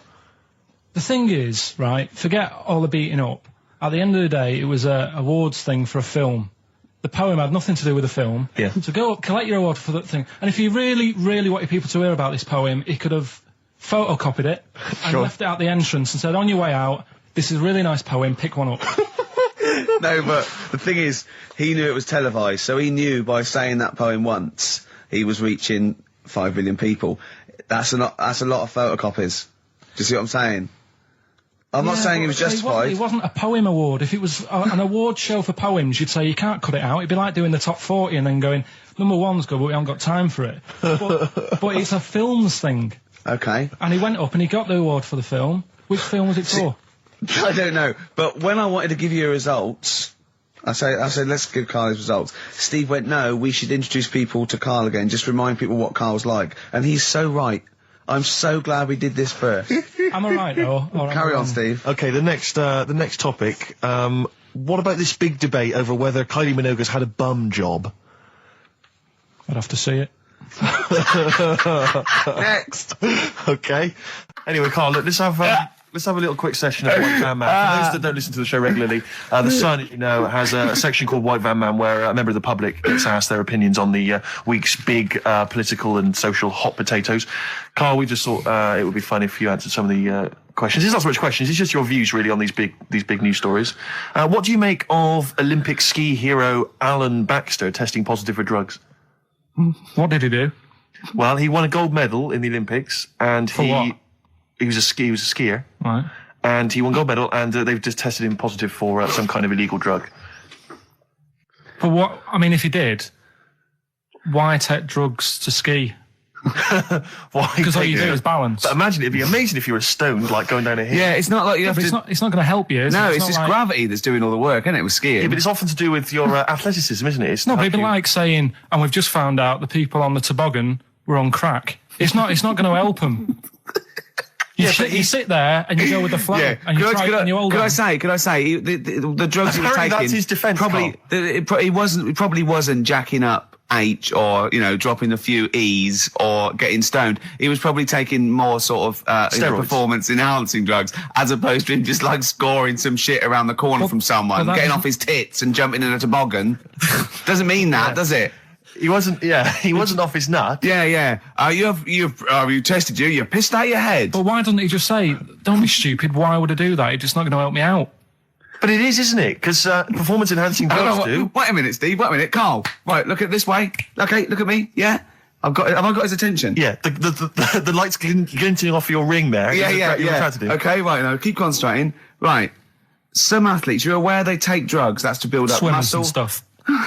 Yeah, swimmers. For example, runners, yeah. Not only do they help build muscle, right, but they can actually, give them a boost performance-wise. They're sort of like steroids and all this sort of stuff, right? So that's the sort of thing we're talking about, okay?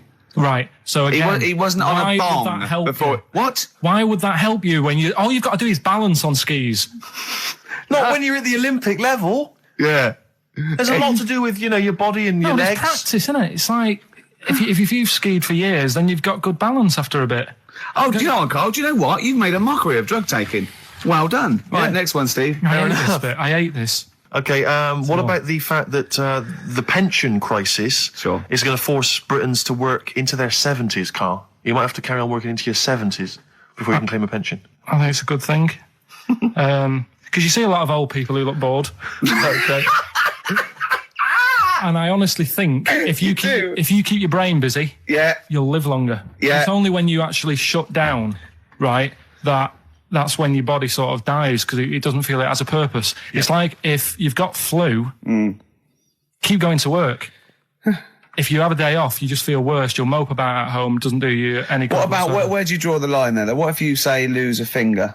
Pop into work? Depends. If you can't concentrate because it's painful. But what if you're a typist? You're not going to type as many words, but you'll do more at work than you would having a day off at home. Sure. Okay. Right. Steve, it's time for White Van Carl. We should definitely get some jingles. I think the show sort of lacks jingles, I think. Yeah. Noises. Yeah. Funny sound effects. Yeah. Wow. Yeah. What's Mr. Nosy Neighbour interested in? Hello, what's going on here? Oh, we should definitely get some pre-recorded comedy noises, Carl, for next week. That's my job, but unfortunately I'm busy reading about Hitler.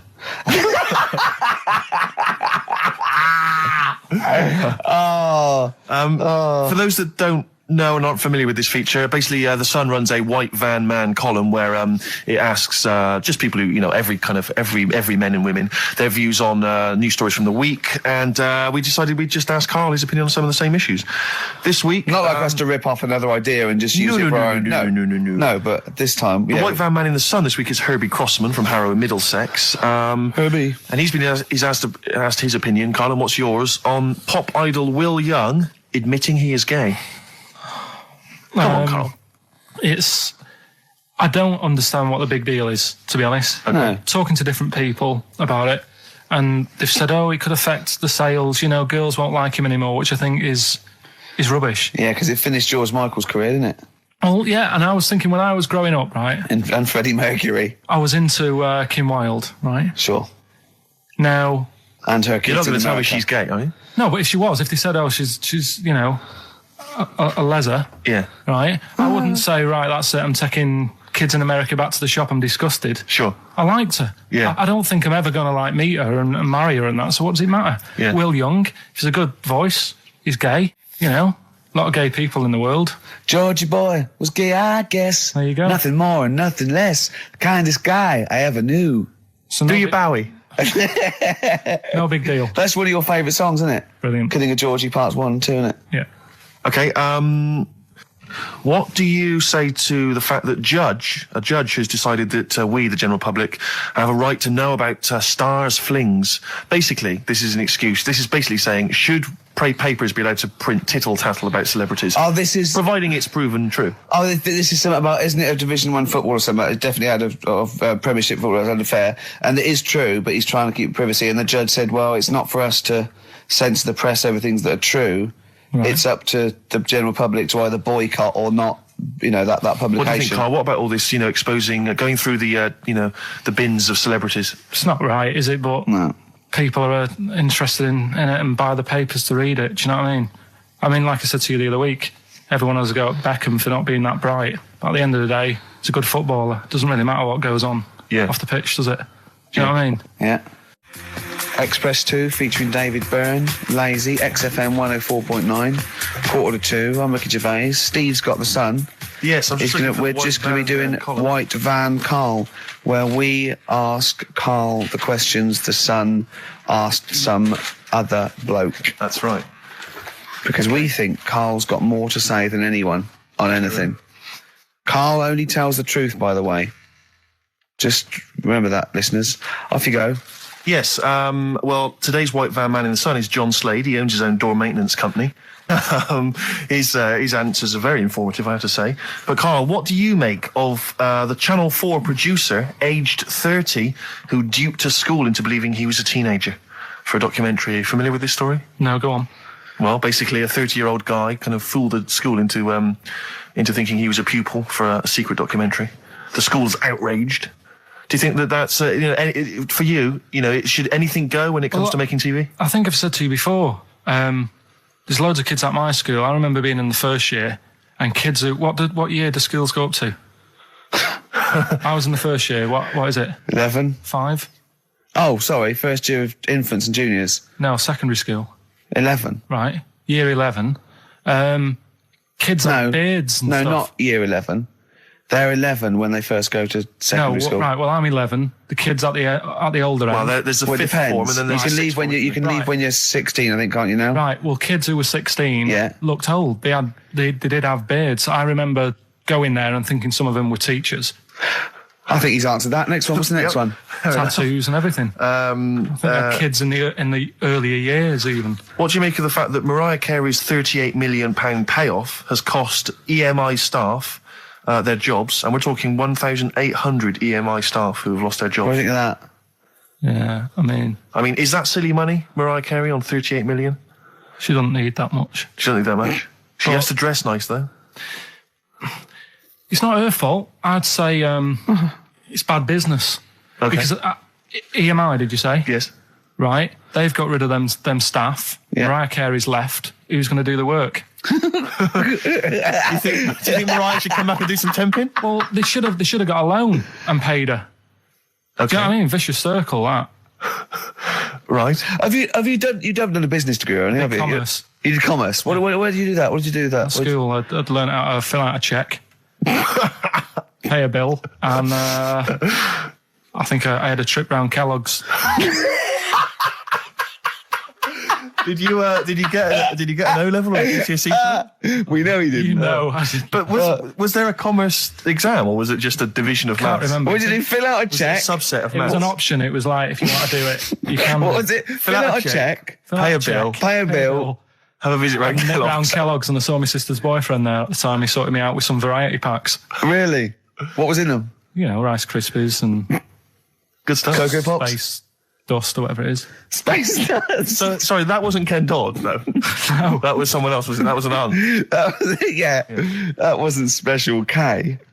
Oh, dear. What about this then? Home Secretary David Blunkett admits that muggers rule some streets. Weird this, because when I was out with you... I don't believe it's going to be weird, whatever you say, No, Carl. Go on. when we were in that pub that night and we got talking about muggers and that, the tip is what I tend to do, because I nearly got mugged once. Act You mental. what? You nearly got mugged once? I nearly got mugged. Yeah. But I tried this technique of acting a bit mental. Right, and how did you act mental? Well, this guy wanted me trainers. And I was in Piccadilly Gardens in Manchester. It was quite late one night. Mm-hmm. And he come up, he said, I want them trainers. I said, you want them? I said, I worked hard for these. He said, how dare you come to me asking? And I got a bit livid.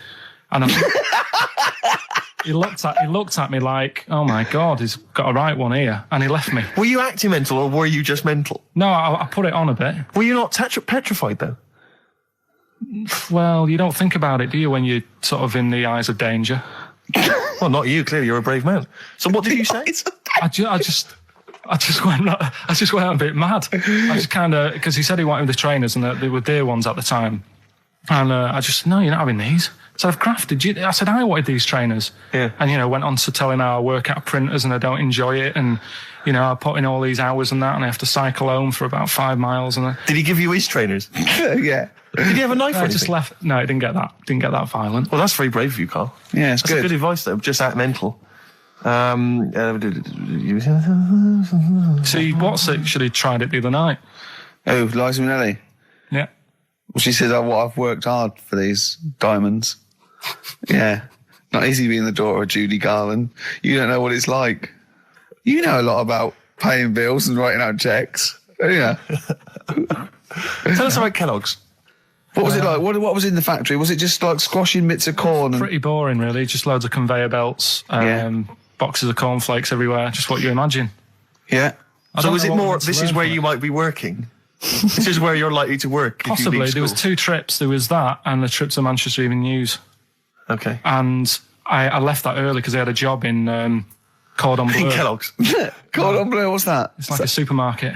Yeah? And I had to leave the trip early and the teacher went mad saying they'd thought I'd got lost on in the building and stuff. What, you didn't tell anyone? No, because it was like day 2 of working in this supermarket and I couldn't be late. I thought by the time I explain where I've got to go and everything, I'll be even later. Sure. So I just left and then apparently they were searching the building and everything for me. Oh, were you? Stuck in a printer. Don't know. Stuck in a printer? I don't know. What was the printer's name? You worked at a supermarket called Cordon Bleu. Yeah. Cordon Bleu. Brilliant. That's great, isn't it? It's rubbish. Oh. Got sacked. What did you get sacked for? Messing about in a back in the car park round the back. Yeah. Right, there was a grid, and all the concrete had gone funny. So when it rains, you got like a big lake. Oh yeah. Right, and I got in. Do you know those big metal trolleys you get to like put all the food in whilst? Oh yeah. And I got in one of them and pushed myself out into this lake of cement. No, of water. It was water because it'd been raining. Right. And I got stuck in the middle, right? And the boss was like, "Where's Carl? He's meant to be doing, facing up the beans." And I was like, and you were stranded in a lake. So someone said, "Oh, I saw him messing about out the back." He came out and saw me stuck in the middle of this lake in a trolley, and he said, "Get back in." I said, "Would you say no? I'm filming sharks." I said, "It's too deep. I can't get out. You'll have to pass me something." And he said, "I'm not passing you nothing." He said, "You can get out of there and walk through it." I said, "I'm not. I've got my trainers on, probably the same ones." Yeah, you've risked your life for them. Yeah. I said, "I'm not getting these wet." He said, "What are you going to do?" I said, "I'm going to wait for the water to go down the grid." He said, "The grid's blocked. Now get out or you're sacked." I said, "Well, I'm not getting out." He said, "Right, you're sacked." All right. Carl, just an email, a question for you. Can you please let me know which school Carl went to? What school do you go to? Cessav. What? Cessav. Cessav? Yeah. What does that mean? It was on Cecil Avenue. Cecil Avenue in Manchester? Yeah. It's just he says, "I'd like to know so that I don't send my kids to the same place." He also says, "P.S. Does Carl look like Gollum in Lord of the Rings?" Yes. He does, doesn't he? Yeah, that's very good. Yeah, in fact, I was just putting a little bald wig on you, wasn't I? Like he needs one. Yeah. So, if you just want some of the fun and games we have when the songs are on. Yeah, did it hurt? Just a little bit. The bit that worried me is when you said, "Let me just staple it." Yeah, well, I was trying to get it under your chin because it looked funnier, and he was scared. Oh. Can I just give you a little fact here? Someone's emailed in for you, Carl. They've sent an interesting fact for you. I think you're going to be interested in this. Don't read it on the email. Let me read it for you. I think you'll be excited. An interesting fact from Carl. That's from Toby. He says, Attila the Hun punished some fella who annoyed him by cutting off his arms and legs. You'll love this. And stitching his arms back where his legs should be, and vice versa. Look at his face. Look at the little smile that's just cracked on his lips. That is the kind of fact you've been waiting for all day, isn't it?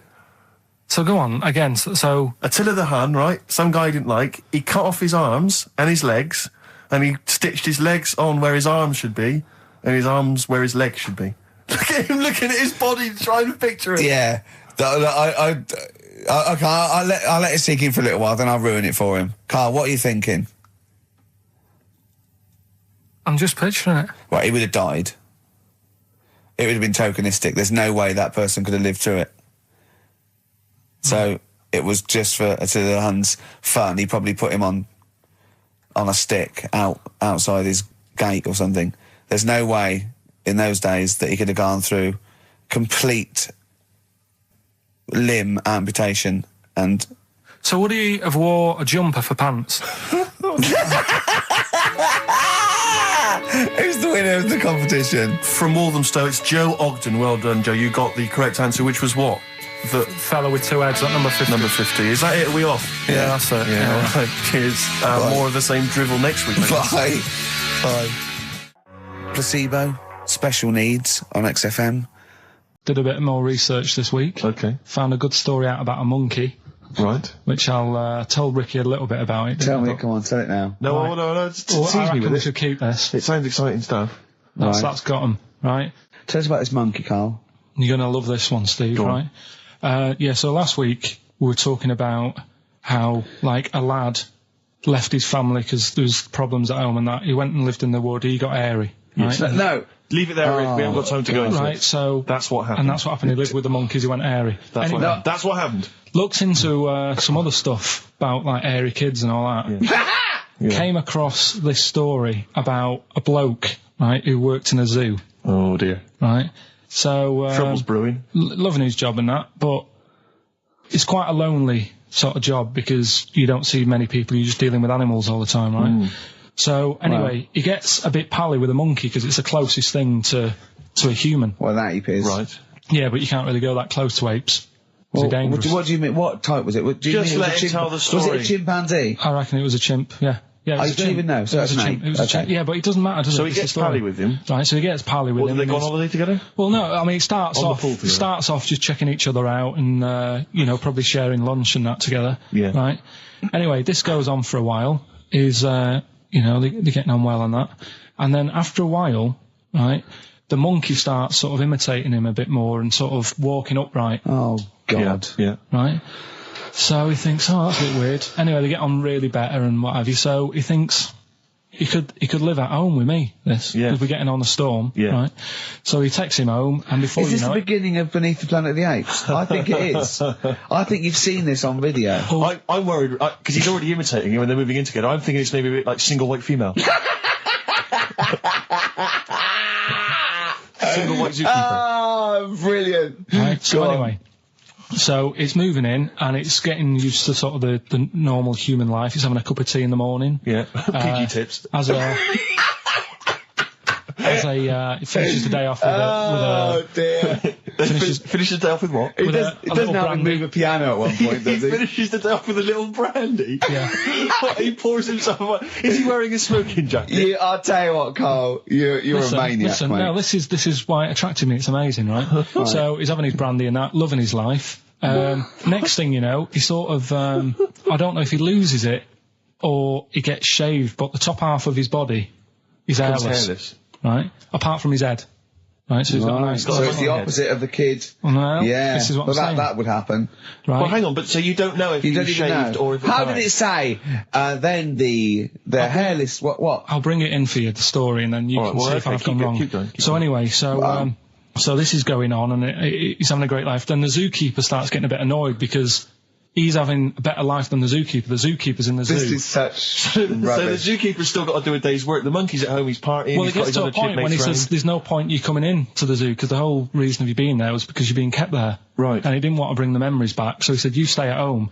So You are you're talking such. Just let him finish. God, I don't know if I can sit here and listen to this drivel. Let me. I'm fascinated. It's It nearly sounds over anyway, amazing. right? It sounds extraordinary, Carl. So he's walking up right, he's having a tea in the morning, finishing the day off with brandy. Gets a bit out of hand, only tries it on with the zookeeper's wife.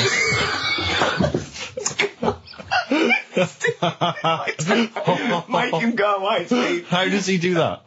Well, because he's around humans a lot, he becomes a bit of a charmer. And, But what is it that he could do to seduce her? Pick fleas out of her? he didn't say. He's But- built. He was built. Yeah, it's well done. so what about that? Wait, what do you mean? What about it, Carl? It's obviously not true.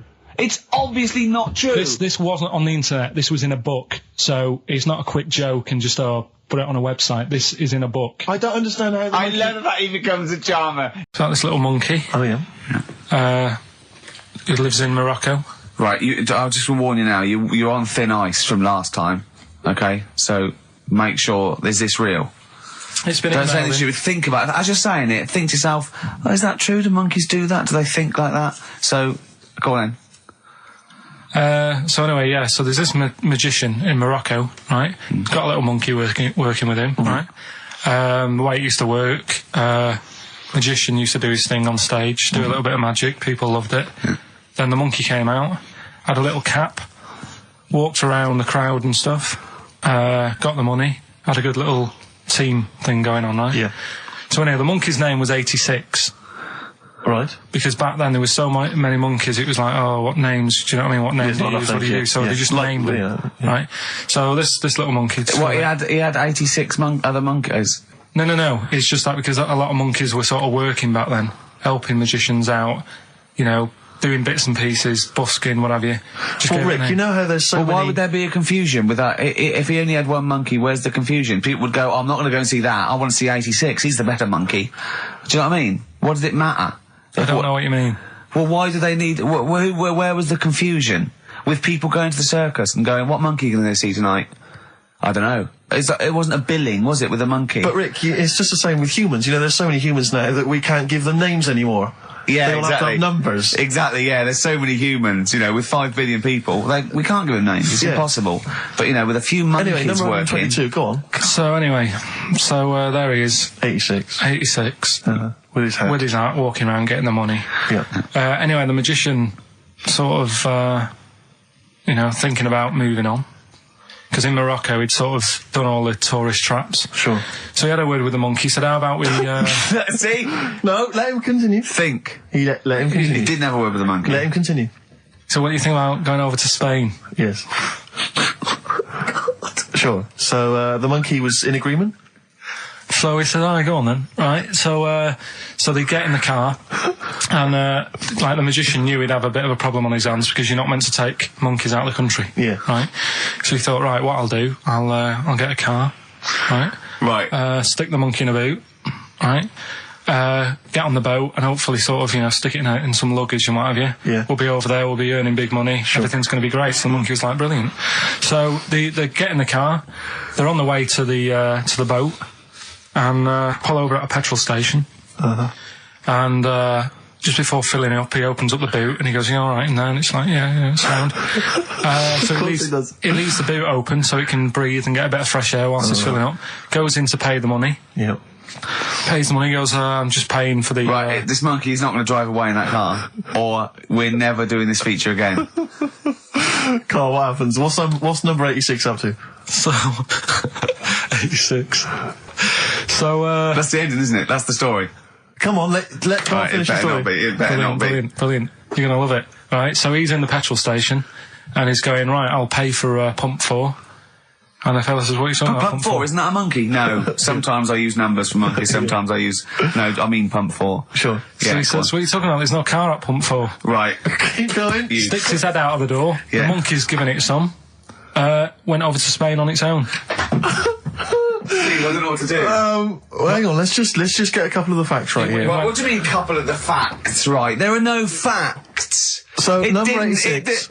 Number 86 he drove to Spain. You are, honestly, Carl, you must know. It was an automatic. Right.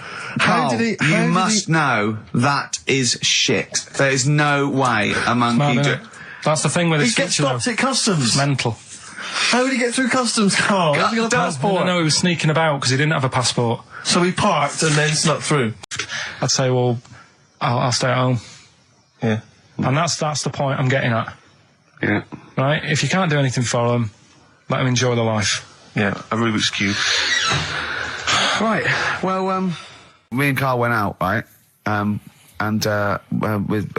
me and Jane, Carl and Johnny and Gigi, wasn't it? Gigi, is it important to win? No. Okay. But we're walking on the street. Carl was there, though, and he can back me up on this. We had a curry. We were walking back, and this little funny homeless fella, didn't he? Mm. He, I got to tell it before I go, didn't he? Yes. He came up to me, right? And he recognised it. And he came up to me and he went, oh, he said, I've just nicked 5 of your DVDs from HMV. And he shook my hand. He was so happy with it. And I went, right, excellent. He went, all I do is I just swing the bag over the top. Like that when I'm going out, and he had a bag full of DVDs, didn't he? And he was so pleased to tell me that he'd stolen. That great. He said they're going like hotcakes. Yeah, he said they're going up, of course they are. Yeah, you're nicking them. Yeah. I know. We get paid for them, though, don't we? So not the stolen ones. Don't we? No. What do you mean?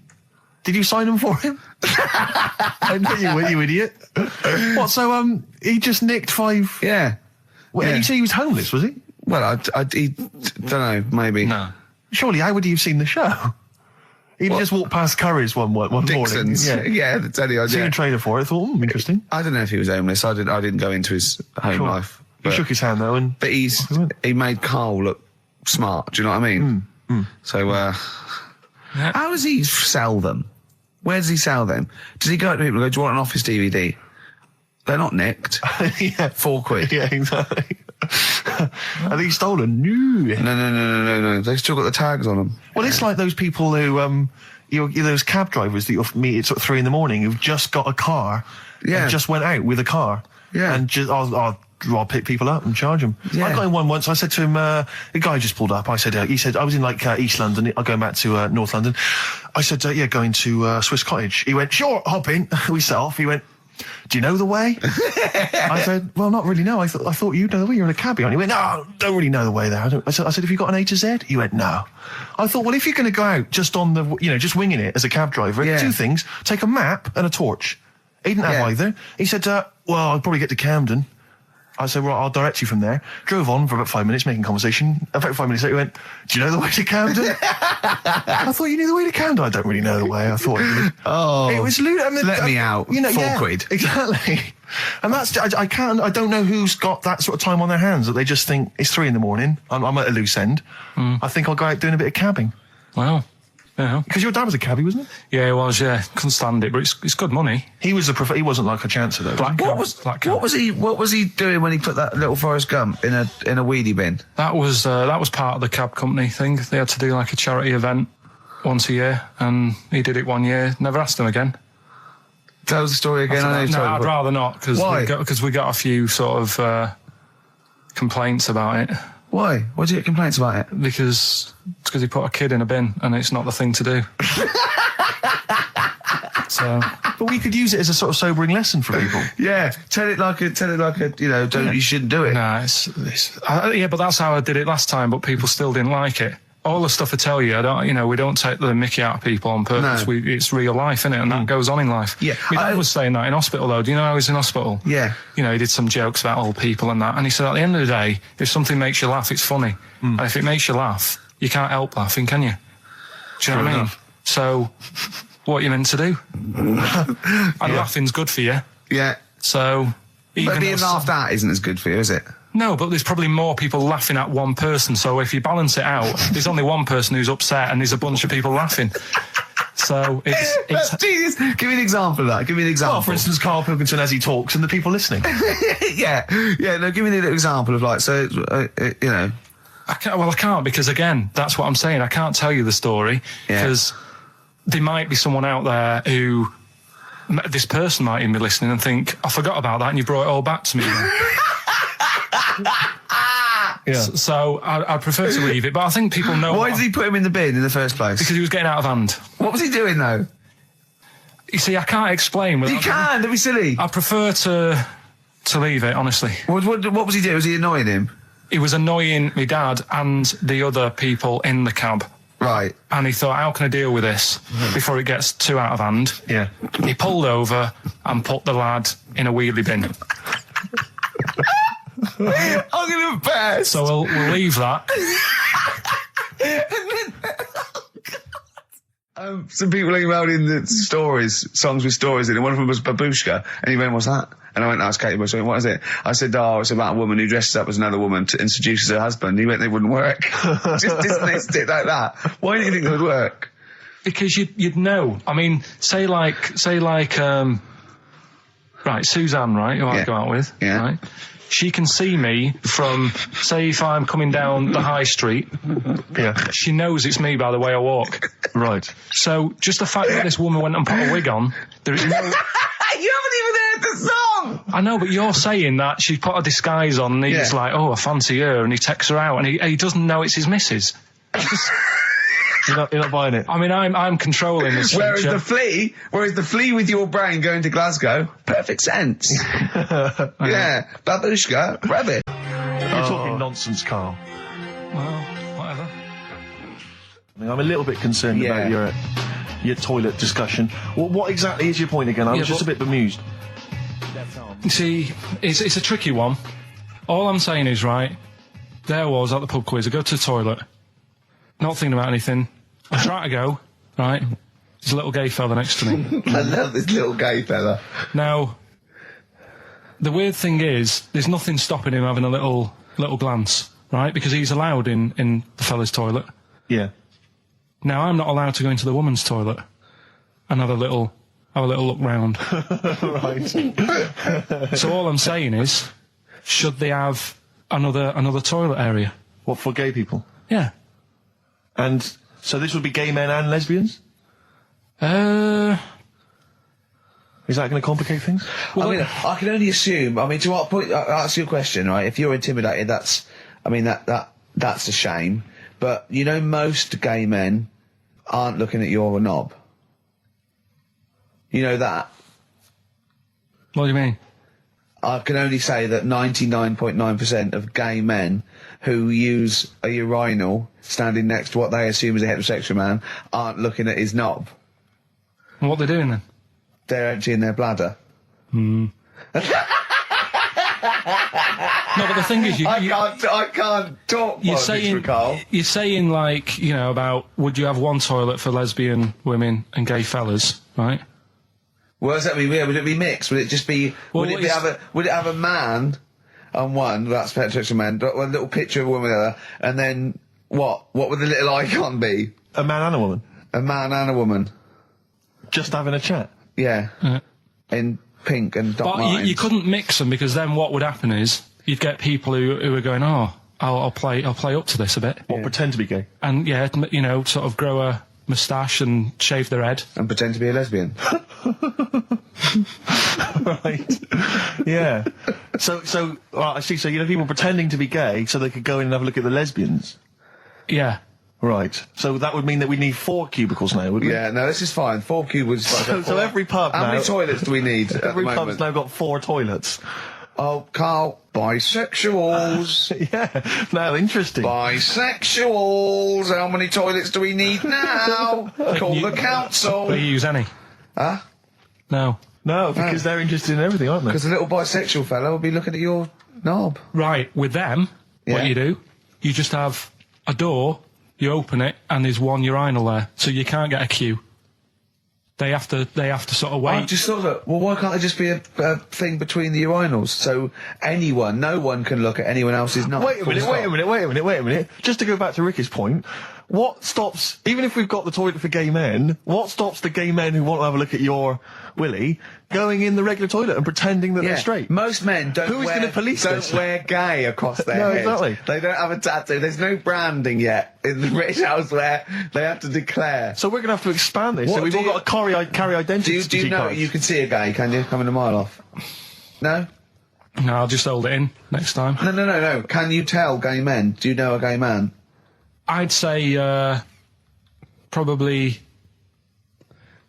if you did if you lined some people up Yeah. and said point them out, I reckon I'd get. But hold on, we're not talking about people dressed in leather with the arse cut out and an handlebar moustache. Yeah. We're talking about, the everyday, No, non-seen... of course, no. Well, yeah, but I mean, suppose I put you in a room and there was 10 naked men, right? Yeah. And there's 5 gay men and 5 hetero. Could you walk along that line looking at those gay... Am I naked? No, you don't have to be naked. Why would you have to be naked? To catch them out. How will you catch them out? Don't rub it too hard, you'll get a rash out. It's been a mess today, isn't it? What do you mean it's been a mess? It's been a mess. What has? This. What? The show? Yeah. How has it been any worse? It's just all over the place. There's no sort of... It's not tight like it normally is. And she'll be going away with this, thinking that's what the show would be like. She listens to the show. MTV. She knows it's a shambles every week. Go on. Well, don't rub it too hard, you'll get a rasher. Yeah. Do you know the saying, ham it up? Yeah, go on, yeah. Right, well, do you know what it means? Well, it means to overact. Right. Well, years ago, with actors in musicals and stuff, they'd, the actors used to look pretty ill on the stage because they didn't have proper makeup and that. Right. Right. So what they used to do, to make themselves look... Rub their face in pigs? Well, they got bacon, rubbed it on the face, and it made the face a bit sticky because of all the, the pig fat and bit of lard and stuff like that. And then they'd go and get some bricks, bricks. Yeah, house bricks. Rub them together, make some sort of red dust from the brick, and then put the dust on the face. And the fat and the lard and that would make the dust stick to the face. And they'd look well under the lights. And that's where they're They'd saying... smell great as well. Yeah, well... Lovely. Everyone likes the smell of bacon. No, but... So that's the old... ham it up. That's where like that that. comes from. If it's true, I've no reason to think that it's not. So that's your third educating Ricky today. So, what have you learned? Nothing. Absolutely sod all. You've got your hamming it up. Yeah. Rams are gay. They know which ones are gay now. Now! And At last, thank God. the fella who can hand read an arse. If you missed the rest of the show, what are you going to make of that? If you've just tuned in. You are a maniac, Carl. So- And you've had your screen test. I reckon we'll be seeing you on MTV or VH1 in the near future. Well, let's see if this is enough. Let's see All right, if Trevor McDonald just read this on the news at 10. It'd be short, and you get back to the football, whatever. Yeah, Here we go. And here is the news at 2:15 with Karl Pilkington. Bong. Man who walks backwards around lake falls in. Bong. Chinese woman eats dirt. Bong. Man lives in rubbish dump for 10 years. Brilliant. Bong. Czech family says they've got a rabbit with 3 knobs. Right?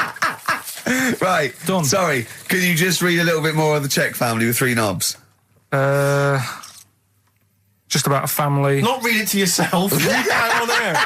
It's just about... Well, he can't read it to himself. I tell him to read it to himself. We'll still hear it. No, he was, because I could see his lips moving. Go on. Just this fella who had 3 rabbits. Right, just think of this is Trevor McDonald. Yeah. Okay, carry on, Carl. Okay, well, here's the news. Right, good, brilliant. Go on. There's a fella, he's got 3 rabbits and that, and then he checks them out, right? Yeah. 2 of the rabbits have got 2 knobs each. Right. And he goes, that's a bit weird, isn't it? Sure. And they're throwing them around, sort of chucking, showing them around the family and stuff, saying, look at that, that's weird. Picks up the 3rd one, it's got 3. Yeah. So they ate the 2 with 2, because they thought they best keep the 3rd one, because a little bit lucky in that. Yeah. It is lucky. 3 knobs there, yeah. Now here's the sports news, and that's how it would work. Yeah, okay, brilliant. Well, read about the Chinese woman who eats dirt. I'm interested in that. Said. That's it. That is the story, isn't it? What more do you need to know? It's Well, just I want to saying, know a little bit more. Can you just embellish it? 78-year-old Chinese woman. She says she's 78. Makes you wonder. Yeah. With my theory. Carl's theory is that Chinese people don't age well, and so those Chinese people that are saying they're 112 are really only 33. That's why he doesn't want to be recognised, because he doesn't want to walk out from here into Chinatown. Yeah. Go on. Just says she's been eating soil for 70 years. She's ate about 10 tons of the stuff, and it's done her no harm. Kept her grounded. It's probably all right for you, isn't it? Because it passes through, doesn't it? Yeah. Well, they say, don't they, if you're having a kid, let it play in soil and that, because... Well, that's to get it immune, yeah, to get yeah. But lots of, like, things with sort of birds and reptiles sometimes swallow soil and stones because it grinds up stuff, breaks down cellulose for them. Doesn't do you any harm. But listen, seriously, I went home, I found this book, I found a couple of facts which I think are more up your street. Evolution, a little bit complicated, a little bit big. But this one, I think we may have mentioned it before, I think you'll like this. This is from a book of facts and trivia. The Egyptians trained baboons to wait on tables. That's interesting to you, isn't it? Yeah, that's pretty good. Yeah. Have you got any more there? I'll see if I can find Oh, he's interested. Yeah. Can get the staff. That did happen, You yeah? pay peanuts, definitely happened, you get yeah. monkeys. And then what did they go off and do after that? Well, it doesn't say. So I this is love it. the fact that he thinks, right, okay, so in his mind, it's now the monkey going, it's 5:30, I'm off, you know I was going early today, and they go off maybe dancing or something, or they come in late. No, I assumed what you meant there is that was their first career move. And Yeah, then they well, went they- on. It's like actors waiting to be discovered. Play a record. Let's play a record. Let's play a record and come back to this, Wait a because minute, it's always wait a going to minute. just unravel and unravel. It's going to Yeah, go on for hours. Let's it play a gets track, deeper Carl. and deeper. It's Yeah, like come an on, Carl. onion, isn't it? We've created a whole world here where there's a man living with a horse. Just walking around the lounge. I come from the West Country, I've never heard anything like that. I just think of a big sort of like orange carpet and it's got a rediffusion telly and this horse going, I'm fed up in here. Exactly. This is really... I am not taking the rubbish out again. Yeah. Right, play a record. Let's have Velvet Underground. We got that lined up. Oh, yeah, the God. classic from the first album. I'm waiting for the man. Let's come back to the horse in a second. Little flowers in pots. What do you mean? Well, that bootleg's going under the name of Nothing, Miss Jackson, I think, by Meats and Poultry. So there you go. I do love these bootleg things because they're so pointless, but they're so enjoyable. Yeah, it's great. It's fun to do. Yeah, exactly. They're really good they're fun. great. But not as much fun as White Van Carl. White Van Carl, absolutely. Do you want to explain the premise? Well, we take the Sun asks someone else and asks Carl. It's simple as that. That's The it. Sun have just taken a normal person. We flipped it. We're going to ask Carl the same questions about the week's news. Yeah, just basically your opinions, Carl, as ever. What do you make of, well, obviously the big news, David Beckham's broken foot? Is this a big concern for you? No, I mean, he's sad. You know, it's sadder for him more than anyone because, you know, to like be in the World Cup is like the main thing for him, isn't it? Yeah. But he's still a young lad, and I don't think he'll give up. I reckon he'll still turn up. He'll be all right. And, yeah, good luck to the lad. You know I like David. I'm not going to slag him off. Wise words. Yeah, he says that like he knows him, like he's popping round for drinks later. Yeah, like we tried to stitch you up. Go on. But obviously yesterday, was it yesterday? I think maybe Thursday. The Sun printed a big picture of David's foot and encouraged everyone to touch it at midday, because hoping that this would somehow, if we all thought and prayed together, somehow that would help his foot heal. Do you believe in that? No. Any belief in that? No, you're going down the old like Yoragella route, aren't you? Sure. And it's stupid. Yeah. I'm sure. I mean, it's nice effort and everything. It sort of cheers everyone up. Hold on. You believe in ghosts and warlocks Yeah. and licking toads. Why is that any more stupid than all those things? It's not going to work, is it? All right. Fine. It's rubbish. Okay. Okay, what about this then? There's apparently now available £1.5 million apartments available on an exclusive ship which sails around the world. Yeah, it's like What do you make of that? it's a huge thing, and you live on it, and it's. I mean, in theory, How big is it? it's mental. Do you know it's when- like Huge a luxury town liner. centre. Do you know how Because- like people said that the Titanic was the biggest ship? Was that only then? They've got Yes. bigger ones now, haven't they? Yeah, A lot bigger. oil tankers are much bigger, and yeah. No, but actual Liners are bigger. Yeah. It was the biggest then. Yeah. Because my mum told me that there was one that was that big that it had like rough areas on it.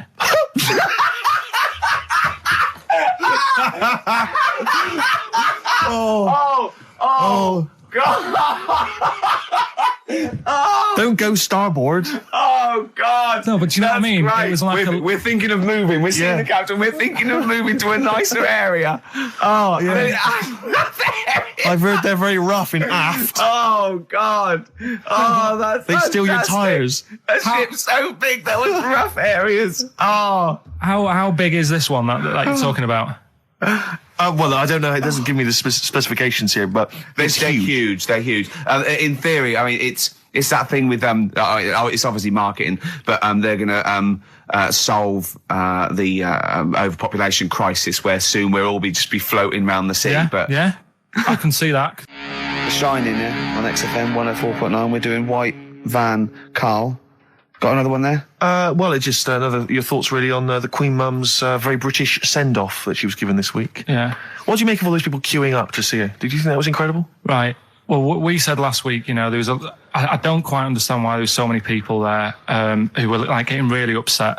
Do you know what I mean? Really upset, crying and stuff. And you know, you can lose someone who's like related to you, and you don't cry like that. You sort of sit there and you think back to what you did with them and stuff, and then that's it.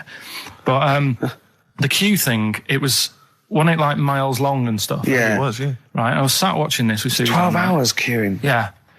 It never got to And- 12 hours. It did, but It that was did. the estimated time. No, but how you know- long is a queue when they're just like, you know, walking along? Think how far you can sort of like, stagger in 12 hours. Incredible. It's been ridiculous. Go on. Yeah.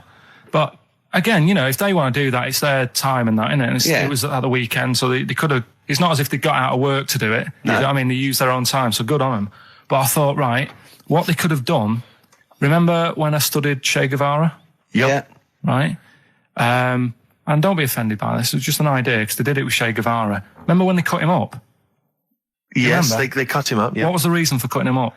Well, they cut up Che in order to try and You told us that they were going to send bits of his body to Fidel Castro and various other people, wasn't that right? As a warning, wasn't it, though, to all to people, like one to... Yeah, my understanding was that they cut him up in order to, so they could bury him in different places so that there'd be one shrine. There'd be not one place that you could go to in order to sort of make him into a martyr. A little bit like that. I've like I can vaguely see where this is going. 6 queues, and it's like, number 1, you can, go and pay respect to her head, or whatever. Oh, God. No, but I just was thinking the way of speeding it up. I'm not having a go, because they haven't done it, so it doesn't matter. God. But they did it with Che Guevara. Yeah. Everybody would have felt like they've got close to her, and it would have speeded it up. No, I mean, but I can understand... Can I just say that genuinely, Carl is not being disrespectful here. This is his best idea to cut down the queues. So don't phone in. He's not suggesting we should have done this. He genuinely is. But I mean, he's not doing it to be nasty or wacky or he thinks this is a good idea. So can I just throw a thought at Che Guevara, who was like a powerful man, he did a lot for the world and what have you. Yeah. And are you aware that I feel slightly responsible for this, because have you heard of the quote, a little knowledge is a dangerous thing? Yeah. Okay. Steve, next one. No, just a very quick question. I can understand those that have queued for 12 hours to see the head. I'd be a little bit annoyed if I got there to find a toe. I'll tell you what, though. I'll tell you what they could do without chopping her up. They could put about 9 queues. Each could see each hip she had. That's true enough. Because she's had about 9 of them. Yeah. So it'd just be, if you want to see the whole body, it's a 12-hour queue. If you just want to see a couple of the hips. Here's another suggestion for you, I just thought, right? What? Instead of everyone queuing to see her, why not put her on a trolley and wheel her past everyone else? Running. So you could have some students on Rag Week that can combine it, like when they're always pushing a bed. They could just run it along the queue. No, that'd be fantastic. That'd be disrespectful. Right, as opposed to the chopping up. So sure. No, Right. but just an idea. Just I apologise now. If anyone's offended. Anyone offended, I'm sorry. But Yeah. No, okay, we just do White Van Carl then. This is your opinions. You can't be wrong on this, can you? There's no right or wrong answer here. Okay. Right. But so this is where we ask Carl his views on the big news stories of the week. Basically, we've stolen an idea from the Sun newspaper, and So this isn't cruel, this programme, is it? I don't think so. picking on me. It's not, is it? It's weird because a few people have said, "Oh, you're picking on me." It depends how you look at things, isn't Sure. it? Yeah. But you do like it? We could look at it like it's a laugh, so it's not a problem for us. We like you. You're our favourite. Yeah. I'm going to say thing in the world, but I don't mean that, in a derogatory way. No, I'm cool with it. Yeah? Yeah. Right. Okay. So your views, please, on the fact that attitudes are changing to the possible marriage of Charles and Camilla. Oh, what do you think of that? The roars at the moment, because the recent tragedies are apparently high in the polls, and people are coming around to the idea of Charles and Camilla getting hitched. What's your thought? Whatever, really. I mean, if they're happy with it. The thing that comes out of it most is it just goes to show, right, that there is someone for everyone. Just because, I mean, no disrespect to Camilla, I'm not a good-looking person either, but she isn't a stunner, and yet she's gone and picked up a royal. Right? Yeah. So I think it's good for things like that to happen, because it cheers you up. Do you know what I mean? Gives you a bit of hope. Thanks, Carl. So yeah, it's good. If they're happy, if anyone's happy, it's a good story, isn't it? Yeah. You know what I mean? Yeah. He's had a bit of bad luck, and now he's got someone else in his life. So. While he's doing this, I'm just doing a list of questions to ask him what he thinks of things in the world. Okay. Is that all right? Yeah, no problem. No problem. Okay, what about this then? Are you disappointed by the nation that a third of us are apparently unaware of St. George's Day? 23rd. Is St. George's Day the one with the snakes that we've talked about? No, that's... Are you one of that third, do you think? St. George is the patron saint of England who killed the dragon. Yeah, I mean, there's too many of these days, isn't there? That's the problem. If you make it a bit more special, like Christmas, so you buy presents and that for each other, then people will remember it. But there's so many of these days with Easter and Pancake Tuesday and all that. So it's not surprising. I think as time goes on, we'll find that a lot of these days will just disappear because, people are busy. There'll be new ones, won't there? Right. White Van Carl. It's you, White Van Carl. Yeah, this is where we steal the White Van Man column from the Sun and basically fire those questions at Carl, getting his opinions on the week's news. Okay, Carl. Okay, what do you make of this? David Beckham apparently was driving despite having an injured foot and just further threatening his World Cup chances. And obviously, you're a big football fan. Well, I'm not that big. I like the odd game. Sure. Would that hurt him? Would that hurt his foot? It can be good. Is it in a plaster? It's not Well, a big cast, sure is it's it? better to drive than it is to walk on it. Good point. Fair enough. Yeah. Go on. Can't argue with Can't that. get the bus, can he? Okay, and what do you make of this fascist leader who's having a lot of success in the French presidential elections? What's he doing? Have you not come across this story? No. Right, this is one of the big political So stories. he's got a far right that got nearly 20%. He's a far-right fascist leader, and he's having considerable success in the French elections. I don't think we should be asking Carl questions like this. Not something you've got to I'm getting scared. There's all sorts of bad stuff going on in the world that we don't know about. Yeah. But we know about this. Yeah, but you're better off not knowing because there's nothing I can do about it. You're absolutely right, Carl. Fair enough. I can't argue with that. Oh, God, that's man alive. fantastic. That is brilliant. White van, Carl. Yeah, White Van Carl. I mean, for those that don't know, we do this. We ask week. Carl the questions that the Sun asked someone else. That's right. The Sun every day asks some, average Joe his views on the week's big stories. Carl, let me ask you now. What do you make of Prince Harry smoking openly at a polo club? Are you aware of this story? No. Was it? Go on. Prince Harry, you know that he's one of the royals. Yeah. And he was seen smoking openly, a fag, a cigarette, a polo. Third in line to the throne. Something like that, yeah. Imagine that. Someone smoking a cigarette is third in line to the throne. A cigarette, Carl. Is it a non-smoking polo club? Do you know, I don't know, but if it were, would that make things even worse for you?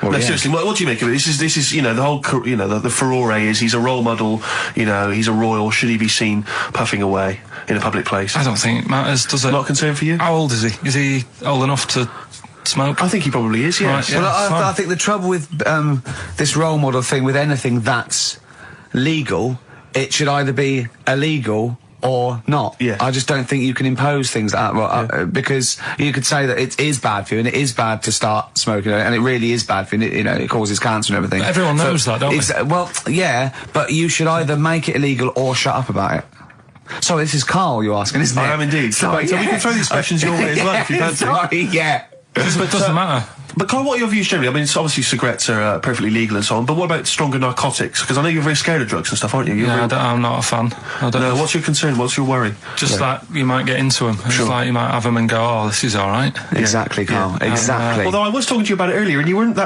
very sympathetic about a lot of young people who have perhaps gone to crack or smack. Didn't you describe it as their own fault? Sometimes it is, isn't it? Yeah. I mean, I could have turned to it where I grew up, but I said, well, don't want to do that. It's not good for you. Sure. And I avoided it. You turn to ghosts. So you've got no sympathy for anyone who's a drug addict? It's their own fault, It depends, doesn't it? Sure. Do you know what I mean? You can be an addict if, I don't know, something, I'm trying to think of a nice way that Well, you most might people end up... start on stuff like that because something really traumatic's happened to them. Very few people go out for a laugh one night and go, let's all try it. Sure. So, but yeah. Just say no, I suppose, is the Just say attitude no. in the end. Listen to the cast of Grange Hill. Now, this will scare you. Now, Carl, you will be a little bit unnerved about this. Have you seen the film Jurassic Park? Yeah. You know what happened there? Well, according to the Sun here, it says scientists are planning to clone mammoths for a theme park. Look at his face. Look at that. He looks like a dog caught in the headlights of a car. He's terrified. I love Carl. He sprung to attention Carl. there. Is that the best news you could have? Man-moths.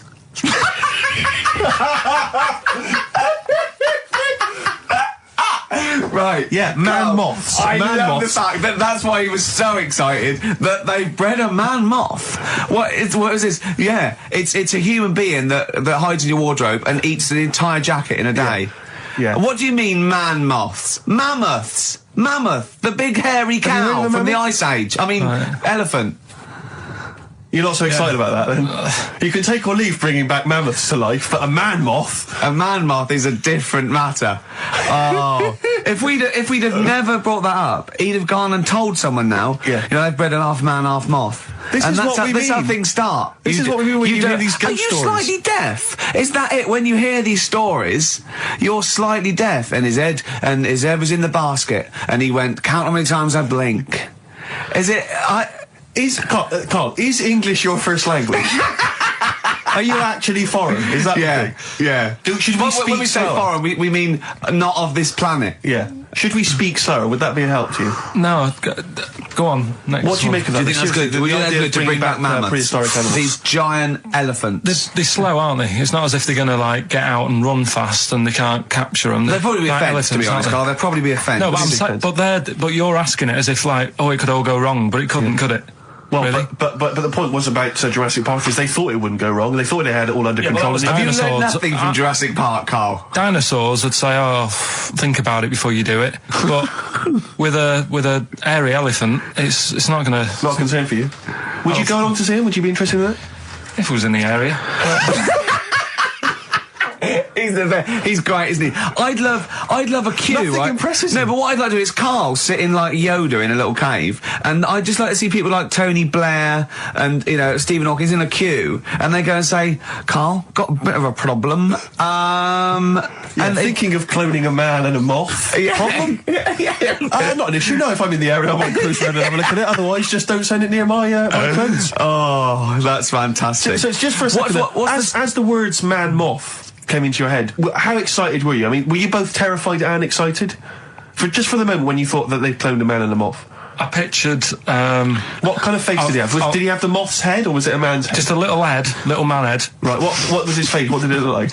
He just was like a bit shocked. Perplexed, yeah. It was like he'd been grafted onto the body of a moth without his consent. And when he was asleep, Yeah, he'd woken up. he just went in to have a goiter removed, Yeah. and they said, we've He replaced woke your up with goiter with the body of a giant moth. Yeah. Is that all right, Mr. Jenkins? So he had the head of a little... Was it a little boy or a man? Little man. Right, okay. And he's just bumping into a lamp. He's just bumping into a lamp. If you went into hospital and they'd done something, what's the worst thing they could do, right? What would you rather have done, right? You wake up and you've got lobster claws for hands. Right. You wake up and you've got duck's feet. Or you wake up and you've got one horn coming out of your head. The worst thing, Yeah. probably the horn coming out of my head. Why? Get in the way. That'd be useful, wouldn't it, in fights and stuff? And for like parties, people would play Well, I suppose quoits. the lobster claws would also be quite handy there. Definitely. Listen, we haven't done it for a while. White Van Man. I thought there's some interesting questions raised today, and I think it might be nice to just throw them Carl's I think we direction. set Carl up again in the last hour as a person that people want to know They wanna his know what he's opinions on thinking. the world. Yeah, well, Yeah. if you're not familiar with it, on Saturdays, the Sun newspaper asks a typical white van driver questions his opinions on the week's news, and we thought we'd throw these in the direction of Carl. Yeah.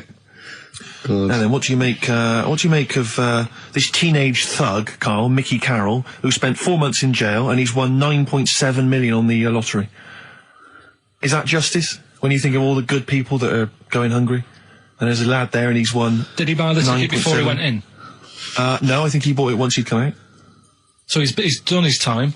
He's done his time. Fair enough then. He's been punished. Yeah. Right. He's bought a ticket. He's had a lot of bad luck. Mm-hmm. Now he's having a bit of good luck. All right, next one. Are you concerned that now he's got all that money, he could turn into like a sort of mastermind villain? You know, like a James Bond style villain? He's got a criminal streak, we know that. Is that a concern for you? I mean, we imagine don't. that he could build some kind of underwater We fortress. don't. With my lawyer's hat on, we don't know that. Yeah, well. Well, he'd have to prove that he didn't have a criminal streak. I'd say you've been in jail for 4 months. Yeah, but sometimes people are bad because they haven't got any money, so he might be Interesting an point. angel of gold now. Or whatever Yeah. it is. It's a long time since we've had any white van, Carl. For those that don't remember this particular hot feature, we basically ask Carl some of the questions that are asked of a white van driver in the Sun. They always have this on Saturday afternoons. Anyway, here's the first one. They're not fascinating, Carl, but I'm just interested on your take, really. Yeah. What do you make of Cilla Black quitting Blind Date after her husband sent a message from beyond the grave?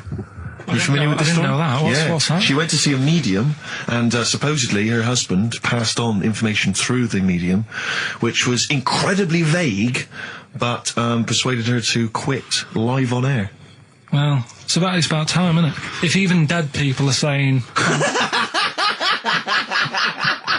enough's enough. But I'll tell you what, though, talking about ghosts and that, do you know how I'm into them? Yeah. Right? How weird do you think this is, right? Well, it's not true. Before you say it, me, Steve Merchant and Karl Pilkington. Have you got the album? And already they've had an argument. Yes. Well, I mean, I don't know whether we need to cheapen the show by discussing it, but I asked for a particular track. Karl is the producer, and he failed to get it for me. He's failed to bring it up from the record library. Completely failed in his mission. He needed to get 2 records, and he failed to get one of them. A 50% error rate there. Yeah, but like I said, I looked in the system, it told me what album it's on, I brought that album up. I'm busy.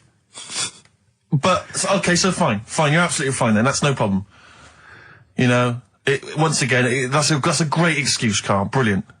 The show has been ruined, it's been partially ruined, but you've got a bit of an excuse. Alright, I didn't make a big deal out of it when you said, oh, and whilst you're down there, get us a new 50 Cent single. I never said, why don't I get the new 50 Cent single? I asked you if 50 Cent single was lying around. If it hadn't been here, I wouldn't have worried. So I get it, yeah, I did that for you. Right. And when I come up, you say, has it got swearing in it? Well, I don't know, it's 5-1, Steve. I haven't got time, I've been whizzing around. You're the producer, it's the brand new single. I'd have thought it had been lying around in the XFM office anyway. But I don't have time to sit around listening to music. Sure, well, yeah. Right? I know that you have. Now you've got an iPod that can hold 7,500 songs. I don't know when you're going to get round to loading all them on, but I haven't got the time. Sure. Busy. Yeah. Fine, okay. No, that's a perfect excuse, Karl. Well done, mate. Right. I just hope that I never have to depend on you in a real emergency. I had a bit of bad luck as well. I wanted to play REM, and maybe the listener can help me here. Can you email in ricky.gervais@xfm.co.uk if you know what song I'm thinking of? It's an REM song. I think it's on the album of the last one before. And he says Mulholland Drive and I'm Steve McQueen. That's all I know. I'm sorry, I can't think of the title, so I need the title to look it up, if you know what I mean. I can't put in like that. I can't put in Mulholland Drive. The system goes, what are you talking about? So I need the actual title of the song to look up to find it down in the library. Oh, well, I'd go down yourself if you're going to go down to the library and get that. I wouldn't send Karl, because... ricky.gervais@xfm.co.uk. But if he wanted to, he did have time, because he came in at 1:20 rather than 1:55. Yeah. No, I told you about that record that I wanted it yesterday, didn't I? So you had 24 hours notice. So that's not really an excuse, is it? But I did find one of my favourite songs of all time, which is Bones off the Benz album, and it's Radiohead on XFM 104.9. And here it is, because you gave me lots of time Yeah. to find it. So. Sure. Yeah. Could have brought it in himself. No swearing in it. Bones. Radiohead. The Bends on XFM 104.9. And thanks to Paul, who's emailed Actually, there's in. a whole bunch of other people. Lots Nick, of people. we've got Davey, Steve, Ashley. It's electrolyte. You know, it all comes flooding back now. We've got that. I've got it out of the library. We're going to play that. That's done. It's interactive. I've used the listener. I've shown the listener, right? I've helped them to help themselves. Sure. I've said, if you want to hear it, tell me what it is. They tell me what it is. They're going to hear it. Yeah. Do you know what I mean? Perfect. Saves going down the library and, well, we don't... Yeah, well, we know mistakes can happen if that, you know, if you have to go down the library. Yeah, and I mean, I checked it, though, to make sure it was the right one, you see. It's just a little bit of... Well, it's a good rule that, generally, if you pick something up, a CD, That's you know, right, we want to play on a radio Sort show, it a live out radio show, yourself. you normally check at the back. Oh, no, yeah, that's right, yeah, if you want a job done, do it yourself. You're absolutely right, Karl. So... But anyway, look, let's all make friends, let's kiss and make up. Yeah, touch and make up. Yeah. Let's just... Well, I'm up on Karl at the moment because it was my birthday in the week, and not only has he bought me a little vibrating thing to put on the chair, because I've got about that, so that vibrates, that. Actually, we can hear it. Yeah, I'm going to do it between records, then. Right, what's that doing to you as you It's just, it sort of like sends a little pulse into your sort of muscles, relax you, doesn't it? I've got to relax on air. If I'm relaxed, the listeners relax, we're all happy. Sure. He's also got me this little electronic bongos, and I thought we could do like... Oh, chimpanzee that, monkey news, so it's like a jungle sort of thing. Sure, yeah. Brilliant. Well, that's supposed to be one of the great jingles, but even has so that. I've got the vibrating... Oh, chimpanzee that! Monkey news! Dr. Fox, if you're listening, I think you'll know that's a clear improvement in this show. So thank you for those. It's alright. Honestly. What did you get him? What did I get him? I couldn't get him anything, I was too busy buying myself an iPod. You're joking? Well, it's a little bit gay, isn't it, giving gifts to blokes? Yeah, it is, but for someone who's like major... Yeah. Play a record! Someone who's major? What do you mean, someone who's major? Well, because he's a major celebrity? No, made you. Oh, made you? Yeah. Right. Yeah. Crazy beat. Blur, alright? On XFM 104.9. Brilliant. Yeah, so I also got, Jane got me a few nice presents, including my favourite of all of them, a real bow and arrow. A real bow and arrow? Yeah. Right. And what you know, you're going to rob from the rich, I give to the poor. Yeah. I've just got to make the little outfit. You and your merry men. She's got me like 2 yards of green felt. Sure, yeah. And yeah. I've just got to find and a tailor. tree house. Yeah, someone who can make me a lovely little natty outfit. Yeah. Why is she what you're about? You live in central London, so where are you going to be using We've got this? a garden. I did it yesterday. I've hurt my finger though because I'm meant to put protector, so it's just it goes so fast, isn't it? I didn't understand that sentence. I'm here in the studio. I saw you point to your finger, so I'm guessing from that maybe you injured your finger. Yeah. For the listener, again, what exactly were you talking about then? No, because when you pull it back, it's... Okay. So... And do you have a target? What do you use as a target? I've got a big cardboard box flat on it, down a tree. Right. I go, it's brilliant. Sure. I'm getting a bit excited thinking about it. Yeah, no, indeed. Because when I make that outfit, I'm going to be running round. Yeah. Yeah. So, and do you have a picture, like a face maybe on the target, like Osama bin Laden, something like that? Yeah. Sure. No, it just says this way up, fragile. Right, okay. I forget what came in it. But, you know, it's good fun, isn't it, Carl? Bow and arrow, isn't it? Brilliant. Yeah? Would you like a little bow and arrow? Yeah, it's alright. Yeah. I forced out a rifle as a kid. Did you? Yeah, that's... A real one? Yeah, just shooting cans and stuff. Yeah. It's alright. So... Well, a wonderful anecdote. Well, I went out with a drink with Carl in the week, and we went to a restaurant, didn't we, Carl? It's a good night. And we sat there, and next to me, when Carl came, next to me was what's his name? Ross Kemp. And he was sitting there, and I saw Carl, and I tapped him on the shoulder, Ross Kemp on the shoulder, and I pointed to Carl and him, and I said, "It's nice to see you two back together again." Nice. And Carl was horrified. But Carl didn't know that I'd already spoken to him before Carl arrived. I thought it was okay. I thought I could break the ice because I'd met him before. Sure. So he just thought I was insulting him. And in the week we were talking about his little head, weren't we, Carl? And Carl suddenly stopped the conversation and said, "If I had hair, what would we be talking about now?" I think he had enough of everyone talking about it. And he looked good though. It's a special little do. He had it sort of, cropped a little bit more. I like it when he's just freshly had it done. Mm. Do you like? Yeah. Has that ever happened to you, Steve? If you're somewhere, say if you sat somewhere, does someone sort of, is he anyone else who you look like, or would you say you're a bit of a one-off? I love these two. But to be fair, to be fair, he seems to be having to go at me an awful lot more than I do at him now. I mean, he just starts it. He starts it out of nowhere. I think his is sort of a get back for the way you treat him as a producer, not. But he's not a producer. If he produced the show, I wouldn't have a reason to criticise. But I think this is it. But seriously, I mean, it really winds me up now because, it started as a joke, but now it's abuse. Yeah.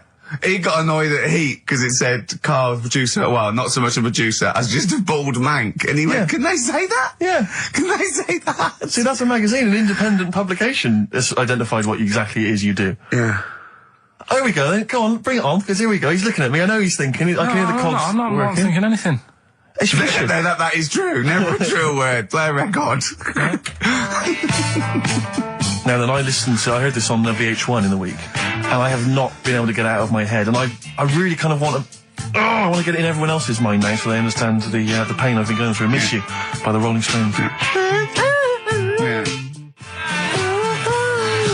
I hope that's now embedded in your brain and you can ruin a week by having to sing that constantly, irritating people in shops and everywhere you go. Miss You by the Rolling Stones. Good track. Carl, Jonathan Ross came out of this last week, and we were talking about stuff, and Carl was mesmerised when Jonathan told a story that he was bored once in a hotel room and shaved his arse. He shaved his arse? Yeah. Sure. And Carl, you didn't stop questioning him, did you, for about... I just wondered, at what point do you sort of say, "Oh, this is getting on my nerves"? Do you know what I mean? Yeah. It's way too long, tucking it in his socks or whatever. Yeah. But it's not, I mean, it is boring in hotel rooms, because I told you before about when I was in Edinburgh, and I had nothing to do, there was nothing on the telly, and you've eaten the shortbread biscuits, and so that's when I read the phone book to see how many... That's when you read the phone book? Well, to see how many Macs were in Scotland, Macintosh, Sure. Yeah. and there was 42 pages. Yeah. Jonathan, I don't know if he'd already done that. Yeah. And, he said he shaved his arse. Now, when we say shaved his arse... Not his cheeks, his... Oh, all of it? Yeah, all of it. Did he say that? Well, I think that's... But other than the cheeks, But then, there's not much left. But then we got to the fact that me and Jonathan, if we pulled our wealth, we could have shaved Carl's arse for £1,000. Right. And he said, yeah, for £1,000 you can shave my arse. Suzanne said, can I say this bit? Your girlfriend said what, Carl? She was annoyed. She says, well, I'm not allowed to go there. Why is anyone else? And of course, the whole table stopped and leant in and said, what? He doesn't like me touching him there. I went, what do you mean? This is too much information. It was too much information. I like the fact that you've had this conversation with her. I like the idea that she touched your arse once and you went, woo, hands off. Yeah. I love you, but keep your hands away from my arse. Do you know why he said he's talking about the most intimate part of the arse, the middle arse he's talking about, and he said, I said, why? He went, it's a bit gay, innit? I said, how can a girl touching it be a bit gay? If you stood behind it could be anyone, doesn't it?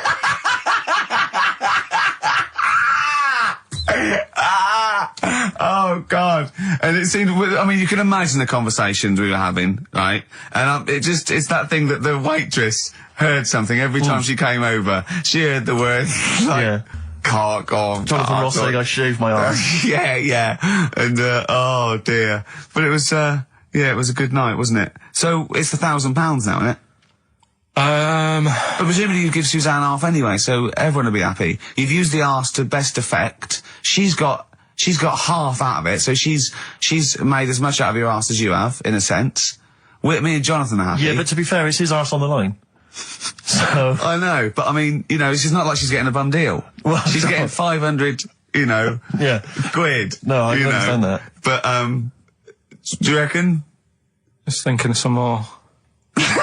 Play a record. Can I just ask, before you play a record, if we were to shave your arse, let's say we did it for charity or something, got sponsorship, how would we do it? Would we use one of those big kind of old-fashioned razors? No, I'd use a Bic Safety. I'd just straight away. And would you use a gel or a foam? No, first of all, I think I just, lather it up. Right, so you lather up his arse first? I do the outside bits, just go straight down, big broad strokes, clean, right? Then I'd have to go in the crevices, and I'd need an assistant. I'd pop it apart, and just very gently go in there. I might even use electronic equipment, just so there was no sort of, like, nicks. Okay. So an electric razor? Or I might wax the internal middle arse.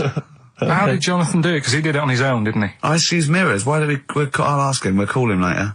But, I don't know. Well, perhaps you listening have once shaved your arse, maybe during an exam or something. What I think, and this is conjecture, but I think he was probably there, he'd had a shower, he'd shaved his face, right, I thought, well, he was naked, looks down and goes, oh, what a hairy arse. Well, hold on, I've got the razor in this hand, I've got the mirror there, I'm not on stage for a good 10 minutes. Yeah. There's one thing I don't like going on stage with, is a hairy arse. Bang, drink, wallop, done. On stage, thanks, see you later. See you next week. Yeah? What are you thinking, Carl? No, it's just how hairy was it? Do you know what I mean? How hairy was it? Because I imagine, you're saying mirrors and stuff. But he's how old is he now? He's 42. And they say your testicles drop quite a bit once you start getting old, don't they? Yeah. So he's got to make sure they're out of the way. Yeah, but I don't think I can speak for myself, as a similar age to Jonathan, that, there's millimetres in it. It's not like we tuck them in our socks in the morning. They're still in the same place. You really wouldn't know the difference. It wouldn't, if we filmed it in, time-lapse camera, it wouldn't be like a bungee jump. Do you know what I mean? They wouldn't be moving a lot. Yeah. All right. Do you think I told him he's a good-looking fella, Steve. Would you agree with that? I told Jonathan that he said that he just went for it as well. Yeah. So you spent a lot of time picturing Jonathan's naked arse. You'd let him give you money for arse touchery. Yeah. Whereas your girlfriend's got no chance, and you're saying he's a good-looking man. Do you want to play a record and think about what you've done? Interesting. 50 Cent, 21 Questions, new single from him. Well, me and Carl got a joint favourite lyric now. I love you like a fat kid loves cake. Yeah. That's great, isn't it? I like it because it's funny and humorous and cheeky. You like it because it means something, don't you? You think that's the absolute truth. If someone was to say that to you, that would be the most romantic thing they could say in it, because it's No, I'm just thinking that's, you know what he means. It's like the Elephant Man, right? The Elephant Man, that's what he's called. Again, you know what you're going to get. The fat kid loves cake. You've said it all, you don't have to say any more. I can't believe it. I'll tell you what made his day the other day. I love it. Jonathan Ross said The Elephant Man is one of the best films ever made. Yeah. Endorsed by a celebrity. I know. Well, by a film buff, really. It is good though, isn't it? It is a very good film, yeah. Forget about tomorrow. Feeder. Right. Listener, I'm talking to you now. Have you seen these posters around with me and Steve on it, right? It's embarrassing, right? We were mucking around at a photo session, and XFM wanted to do some posters. We couldn't be bothered to do them again, so we let him have this one. Irony comes back to haunt you, and it looks like I think I'm Simon Temple or something, and Steve's alright. But we think that Karl should be in it. Definitely. Karl doesn't want to be in it, but it looks like everyone listens to this show for Karl's basically, you know, innocent stupidity and some great tracks. Exactly. They don't listen for us anymore, Steve. So I think it should be a campaign to get Karl on the poster. Yeah. Well, I should point out that I think XFM are more than happy to have him on the poster. So it's just him. You don't want to be on there, do you? There's no need for me to be on it. Of course there is. Why not? I get so many emails here as I'm sat during the show reading them. So many emails saying, what does Karl look like? Well, I want pictures of Karl. If they go to xfm.co.uk/Ricky, we've got those film bits on there, those video mock-ups where I'm part of it. You can sort of... That's not enough, Karl. People want to see your face. You're part of the show. You're an intrinsic part of the show. Yeah, we'll get you on the poster. Why? It'll be too much on a poster. They can only take in so much. What do you mean? They can only take in so much? Yeah, it's good with two people. No. It's enough. So what do groups do then? Well, they haven't... It's like Ringo Starr is being left off the cover of Sgt. Pepper. Yeah. Or Rutherford doesn't get in a look in with Genesis. Exactly. Well, You know, Which would be outrageous. Yeah. Oh, sorry, Tony Banks, you can't be in this one. Yeah. It's just me and you will be very. You see, you look like the Collins, yeah, so but you've got to be in I there. don't photograph that well either. You're joking. Is it because you look like a little cue ball because it just shines off the top? A lot of people as well. You should dispel the myth. A lot of people think for some reason that you're fat. A lot of people say to me, "Is he fat?" No, but that's because I haven't got much hair, so it looks like my head's big. No, they haven't even seen you. They just think from listening to the show that you're fat. That's because you're northern. They think you just eat chips and complain about the weather. Well, complain about the south. I just think you could answer a lot of your critics. But then you see what I don't like about this world. A lot of people judge people on the way they look. Yeah. Oh, like you do. If only more people thought like that, Steve. But Karl, you judge people on the way they look. Yeah, I know. That's what I mean. But I couldn't with me, could I? Because I don't know what I look like. What? If I was listening to me on the radio, I wouldn't be able to say, "Oh, he's a," and slag me off and that, because I don't know what I look like, and I quite like that. Do you know what I mean? I lost. I don't know what Absolutely you're talking about. lost. Just believe me, right? I'm right on this one. It's best if you leave it. Well, we're not going to leave it. We're going to get you on the poster. Yeah. I mainly have to see myself on videotape this morning. That's I showed him. The animal show I did, the show. Yes. I'm doing a video, and I did behind the scenes footage, and I've got you've seen it, haven't you? I feel a bit of Karl on there, isn't there? Yeah, It's great. Yeah. It's lovely. He can't believe it. He said, "Is it playing slow?" Because he's so slow. When I come into the office, going, "All right." That's how you I'm talk. my head as well. I look like I'm looking into a spoon. I'm not happy with it. I just think that if we're willing if Ricky's willing to use his celebrity profile for the sake of the show, I'm willing to look like let's say a fairly handsome, kind of cool customer. I think the very least, Karl, is that you appear on there as well. You could dress up smart. Are you worried that you'll look the worst out of all three of us? Who am I standing next to? I'm next to Steve. I'm fairly confident. Yeah. I like the way it's so predictable. You pull the string because you know what it is. It's You pull the string. My neighbour had a horse in her house. It does work. Honestly, it works. Okay. Yeah, okay, don't bother explaining it. Just play it. Well, Is there monkey news? I'll tell you what, I've been having a bit of a problem this week. Why? It's just been a struggle. Normally, I can come into work on a Monday and there'll be something that's happened over the Saturday, over the Sunday night. Do you know what I mean? Over the weekend, the monkeys have done something. Been very quiet. I thought I'll be all right. Let's see how the week goes on. I don't know if they've caught on to the fact that we're giving this coverage now, or I don't understand. Normally, people are emailing me stuff all the time about monkeys. Been very quiet week. Been checking. I was looking in books last night and stuff. Is there any monkey news? I've got some, but just because it's not that good, something else I found out that I thought I'd share with you. Go on. I was looking in the Guinness Book of Records, right, because I thought they'll have something in there about monkeys or something, right? Mm-hmm. And there's a little monkey, I think it lives in Asia, right? There's loads of them live in Asia. Might just be travelling, but yeah. And something they found out, I don't know if they've got it right, and that's why I want to bring it up. Apparently, it's the mammal, right, that's got sort of the pointiest eyes that pop out of their head. Steve.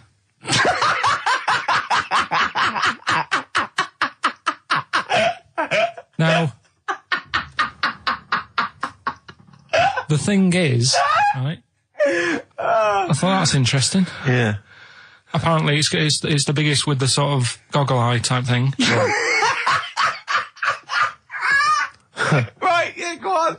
Apparently, they come out of their head 1.6 centimetres.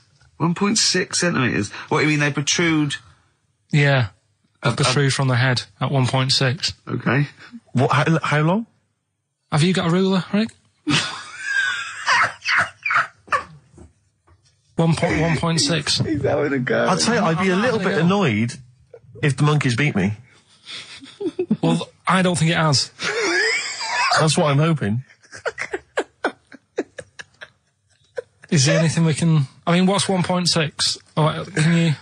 It's about... Drop your trousers. It's, about 3/4 of an inch. What do you think?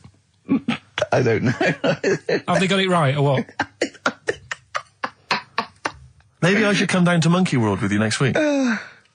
So anyway, so that's not the monkey news, that's just something that cropped up and... Sure.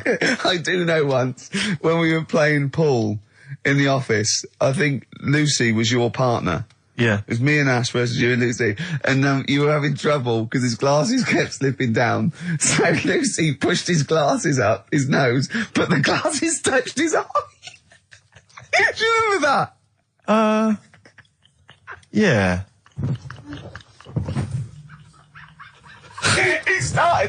He started it. Well, you're the one who joined in. No, I know, and I feel bad now. Yeah. He makes me nervous when he goes, yeah. It's like, play a record. No, I'm just trying to think about which part of your fat, middle-aged physique I can pick on. The tits would be a good Yeah, start. yeah. Oh, the belly. Sure. Oh, what do you think of that? Oh, that's... What is that? Play a record.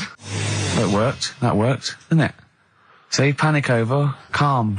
Now, we just had a call from someone impressed by Karl, and Karl's very pleased because this guy has actually done a PhD on Che Guevara. So in theory, whatever subject he chose, in theory, he's probably one of the experts in the world on this particular field. Now, hello, are you there? Yeah, I'm here. Hello, what's your name? My name's David. David, now where did you do your PhD? At UCL. Did at UCL, mild college. And what was the actual title of the PhD? It was Che Guevara's influence on class struggle in Europe in the 60s. And what did you think of Karl's performance? I thought he did really, really well. The only thing, I'd never heard those last words before. So Karl actually knows something you don't know. Yeah, possibly. Although you presumably not take that as verified information. You probably wouldn't take everything Karl said as gospel. You'd probably look it up yourself, would you? I probably would have a look, yeah. Did you know about babies' eyes? Sorry? Did you know that babies' eyes don't grow? I didn't know that. You see, that's why you shouldn't take things Karl says as gospel. Because it come out with something, vaguely intelligent, and then say, "Did you know about babies' eyes don't grow?" Any questions that you'd want to test Karl on? Any thoughts? Any things he missed there on the history of Che Guevara? I think he did really well, and I think he should be congratulated. Because Karl has problems with understanding why people are interested in history, and even though he's been reading these books, he keeps saying, "Why does anyone care about history? Why is it important?" What would you say to Karl? I think he should maybe then look at who Che Guevara did influence and why he still influences people today. Yeah. Well, he knows that he influenced Citizen Smith, and he knows that if McDonald's ever wanted to swap Ronald McDonald for Che Guevara, it would cost him an awful lot of money. So he is trying to apply it to the modern world. He is having a go. Well, maybe you should think like why Rage Against the Machine have him on their T-shirts. Good point, Karl. Why do you think of that? Why do you think they have him on the T-shirts, Karl? I thought I don't know. Maybe that was a design of the T-shirt. Maybe they wanted another T-shirt. Maybe they wanted didn't have Ronald any, McDonald. but didn't have any in. Sure. And they said, "Oh, we'll have that one there then." Well, thanks very much. Just before you go, do you think Karl would be an interesting subject for a PhD? Yeah, very much so, yeah. Okay, well, well, if you're not... Well, hopefully one day you'll become a professor and you can maybe set that as some I coursework. could do, yeah. Karl Pilkington. Imagine that. Cheers, Dave. Imagine having an MA in Karl Pilkington. Thanks very much, Dave. Okay, bye. Cheers, Oh, bye. that's good. My teachers never did that. What, encouraged you in that way? Never said well done. So, Really? Yeah. But you never showed up. Yeah, but you have to be in the same room, They were too really. busy saying, who are you? yeah. No, but Mrs. Matthews, me head teacher. Oh, let's not lay into Matthews again. She's Oh, always not getting us. not Well, Matty she Matthews, said not I'd never- Grimble Matty Matthews. I'd we used to call never her. be a high flyer. If she could see you now, what'd she say? You'll never be a high flyer. She said that to me, mum and dad, on a parents' evening. And that was after I'd played the drums in Little Donkey. She clearly didn't know what she was talking about. We have got Cheeky Freak of the Week. coming up. Right. There's That's been on the subject a of lot of freaks. stuff going on this week. In the freak world. Yeah. Is it really? Yeah, there's loads. I mean, stuff that we can... The one that hasn't made it, God, this is what it hasn't made it. So we'll judge it on that. Go on. there's a woman, right? Do you know how... I mean, in a way, I thought Elephant Man, it was a bit tight because, you know, they sort of took him on a freak show, did a bit of a road show with him and stuff. Yeah. There's some woman, I think she's in India, like now, who makes a lot of money because she's got 3 legs and like 7 toes stuff. And she was saying people pay quite a lot of money. Not Squiddy Patel. It's not that much money like compared to here, but over there it's like loads of money. Sure. And all you do is you go around to her house and you pay this lot of money, and people just go, "Oh, look at that, Extra leg. a leg." Right. It's quite a lot of money in that. So she hasn't even got to go out on the road anymore, like in the old days. No, People that's come to what her. annoyed me. It's like, well, you could get to them faster. You go and see them if they're paying the money. Sure. But yeah, there's... What she could do is go in and buy a pair of shoes, right, and then nick one on the way out because they only put one out, don't they? Good idea. So she could get, 2, 3 for the price of 2. Just one of the many perks of having Just 3 one legs. of those having 3 legs. The other one is, keepy uppy. But she'd be good at that. She wouldn't actually just stays at home and puts the feet up. But anyway, that's not even Cheeky Freak of the Week. That's coming up later. Coming up later. Oh, brilliant. Now, Rockbusters, dead in the water, isn't it? We've killed that off, have we officially? We killed off Monkey News and Rockbusters. Didn't I tell you that there was some sort of petition for Monkey News? Was there? What was the Caused story? a lot of it's loads of emails and that. You saying- mean you've done Monkey News? You mean you want to do Monkey News? No, but seriously, there's uproar, and people were like, "You can't get rid of Monkey News. Yeah. Don't be doing that." Loads Loads of people. Was it monkeys? Trying to write the complete works of Shakespeare? Did Tony Blair get a whiff of it and he's coming So down we're like a doing ton of Monkey bricks? News. And Rockbusters, Steve, if you've got a better competition, then we'll do yours. That's fine. Do you know what I mean? If that's what you want to do, we'll do. What did you want to do? No, I was just wondering whether we should perhaps not do a quiz at all rather than do that piece of rubbish. Might be better to have nothing. Might be better just to have silence during that part of the show than have Rockbusters. How I don't about know. If We should discuss it off if I air. give you the clues and that, and if you think they sound rubbish, we're not doing it. Well, I know that. I guarantee they're going to sound rubbish. All right, let's make it the last Rockbusters then. This is the last Rockbusters. Well, it depends. This is it. Okay, this is if it's good, you get a reprieve. It's all about this. Okay. Okay. Go on then. Let's do Rockbusters then. Oh, we're doing it now. Should we play a record and do it after that? Do it after. Well, I'll tell you what. I'll tell you the prizes and then we'll come back with the clues. Because I've dug up that REM track, Excellent. so it's an interactive show. Okay, we've got the best summer holiday album ever. What we got on there? It's got Brilliant. Elvis versus Junkie XL. That's Yeah. brilliant. Yeah. Holly Valance is on there. Yeah. Laz Ketchup. It's all the stuff that the XFM listener is craving. I got- Tribute to the Ramones album. We got Red Hot Chili Peppers are on there. Metallica. Street Legal from Bob Dylan. That's nice. Brilliant. Did you just buy that in the 4 for £20 from HMV deal? Fair enough. Once That's a again, good album. The Talons of Weng Chiang, a Doctor Who classic. Yeah. And there's something for the XFM listener, 8 Mile on DVD. I as thought well. that was nice, that film. The last bit was funny. It's a good film. And some good rap-offs in that as well. Yeah. So let's play a tune and then we'll come back with the Rockbusters clues. REM, go on. Give it to him. REM, Electrolyte, on XFM 104.9. Ricky Gervais, Steve Merchant, Karl Pilkington. I walk down Oxford Street every day to go to the office, and it is like running the gauntlet in Gladiator. It's not only is it just like, you know, you have to dodge people and they're dawdling or rushing or, you know, keeping into the road to get past some people but avoiding taxis, but it's like hands everywhere, like leaflets. I don't know, there must be 1 million leaflets given out. It's all mobile phones, sandwich shops. Teach yourself English. Yeah. Teach other people English. I know, and those charity people, something for Alzheimer's, and I've been caught about 6 times where I couldn't say no. I've got about 8 standing orders now because I just couldn't say no when they confront you. Yeah. Which is, you know, it's amazing how often I'm on the way to a meeting. Yeah, I'm always on the way to a meeting, and then I always feel guilty if I walk past them again 2 minutes later with a HMV bag. Yeah, full. Yeah, exactly, crammed with bargains. I know, yeah. No, it's actually weird. They're like zombies. It's like you're just fighting them off. You need a flaming torch to get past them. Or if it's not them, it's tourists. Just constantly, you know, excuse me, can you take my photo outside HMV? Or outside Topshop? That doesn't happen to me. Okay, always seem to have tourists. Just in the way, just kind of dawdling, you know, looking up at the buildings. I walk so fast. I put my head down and I just try and walk so fast everywhere now, because it's, But Oxford Street is just, it's unbelievable now. And I think it's age that I've started noticing it. Even if the window's open and I hear just like cars and they're on the mobile phone, it's the loudest place in the world. Yeah. I don't know what we can do. Well, isn't it one of the busiest streets in, is it either the world the universe? It is mental. I think if we carpeted it, that would and help, put some curtains up, it would just deaden. It's like pubs with those polished floors and metal tables, and everyone's having to talk like that to be heard. The jukebox is quite loud, and I want to go just turn everything down. Yeah. Let's put some carpet down. Just talk quietly like this. Yeah. Put the music down a little bit.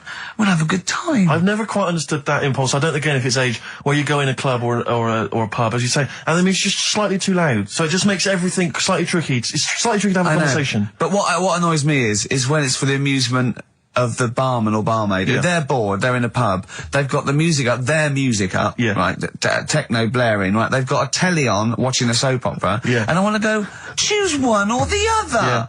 I mean, what are you watching? I got a minicab last night. I imagine you don't travel in minicabs, but the guy driving, one of those guys, I know he's driving a cab on a Friday night. Okay, no one wants to be doing that. And he had one of those phone, you know, the little earpieces that you put in, so it looks like they're talking to themselves. And he's there, and he goes, where are you going? I went, crouching. He went, yeah. Well, and he's chatting on his mobile phone the whole time. His voice was so loud. He had the radio on as well, and he wasn't concentrating on the road. I just thought, look, I'm paying you £10 here to take me somewhere. Please, just stop chatting or arranging your social life for 2 minutes. Get me to my destination safely, and then you can resume your conversation. My favourite one is I'm going to so-and-so terrace, please. Where's that? I want to go, right, you're not taking me then. I mean, I don't know. I don't know. Exactly. I don't drive. I'm paying you. That's why I'm paying you. That's got to be part of the service. But I mean, I know people who've been in many cabs, didn't know where I was, and didn't have an A to Z. No, I was in East London once. I said to him, I'm going to North London. He went, where specifically? I went, Swiss Cottage. He went, sure. I said, do you know the way? He went, yeah. Set off. Along the way, he went, do you know the way? That's why, I thought you knew. I said, have you not got an A to Z? He went, no. He was one of those guys who'd just taken his car out middle of the night. That was all he had. All he had, all his credentials were he had a car. No map, no torch. The 2 other things I bring with me. And he said, so we're driving along. He went, I'll probably get you to Camden. I was like, okay. He went, it's a start. I mean, that is the start. Exactly. He went, do you know the way to Camden? I thought, pull over. It's not worth it. I'd rather hitchhike. I'd rather walk. Ludicrous. Those people who just go out. Yeah, they just take a car out to earn a fiver. I bought a car.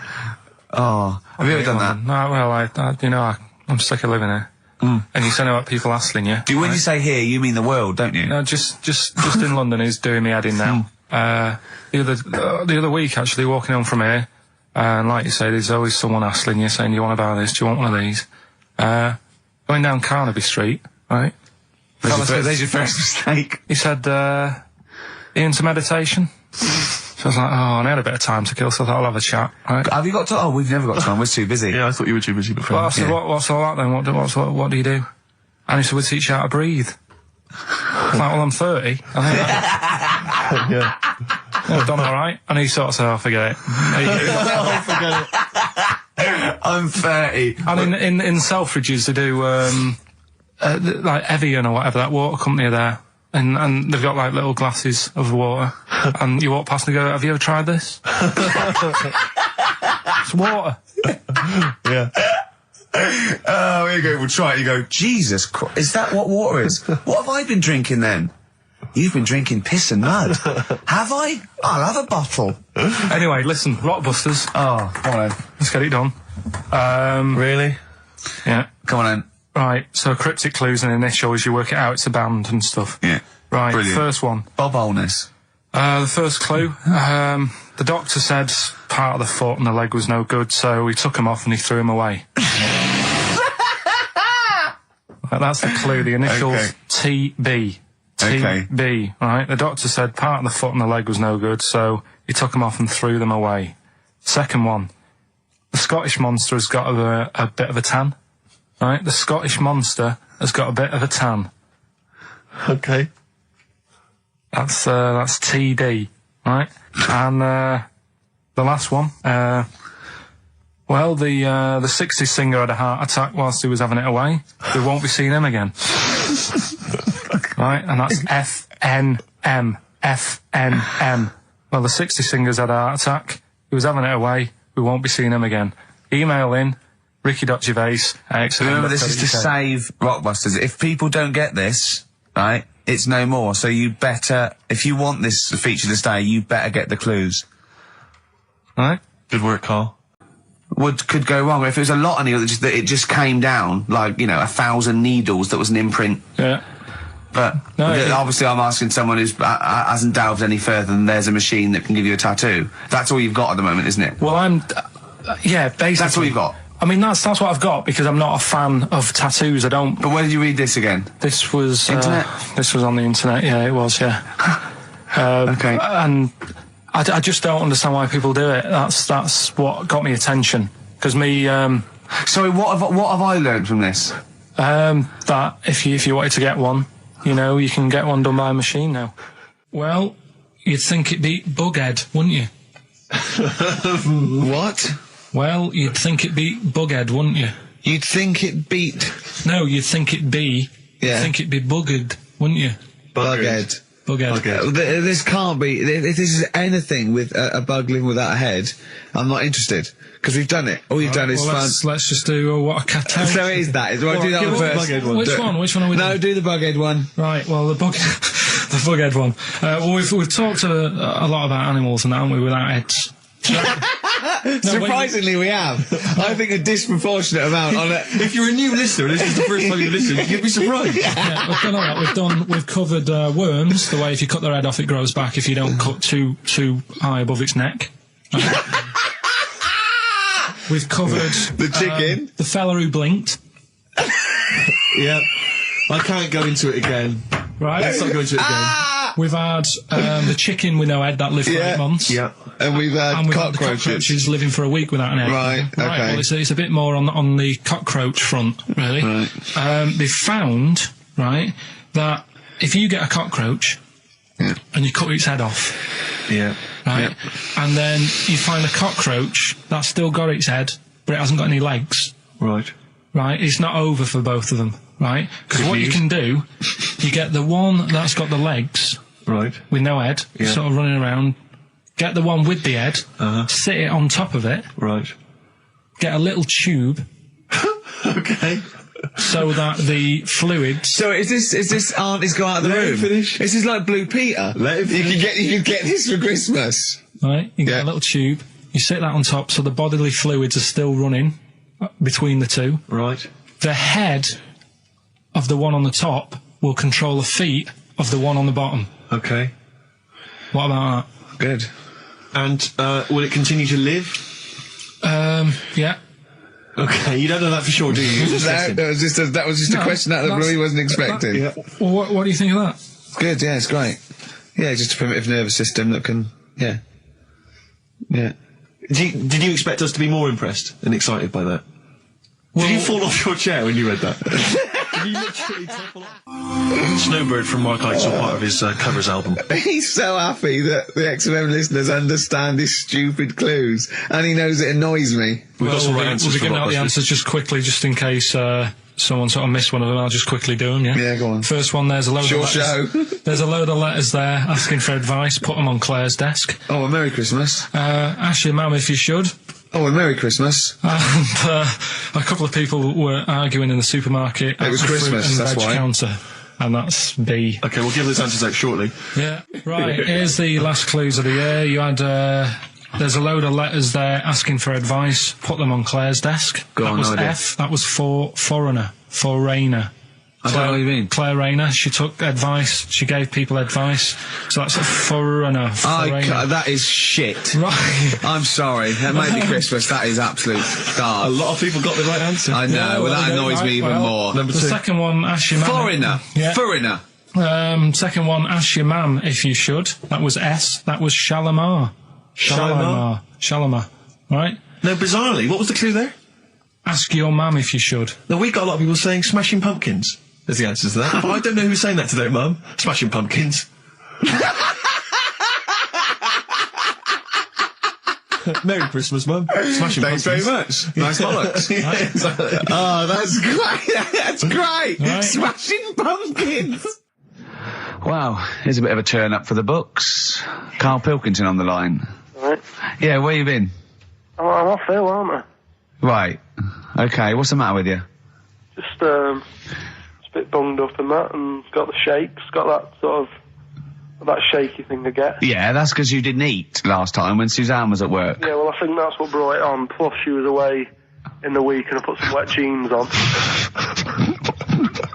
And I think that's what caused the problem. When did you put them on your head? No, they were just on the maiden and the legs felt dry, but they Just were on the what? On the what? Have you got the maiden? What was she doing there? What do you mean?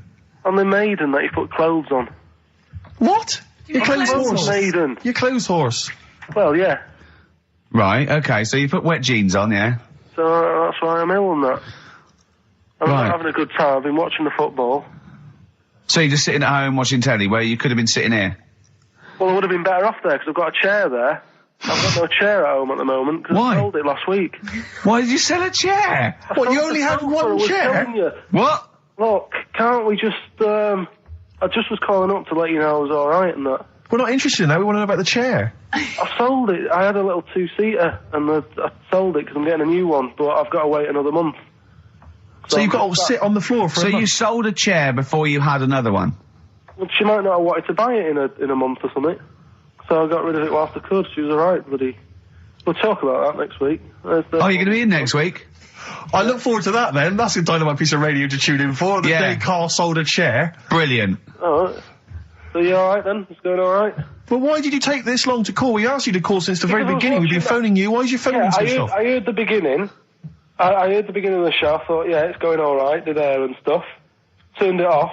In You fact, turned it off? No, I put a tape in though, because even though I'm ill, I'm still showing an interest in it. Well, you're not. If you're watching football and shaking.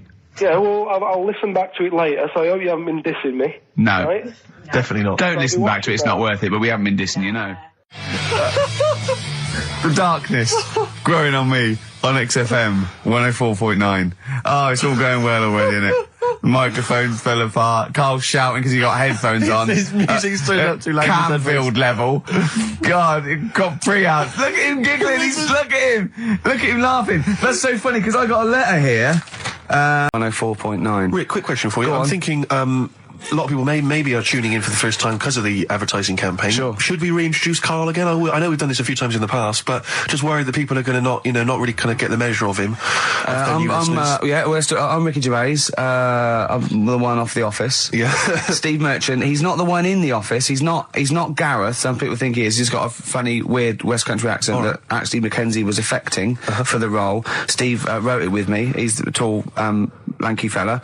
Carl is our sort of, I say producer, but he's the one that pressed the buttons because I was Dog's too... body. Yeah, but I mean, it was just because I was too big to run the desk. Yeah. Too like important, I used to have to do. Literally too big. You couldn't get younger. Yeah, and then we discovered that, you know, he looked a bit like a boring sort of, alright, yeah, but then when we sort of, you know, poked him with a stick, he came up with, he doesn't realise, but some of the I think, some of the funniest extraordinary things I've ever heard. Say hello, Carl. Alright.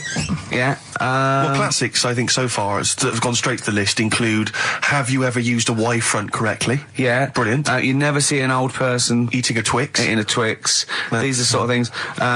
He's things. back on his campaign to get rid of jellyfish. Why is that, Carl? Oh, did you see the paper yesterday? Go on. There's a jellyfish, right? It's about 15 foot long, about 5 foot wide, and there's a fella swimming next to it, and the paper's going, oh, look at this we've found, there's loads of them in Japan. Yeah. And it's because the water's getting hot, so it's making jellyfish really big. Oh dear. How's the campaign going to get jellyfish get rid of them? What was your point about jellyfish? They don't do anything. There's no point. They get in the way. Jellyfish, yeah. It ruined me holiday, because I got stung by one. Yeah. But you think the same thing about Liverpudlians, and we can't just go around, wiping out things that ruin your let's holiday. do the jellyfish first, and then we'll move on to the scousers. Yeah. But yeah, I don't know what they do, and I'm trying to look on the internet. I've been busy this week. You're jellyfish now, not scousers. Yeah. You know what I don't know what they do either. To sort of try and work out what would happen with the sea if it didn't work, because they say if there's no... See, this is what we're talking about. Let's do it. People who listen for the first time, they've got to listen to every word you say. You want to find out what would happen with the sea if it didn't work? If jellyfish weren't in there, do you know what I mean? Because stuff like coral, apparently the sea would be in a right state if you didn't have any coral in it. Fish, do you know what I mean? I always worry about how many fish we're sort of eating. Because you go past... Sorry? No, do you know, you go in Marks and Spencer's or Selfridges... There's loads of fish in there. And there's really fancy stuff that you think they've killed that, and it looks good on the counter, pretty impressive. Yeah. But is anyone going to buy it? Yeah. Do you know what I mean? It's a big, a shark sat in ice. Yeah. And you go, they've got a lot of fish... So you won't go around the Tate Gallery? Do you know what I mean? I've never seen a big shark sat in ice in Selfridges. They do it. And it's you go in the morning and you can go back at night and the same shark sat there. And it's... So you know it's the same shark, do you? It's the same one. So what, same face? Are you sure he just hasn't lost his mum? And he's just he went shopping with her Christmas shopping and he's just he's drowned, he doesn't know where, he's just waiting. You know I'm right. I've never seen a shark in Selfridges. Well, all right, then say maybe that's one day a week, but on other days they'll have Shark Monday. I think, Selfridges. Today at Selfridges is Shark Monday. Yeah. No, it's just that... So your point is that there's all these fish not being eaten. Yeah. So and they're being killed. They've taken them out of the sea, no one's eating them. And you're worried, that the sea's going to rise because the more things you take out? Well, we're just going to run out. Because the fish drink it, don't they? And that keeps the water level down. Yeah. No, well, you know what I mean. There's stuff that worries me. You're worried that... Was it you who said that you were worried that... Because, there's sponge in the sea. Yeah. But if they took it all away... No. Is that him? That's a Stephen Wright joke. Is that Stephen Wright? What was the joke? Sponges grow in the sea. That kills me. How deep would it be if they didn't? I love the fact that he confused you with Stephen Wright, who for a living purposely says ridiculous things. Yeah. Does that worry you, Carl? Well, think about that and play a record. What do you want? I'd love to. A classic, a beautiful song by Simon and Garfunkel, April Comes She Will. Anyway, Carl, look, you almost let it slip then as you were talking about your filling out that application form. There's some big news that everyone needs to know, which we were stunned by in the week, although the more we sort of talk to you, the more it starts to fall into place. Yeah. But, Carl, what's the story? That I haven't got me exam results from the GCSEs. He never turned up to get his exam results. I was working. And so, how many did you take in the end? Because you weren't even sure about that, were you? You think you took maths and English, don't you? Yeah. And you think you've handed in the artwork for art, don't you? Now, art was continual assessment, wasn't it? Coursework. And what was that you made? I made a man sort of putting his arms into a car. You made a model of a man putting his arms into a car. What was this? So that one's passed. Was that this a homage to break-ins in Manchester? Was this? What was this? Oh, look, he does what he sees. Yeah. So you've got that. That's safe. You've definitely got that one. So you've taken art, you've taken English and maths, you think? So this is what we're going to do, listeners. We're going to try and find out his exam results for him and tell him next week. Live on air. We're going to call his school, we're going to try and track him down, and we are going to have a little envelope, and we are going to give Carl, at the age of 29, his O-level results. GCSEs, yeah. Now, Carl, so you took maths, you think, you took English, do you remember turning up to do those? Do you remember sitting in the room filling in the forms? Yeah. Okay, and how did you feel you did? I don't think I did well. You don't think you did well? Did you revise? No. Why didn't you revise? Because I don't really believe in it. Okay. Well, it's just that if you don't know it, then you don't know it. You shouldn't have to start looking at a book. If I went to the hospital, yeah, and the doctor said, "Oh, you need your appendix out," but hang on a minute, I've just got to read up on it. Yeah. that isn't good enough. Okay. He should know, and that's the way I feel about it. To be fair, though, He did do the revision beforehand. yeah, they don't usually pass on, like, maybe, like, when they're in practice. Yeah, 7 years information they down the took in line. by osmosis. Yeah, yeah, and the bloke comes in and goes, can I just see what you did with that? And I goes, you've passed. Yeah. Phew. That's a good one. Yeah. Good job I watched Casualty. We'll start off with the Mr. Freeze. Tell Steve the story of Mr. Freeze. This is the first time he nearly died. This is the most serious of the lot, really. So, what it was, do you know, like, don't know if your mum and dad did the same thing, but, like, they do the weekly shopping on like, a Friday.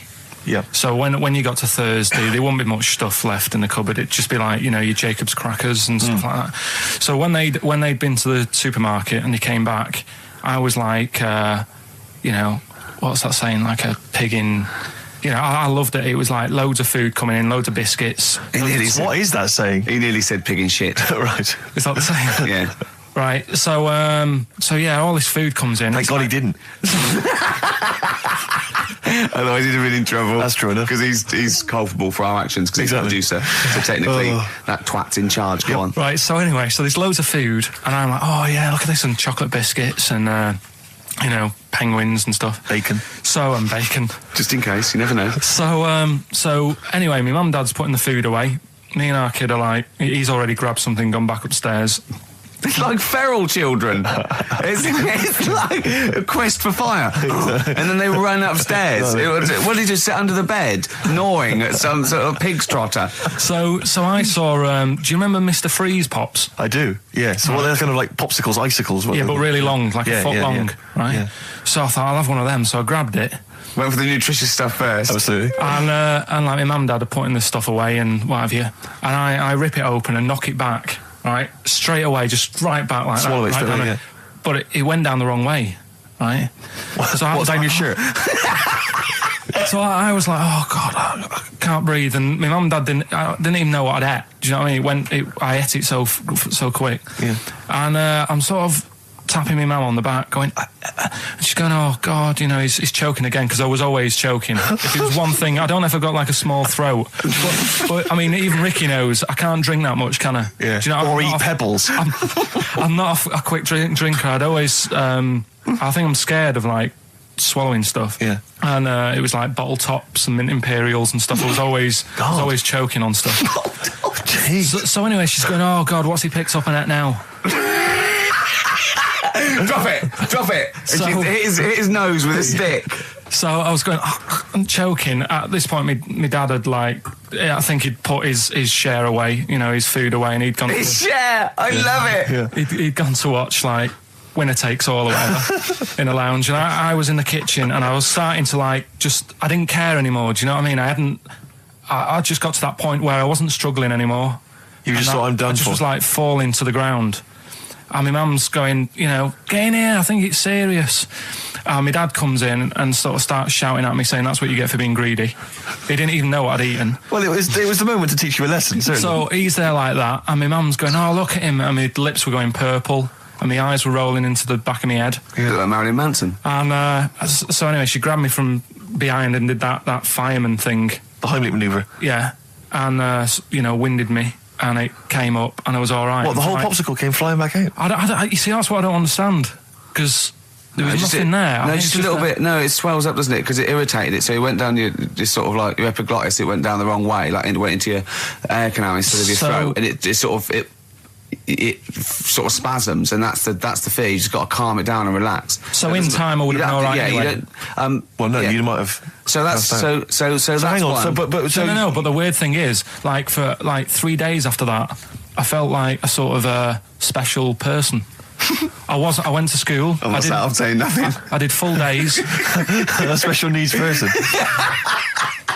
Yeah. I went to school the next 3 days after that. I didn't wag it or anything. I did full days. I love that. 3 days, turn over yeah, exactly. After 3 days, you thought, screw it. Yeah, did a quick history exam. Yeah.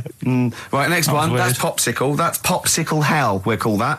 What have we got now? Right, so we're looking into animals that we get rid of. I've spoken to someone about snails. I've spoken to someone about jellyfish and that. And looking at cockroaches today. She's an expert. She's just not just some random person. No, she works in a museum, a good museum. I said I'd give it a plug. It's the one near Knightsbridge. It's got dinosaurs and that in it. It's worth seeing.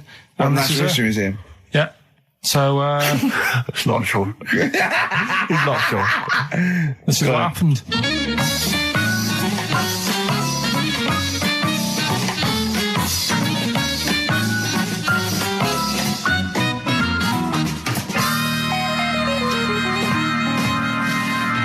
Now, what I'll do, I'll tell you as much as I know, and then you can fill me in if I'm right or wrong. And then at the end of it, we'll get to the bottom of whether we need them or not. Okay. All right. So, first of all, the first thing that I found out is that they have 18 knees. That's not exactly possible. They're insects, so they have 6 legs. Yeah. And a knee is usually the junction between femur and tibia. That's sort of classic human knees and every other animal knee. So with 6 legs, you can only have 6 knees. Could somebody sort of got mistaken for seeing one that was a bit double jointed? I think you're grasping at straws or something. All right. Well, we might have to come back to that one then. Okay. They can hold the breath for 40 minutes. Well, they don't do that because they don't breathe in the same way as us. They breathe through little spiracles, holes down the side of the body. So, no, they're not a very apt simile because the method of breathing is so different. What do you mean? Because insects have a totally different system. They don't have lungs in the way that we do and just breathing through one part of the body. They're actually breathing through every segment of the body all of the time. So even though they've got their mouth shut, they might be able to slide. Nothing to do with breathing. So only just feeding. So you see, maybe that's where someone's gone wrong. Someone's got hold of one and sort of taped its mouth up or something and got bored after 40 minutes and said, well, we'll call it right. It's a unkind thing to do to an insect, even to a cockroach. Yeah, but it's all... Can't do that. Yeah, but... No. Pretty unkind thing to do to anything, even a cockroach. Something else I found out. Yeah. They can live for a week without an head. Well, that's true if they don't bleed to death in the process. But the weird thing is, when I told you that they had 18 knees, you seemed a bit sort of like, don't talk ridiculous. But then we're talking about an animal that can live without an head. So there's a little bit of truth in that one, yeah? Yes. Why, when it was invented, has it got that facility? Say if someone said to humans, we could do that with humans, and, you know, if you lose your head in some accident, it gives you a bit of time to sort of go back to your family and maybe write them a note. You won't be able to have a chat, but write them a note saying, it was my own fault, and it was nice knowing you. Oh, well, that would be a useful facility, I agree. But cockroaches are great survivors. I mean, they've been around for over 300 million years. They're one of the most primitive insects. All right. Well, I've also... is it true that they do a lot of resting? Apparently they can sort of rest for 75% of the time. Rest?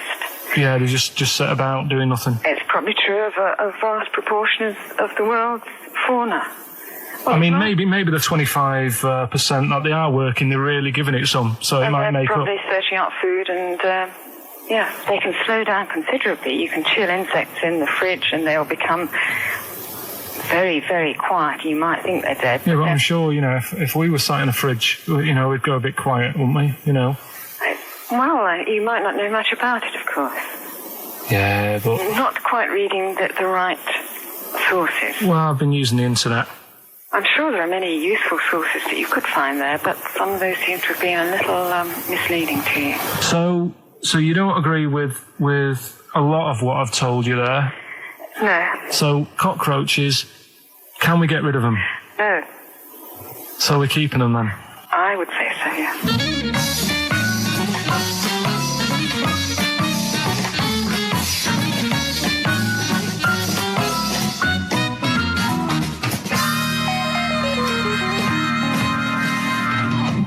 I think we should get her on more often because she sounds like she'd be a bit of an ally, really. Because she knew immediately that you were talking nonsense. She even said, I think you should be more concerned about your sources, which I've been trying to tell you for a year, right? The fact, I mean, 18 knees, where did you get that from? It was on the internet.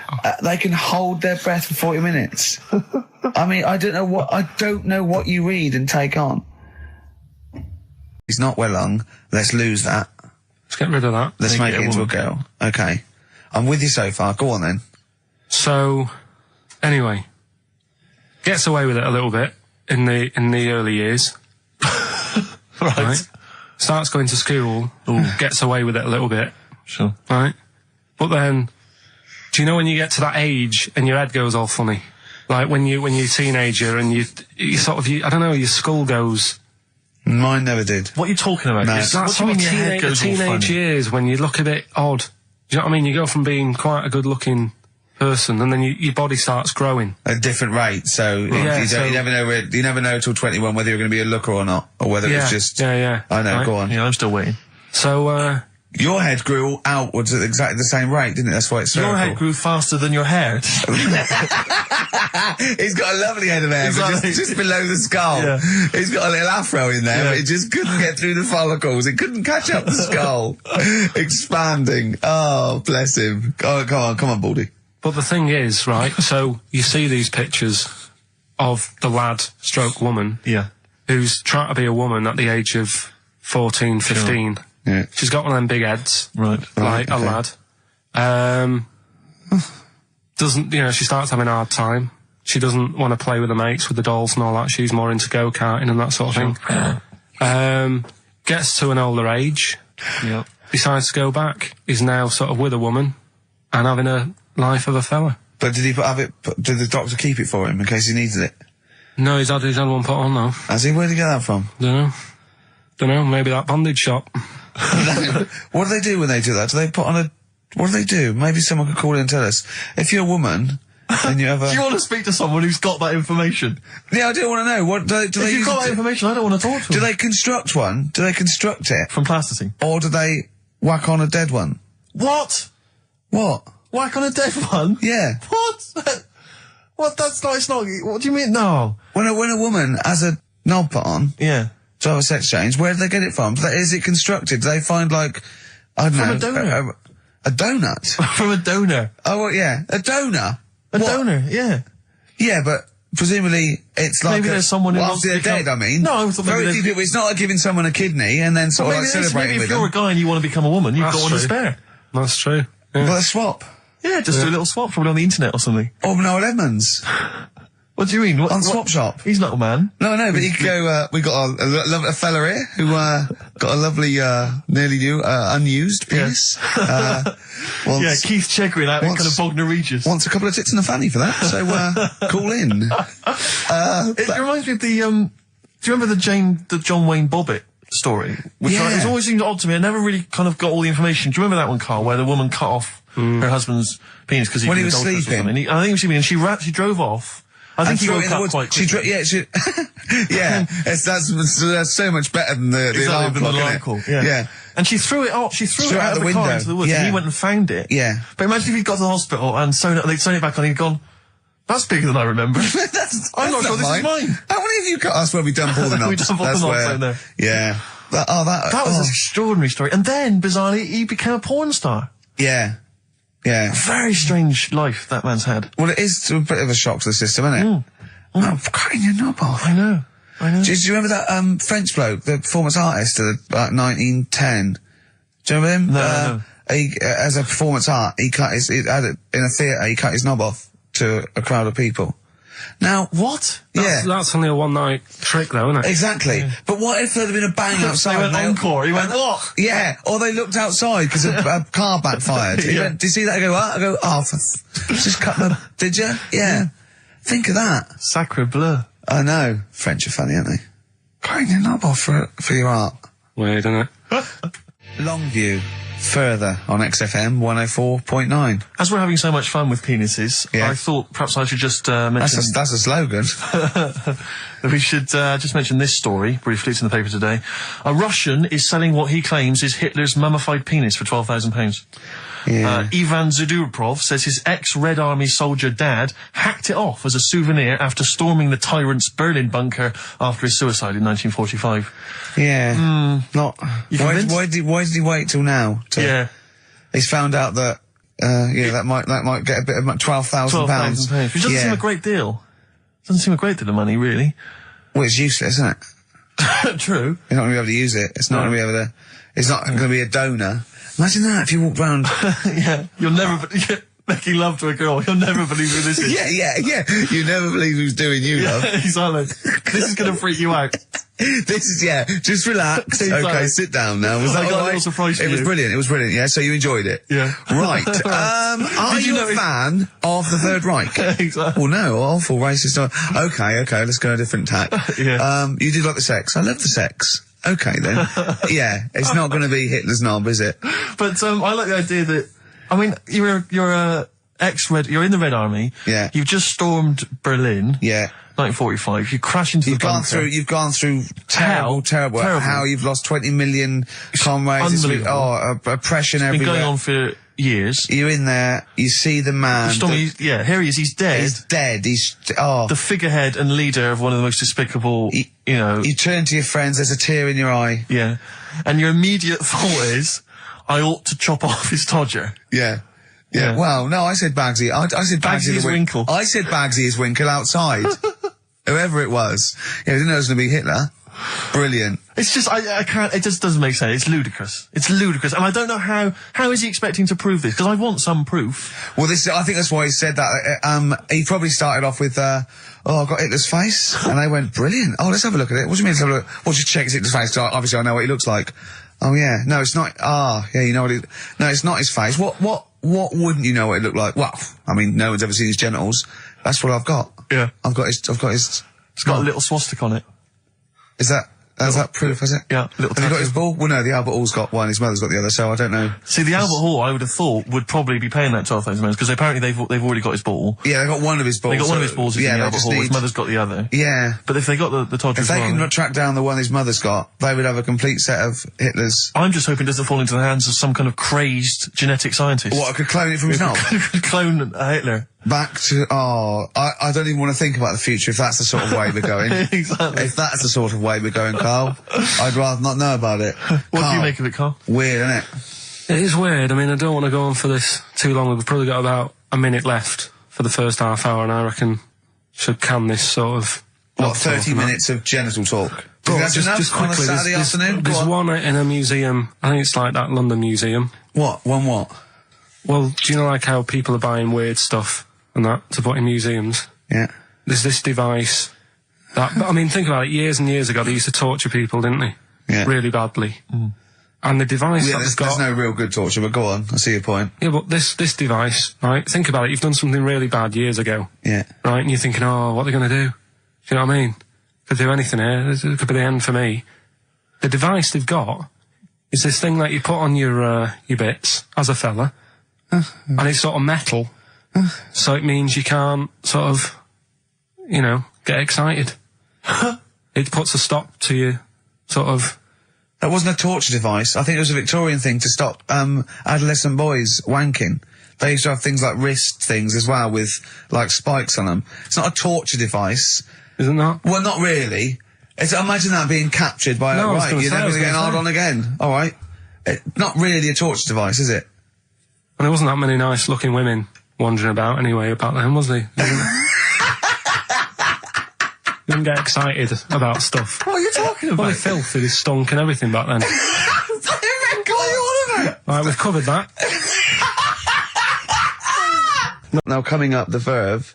After that, an amusing link about gay handkerchiefs. Oh, really? I'm looking forward to this. Lucky Man by the Verve on XFM 104.9. I'm Ricky Gervais with me, Steve Merchant and Karl Pilkington. Karl, what's the problem with gay hankies?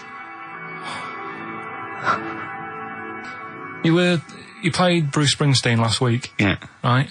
Yeah. And you said he had got a load of trouble on his hands when he had a hanky in his back pocket. Did I say that on air or? Well, we were just saying that famously on the cover of the Born to Run, Born in the USA album, it's just him, isn't it, with his backside basically with a red handkerchief. I wasn't looking. Well, I just. I did it for research purposes for this amazing link. Yeah, he had a red handkerchief, I think, in his right hand pocket, and apparently that signifies homosexuality. Apparently, I don't know. Oh, I thought it was which way you take it. I don't know. These myths, aren't they? Right, yeah, well, exactly. I don't even know if this is... No, well, I read up about it. Okay. Right. Just research. And it's all sort of, they've got all different coloured hankies. Are they? Right? Yeah. Right. And it depends what pocket you put it in as well. So you've got like the different colours, different pockets. Yeah. And sorry, how many variations are there? Different pockets is what? Well, you've got like your back pocket, your right back pocket. But what do they mean? What do you mean? Well, what do they signify? You can't just tell us they signify so much. What do they signify? Well, some stuff that we don't really want to talk about, to be honest. What? Sort of stuff that gays are into. Wait. What do you mean? Barbara Streisand records? Yeah, yeah. Eurovision. No, like a couple of the things that were there that I know we can mention.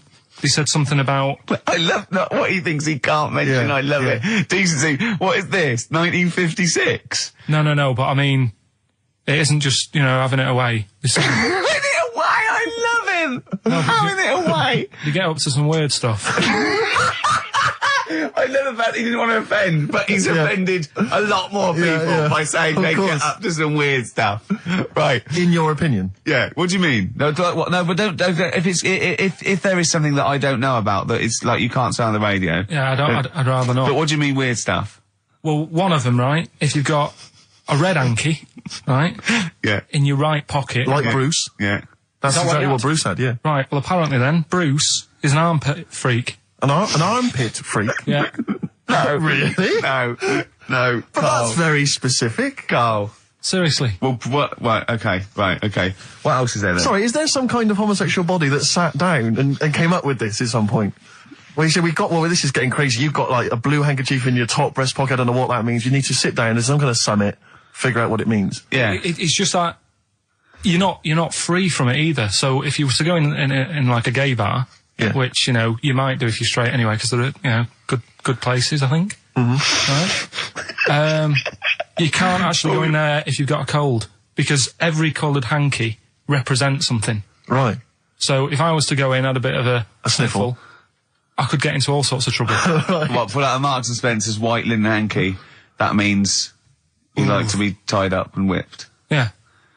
There was another one, armpit freak was covered. Armpit freak is done. We've covered. An armpit freak? I don't really know what that means. Right, okay, yeah. But there was just one other thing, like a blue and white one, is if you're into sailors. To sailors? Yeah, if you have a little blue and white hanky, that's in your left pocket. Yeah. Right. Blue and white equals sailor. So I wanted to ask you something. But again, we've got to be careful here. You know when you wouldn't leave the building that was on fire because you were standing proud. Hang on, we need this. Some people now don't know what you're talking about. Carl, you were on holiday. Yeah. On holiday in Tenerife, right? Yeah. You'd had a moment of intimacy with your girlfriend. Yeah. A knock on the door. You had to stop and get up. You peeked around the door. It was a fireman saying, "Get out," but you didn't want to leave because you had a. Yeah. Yeah. It was a little. Yeah. But what I don't understand is you maintained that while looking at a Spanish man dressed as a fireman. Yeah. Is that true? Is that the fact? You maintained, I'm sorry to say, you maintained arousal whilst looking at a gentleman dressed as a fireman. No, these are the facts and they are undisputed, right? Did you maintain? I'm not a machine though, do you know what I mean? I can't turn it on, turn it off. Right? But you were talking, I just thought, talking to a fireman, you'd have probably lost it. I don't know, but you didn't. No, but the other thing was, I was talking to Suzanne about it again, right? Yeah. She said, what are you talking about that for? Right? I said, it just cropped up, right? Yeah. And the dilemma was, you see, I wanted to try and make sure that it was a proper fire because that was the last condom we had, right? So it would have ruined the night. So I didn't want to it was like, well, what's going on? Is it, do we need to get out? Yeah. Is it a proper fire? Yeah. And you, and talking to this man in uniform, what did he look like? Was he good looking? Did he look like Ricky Martin, say? Was he good looking? Was he good looking in his uniform? I can't remember. Can't remember. Did he have a moustache? Better play a record, haven't we? Is this bringing it back? What? You look uncomfortable. What? Did you just switch this on with your hands? Play the jingle. Oh, is it? Is it? Brilliant. Oh, chimpanzee that monkey news extra. Well, Is there monkey news? I tell you what, I've been having a bit of a problem this week. Why? It's just been a struggle. Normally, I can come into work on a Monday and there'll be something that's happened over the Saturday, over the Sunday night. Do you know what I mean? Over the weekend, the monkeys have done something. Been very quiet. I thought I'll be all right. Let's see how the week goes on. I don't know if they've caught on to the fact that we're giving this coverage now, or I don't understand. Normally, people are emailing me stuff all the time about monkeys. Been very quiet week. Been checking. I was looking in books last night and stuff. Is there any monkey news? I've got some, but just because it's not that good, something else I found out that I thought I'd share with you. Go on. I was looking in the Guinness Book of Records, right, because I thought they'll have something in there about monkeys or something, right? Mm-hmm. And there's a little monkey, I think it lives in Asia, right? There's loads of them live in Asia. Might just be travelling, but yeah. And something they found out, I don't know if they've got it right, and that's why I want to bring it up. Apparently, it's the mammal, right, that's got sort of the pointiest eyes that pop out of their head. Steve.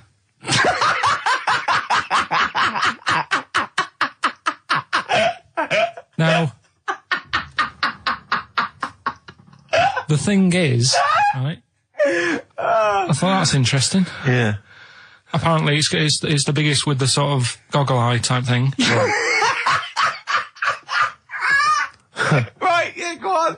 Apparently, they come out of their head 1.6 centimetres. 1.6 centimetres? What, you mean they protrude? Yeah, they protrude from their head at 1.6. Okay. What? How long? Have you got a ruler, Rick? 1.6. He's having a go. I'd say I'd be a little bit annoyed if the monkeys beat me. Well, I don't think it has. That's what I'm hoping.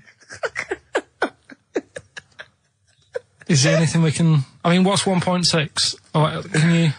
It's about... Drop your trousers. It's, about 3/4 of an inch. What do you think? I don't know. Have they got it right, or what? Maybe I should come down to Monkey World with you next week. So anyway, that's not the monkey news, that's just something that cropped up and... Sure. I do know once, when we were playing pool in the office, I think Lucy was your partner. Yeah. It was me and Ash versus you and Lucy. And you were having trouble because his glasses kept slipping down. So Lucy pushed his glasses up his nose, but the glasses touched his eye. Do you remember that? Yeah.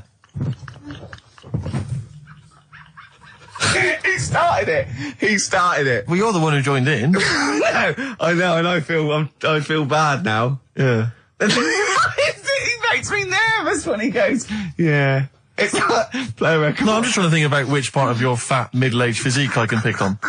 The tits would be a good Yeah, start. yeah. Oh, the belly. Sure. Oh, what do you think of that? Oh, that's... What is that? Play a record. Was that monkey news for this week? Have we not got any other monkey news? Well, it's just, it hasn't been that good. I mean, the one that I found out here, because we've covered so much in the monkey world, right? The fact that we've done a monkey that was a sort of half man, we've done a monkey that got a decent job in a train station. Can you think of any of the other? Well, that's just some of the great monkey news from the past. That's what I mean. So that's what you got to compete with. So even though this is quite amazing, just tell us. Another monkey's got married. Oh, not another monkey getting married. What do you mean? It's got another one. You know, it was knocking about with some woman monkey for a bit.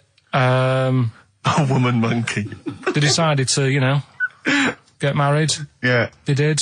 What do you mean they decided to get married? Was it pressure from her parents? They had a good do, and good do. I love the spread. I love that. Peanut vol-au-vents. Yeah. Celebrated in a pub, and then they both went off to the cage that night. That's what I mean. Even though that is quite impressive, because it's not true. Or it's a joke. It's nothing. It's not. On an Over website, official sort of news website. 2 monkeys have married in Romania. after a whirlwind romance. Well, that's After a whirlwind romance. God, yeah, a quick one hanging onto the rope. Yeah. She was in the tyre. Yeah. He saw it. Yeah. He went, "I'll have a go at that." They go, "We got to marry her now." Yeah. Her parents came in and said, Did you just shag my He was in daughter a zoo tyre?" knocking one off. She went, "I can do that for you." Yeah. Goes say the monkey bridegroom was scared by the number of people attending the wedding and refused to get out of his cage. So his bride was, Not bloody Hello Magazine again. No, it was no. I think it was like last minute nerves. Right, like right, you know, right, legit, I'm yeah, single second now. thoughts. It's like it's the big step. Yeah. But his bride enjoyed every minute of it. She was loving it. Yeah, she sure, looked lovely, by sure. the way. She looked lovely. Yeah. Did she? Oh, good. Reports she only appeared to have problems with her veil and dress. Do you see?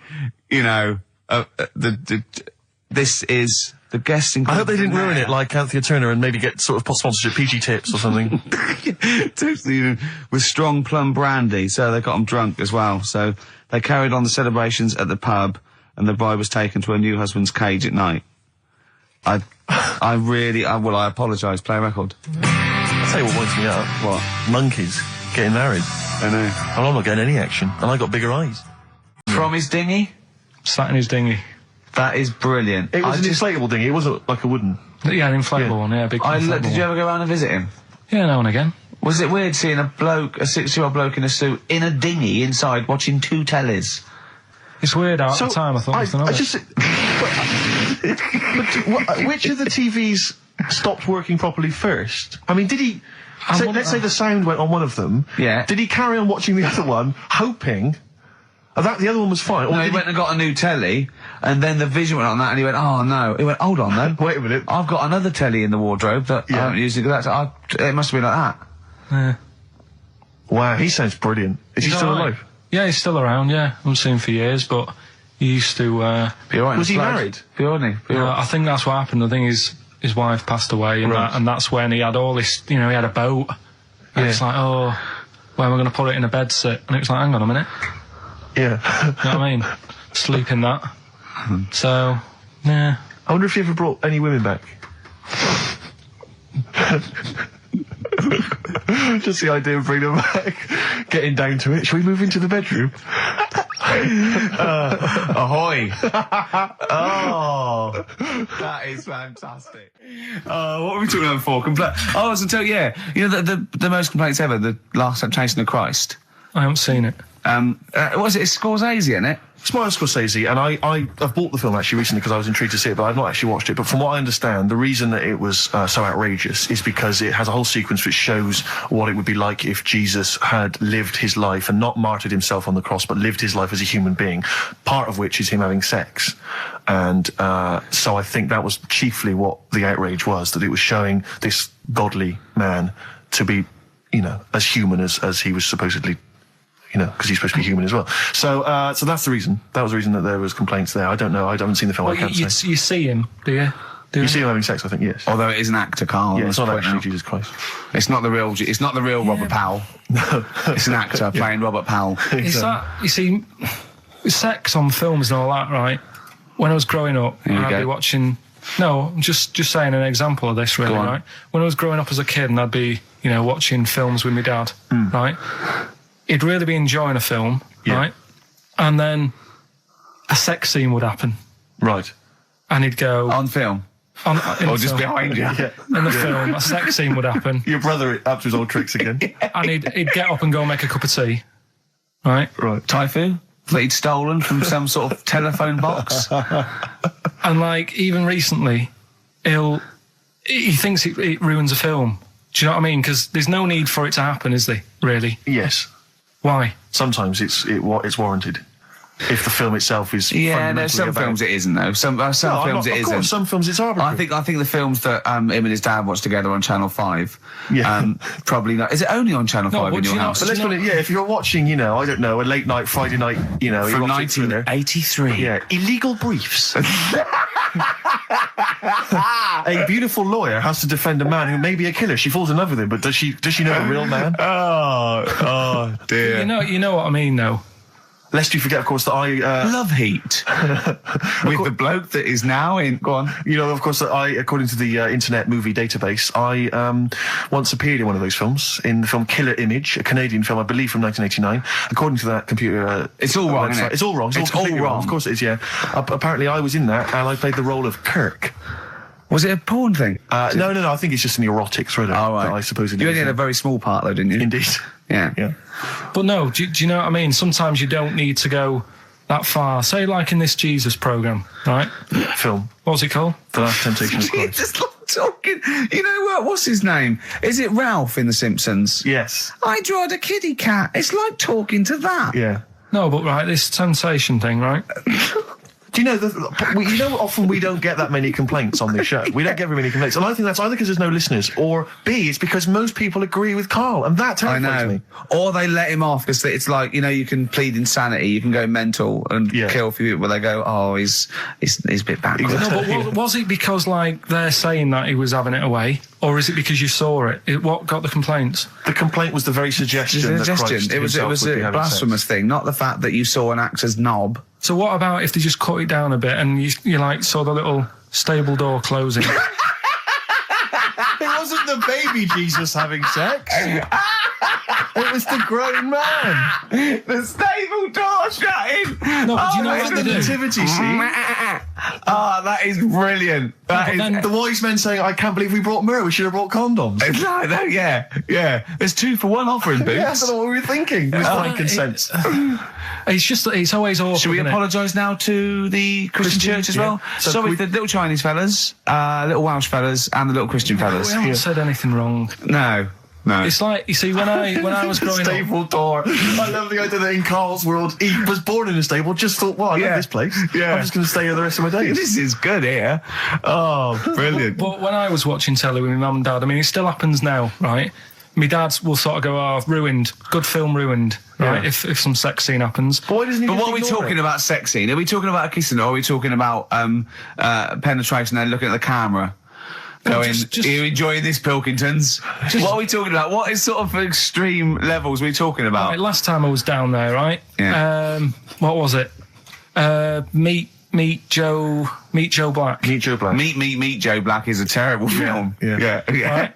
There was good film. And then you know it's going to happen because, like, the music comes in. Brad Pitt's keeping quiet. A woman's eyeing him up. Sure. I So love that. My mum's worked it out already, and she's going. Anything on the other side, love? She knows. She knows. It's something's. So you can be enjoying a film, and you can be an hour and 10 in, and then some spidey senses of one of them can go, should we turn it over? And the other one goes, yeah, all right. Are you sure it's not them protecting you from scenes of sex? So what they're thinking is, what if Karl gets the idea to have sex? Yeah. That could lead to procreation. We don't want any more like him. We've got to end the line here. You sure it's not the doctor? Keep calling out going, you are keeping away from women, aren't you? He must never find out. Are you sure they're not embarrassed because they're watching a sex scene with their son? It happens every time, right? There's 2 things that my mum does, right? It's that, if there's sex scene on the telly, she'll go, anything on the other side, love? And the other thing she always says, if ever there's anything on the telly with Elvis in it, she goes, oh, I like him, right? And we all know, we sat there, we know what she's going to say next. Yeah. So you don't even bother saying why, right? And she goes, he likes fat, ugly people. He what? He liked fat, ugly people. He didn't always go for, like, the good-looking fans in the crowd. What Elvis did? Yeah. Right. That was always the thing. And I'm sorry. Now, hold on. I don't know what we're doing now with our lives, Steve. Wait a minute. Right. So your mum says 2 things, right? She either says... Is there anything else on the other side? Or, I like Elvis. There's a pause because you know what she's going to say next. She says, he liked fat, ugly people. How often does this occur? Well, because they've got, like, Sky, there's a lot of those channels on. They're like the music channels. So Elvis always comes on. There's either an Elvis film, there's, like, a classic hit by him on... And she'll go, I like Elvis, he likes fat, ugly people. And what do you mean he liked fat, ugly people? Is she a fat, ugly person? Because there's that special Vegas show, isn't he, where he's dancing about, right? And he's got loads of scarves around his neck. Towels. Yeah. And, like, he always hands them down to the fat, ugly ones. Right. And I always say it's because they're the fat, they got a sweaty face because they can't, you know what I mean? I don't know what world they they live in? I don't know how we've gone to this subject. What sort of world are you got when you're watching his face? And what do you mean fat, ugly ones? You mean they're in the front, they're sweating a lot because they're a bit chubby? So she thinks, is giving them a towel because it's he's really going, wipe your face, you're putting me off, you fat cow. Stop sweating near me. There's another one. What? So, hairy Chinese kids. Yeah. Jesus. We haven't slagged off hairy Chinese kids. We slagged off Chinese. We didn't slag anyone off. We just said they really haven't got a town as such, and they wear shoes. What did we say? Yeah, little wooden shoes. And what did the? I just don't know how we got onto Elvis and big fat ugly women. I don't know I don't know how we sidestepped from the Last Temptation of Christ. Did you see that fat girls and feeders Go program? on a minute. Eh? What's Tom Petty first? Oh, brilliant! It's a great song. Breakdown. How many Tom other Petty. radio shows have talked about Last Temptation of Christ, Chinatown, fat ugly women? In 60 minutes. Exactly. Incredible. Sony Award winning. I've always wanted a little owl on my desk. I'd like be doing work and there'd be a little owl there and I go, can you give me that pencil? And it just sort of goes over and gets me a pencil, goes, cheers, and it just watches me and it thinks I'm brilliant. Do you know what I mean? Not really, no. No? No, I've never had an urge to have any kind of animal sat on my desk. No, Carl? You'd like a little owl, wouldn't you? That helped you? No, I had a little magpie, didn't I? We've talked about that. Oh, he came down and started pecking your grifter, didn't he? Yeah. What was his name? Maggie. Sure. Brilliant. Inspired. And you took it to school and it didn't come back once, Didn't come back. Didn't see it again. Oh, dear. Did it ever peck your head? Because you used to have hair, didn't you? Mm. Yeah. No, it did. It started getting a bit violent. Really? Yeah. But was it becoming sort of age when adolescents probably... No more of that talk now, right? Let's move on. Filthy! All Victorian women, filthy and stinky. Yeah. Oh, dear. Bit of Rolling Stones and let's set go up for the it. old songs of phrase. Yeah. Stones, Beast of Burden. We've not played it before. It's an absolute gem. The Rolling Stones, Beast of Burden. Can I just take this opportunity, Rick, to say to Sir Mick Jagger, happy 60th birthday this year, Mick. Happy 60th birthday this year. Yeah. Was it today? No, I don't know. Well, otherwise you'd be saying happy birthday to everyone every day. No, because I don't know Mick Jagger, do I? So I'm just taking the opportunity in case he happens to be listening today to wish him a 60th. Happy 60th, or someone who knows him. What about Brian Ferry? What about Brian Ferry? How's Brian? Well, I mean, he's got a birthday this year. Ferry. I'm not going to wish Brian Ferry a birthday. Happy birthday, Brian. Well. Silence is easy. Star Sailor on XFM 104.9. Right, it's the quiz of the week. If you want to go out and do some shopping, this is probably a good time, and come back again for about 15:15. But don't forget, what I will say is, even though these clues, we're going to do songs of phrase, by the way, where Carl picks out a phrase that he might have said once, tries to find words from songs to put it together. You've got to guess as many as you can, song or artist, I can't remember. But even though you might look at it and go, that's mental, I don't know any of them, you might win if you get 2 right. I mean, I think the winner last week got about 3 out of 3. Well, I have to be honest with you. I mean, last week, Rockbusters, surprisingly, was a very, very popular quiz. Yeah. It just happened to be awful. Yeah. This one is pitiful. I mean, it's truly atrocious. Yeah. And it really doesn't even have a fan base. I mean, there's no one championing this one, Carl. Last week, seriously, mate, I got about Carl's face. 7 or 8 replies. Oh, God, that's terrible. That was like when you told a kid that you couldn't afford a Christmas present this year. Look at his face. Yeah, he is a bit distraught. Carl, it's like Chris Evans' face when they said they were cancelling Girls and Boys. It's like, look, but I can come up with great TV game shows like that. No, you can't, Chris. Not anymore. Oh, his little glasses slid down his nose. I'm the guy who don't forget your toothbrush. Yeah. All that money you owe me. No, you owe us. Oh, believe it. All right. So, will I just play it to you and whatever, you Carl? try and work out what the phrase is? Sorry, it's a phrase that might have once been uttered on this show. It was said last week. Oh, right. All right, okay, brilliant. All right. Here we go. I know you're just 16, but looking all of 21.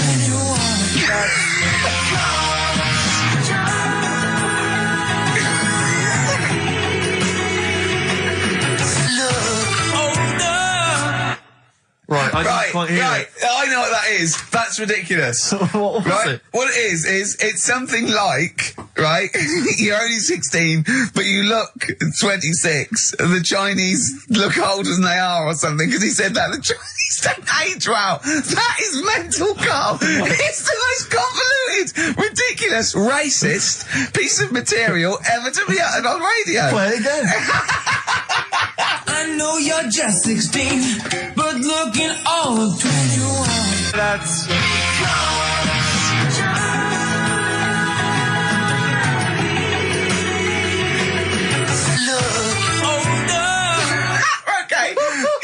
16 and looking all 21. That's because the Chinese look older. Carl, you've gone mental. All right. Oh, that is amazing. So, there you go, the well-known phrase, you're 16, looking all of 21, that's because the Chinese look older. Well-known phrase there, sweeping the nation. That'll be up there with "was up," and "shut that door." If they do a poll. Right. Okay, Flat, we're after the artists. Just the artists. Yeah. I know you're just 16, but looking all of 21. That's...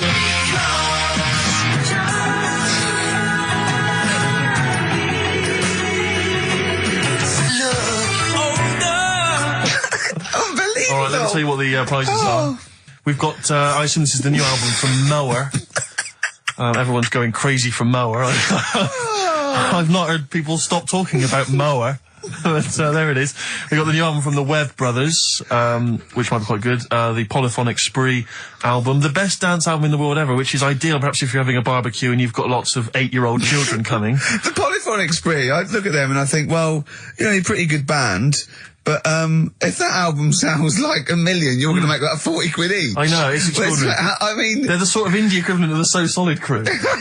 Yeah, you're not going to make any money. The manager's getting 20%. Exactly, yeah. And also on DVD, Red Dwarf Series 1. So, some absolutely barnstorming places. And if you can identify what artist are using this well-known racist phrase, that's because the Chinese look older. Play it once more, Carl. One more time. I know you're just 16, but looking all of 21. That's...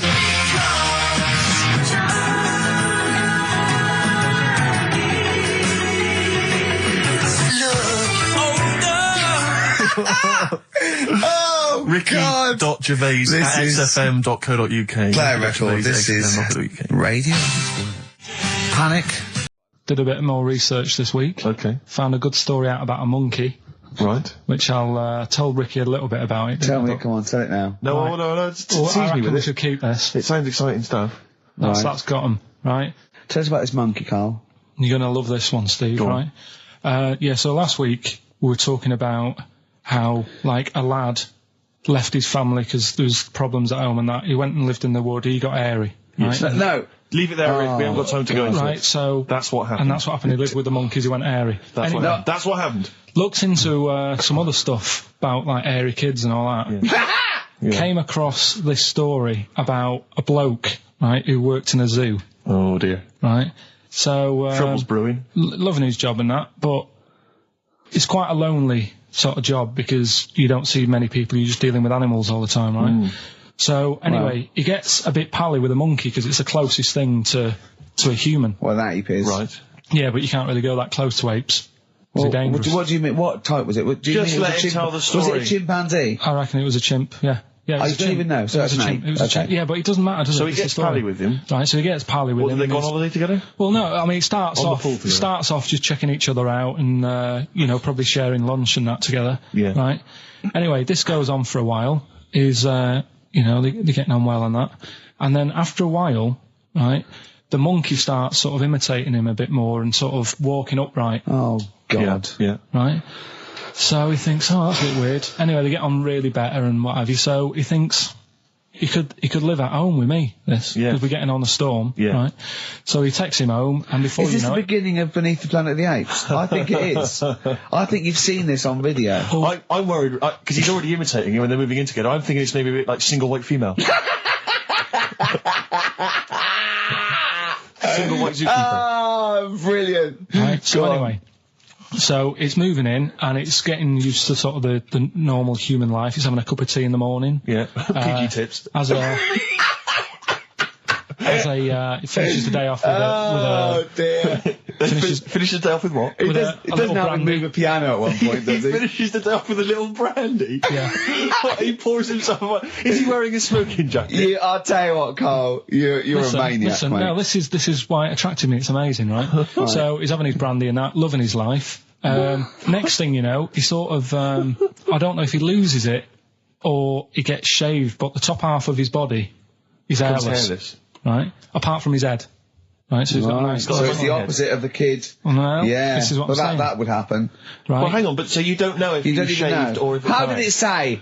Then the hairless... What? I'll bring it in for you, the story, and then you can see if I've gone wrong. Keep going. Anyway, so this is going on, and he's having a great life. Then the zookeeper starts getting a bit annoyed because he's having a better life than the zookeeper. The zookeeper's in the zoo. This is such So the zookeeper's still got to do a day's work. The monkey's at home, he's partying. Well, it gets to a point when he says there's no point you coming in to the zoo, because the whole reason of you being there was because you're being kept there. Right. And he didn't want to bring the memories back, so he said, you stay at home. So you're talking such... Just let him finish. God, I don't know if I can sit here and listen to this drivel. I'm fascinated. It's nearly over anyway, right? It sounds extraordinary, Carl. So he's walking up, right? He's having a tea in the morning, finishing the day off with brandy. Gets a bit out of hand, only tries it on with the zookeeper's wife.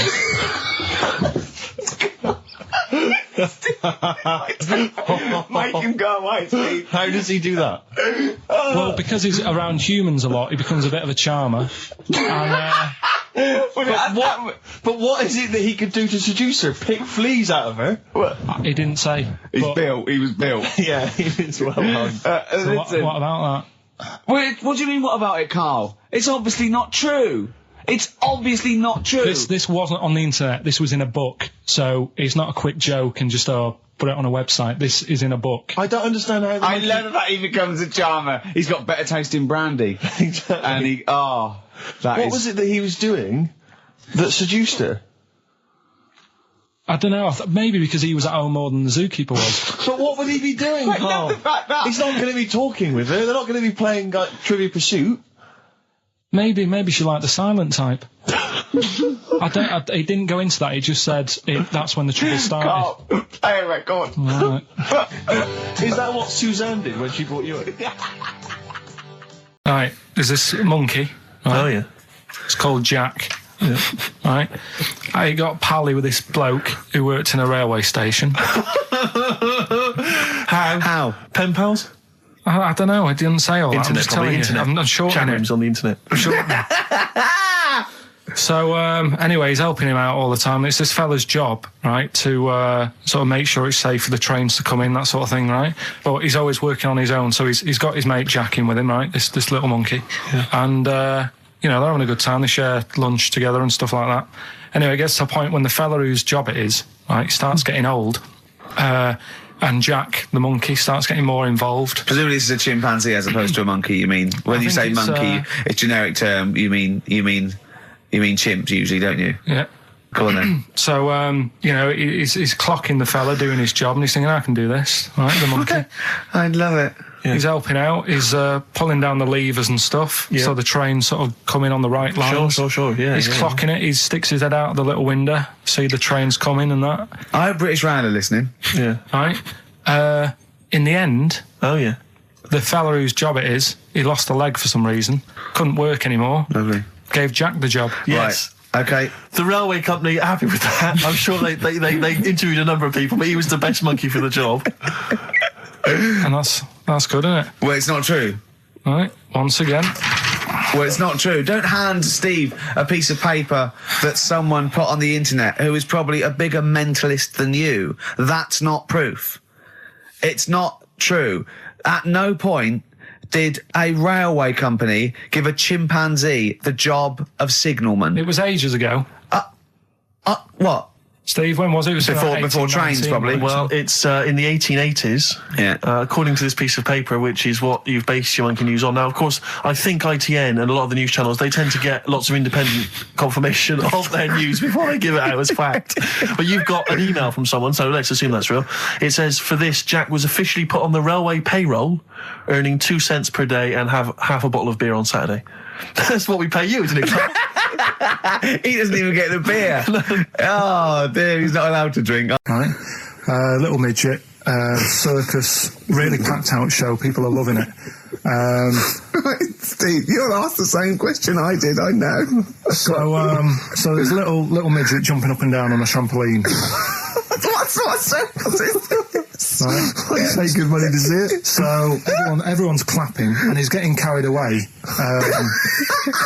Because he can't believe they're loving it. I didn't know they'd like a little person on a trampoline, but they love me. But you know what it's like when, if there's a crowd of people sort of encouraging you to sort of go higher and stuff. Yeah. And I'm sure he knew it was getting out of hand. But he was jumping and he was coming down the road going higher, and he's going really high in the air, right? So he's doing this, crowd are clapping. There's a hippo, right, just sat next to the trampoline getting ready to come on and do his act. Oh, right, I thought he was in the audience. That's it. Getting ready to do his act, Steve. Yeah. So he's a ventriloquist. What do you mean he's sitting by the trampoline waiting to do his act? Because why does he sit in the dressing room and they go, 5 minutes, Mr. Muss, 5 minutes, Mr. Muss. So anyway, right, so the hippo's there. He's getting annoyed, is he? Because the midget's He's going, how can I follow this? How can I, this is really annoying. They're going to be, no. So he's thinking, he's already done the trampoline, my pogo stick out, he's never going to work. Yeah, go on. So there's a hippo waiting. See, it's a great story, and I just know he embellishes it or it gets slightly wrong. Go on.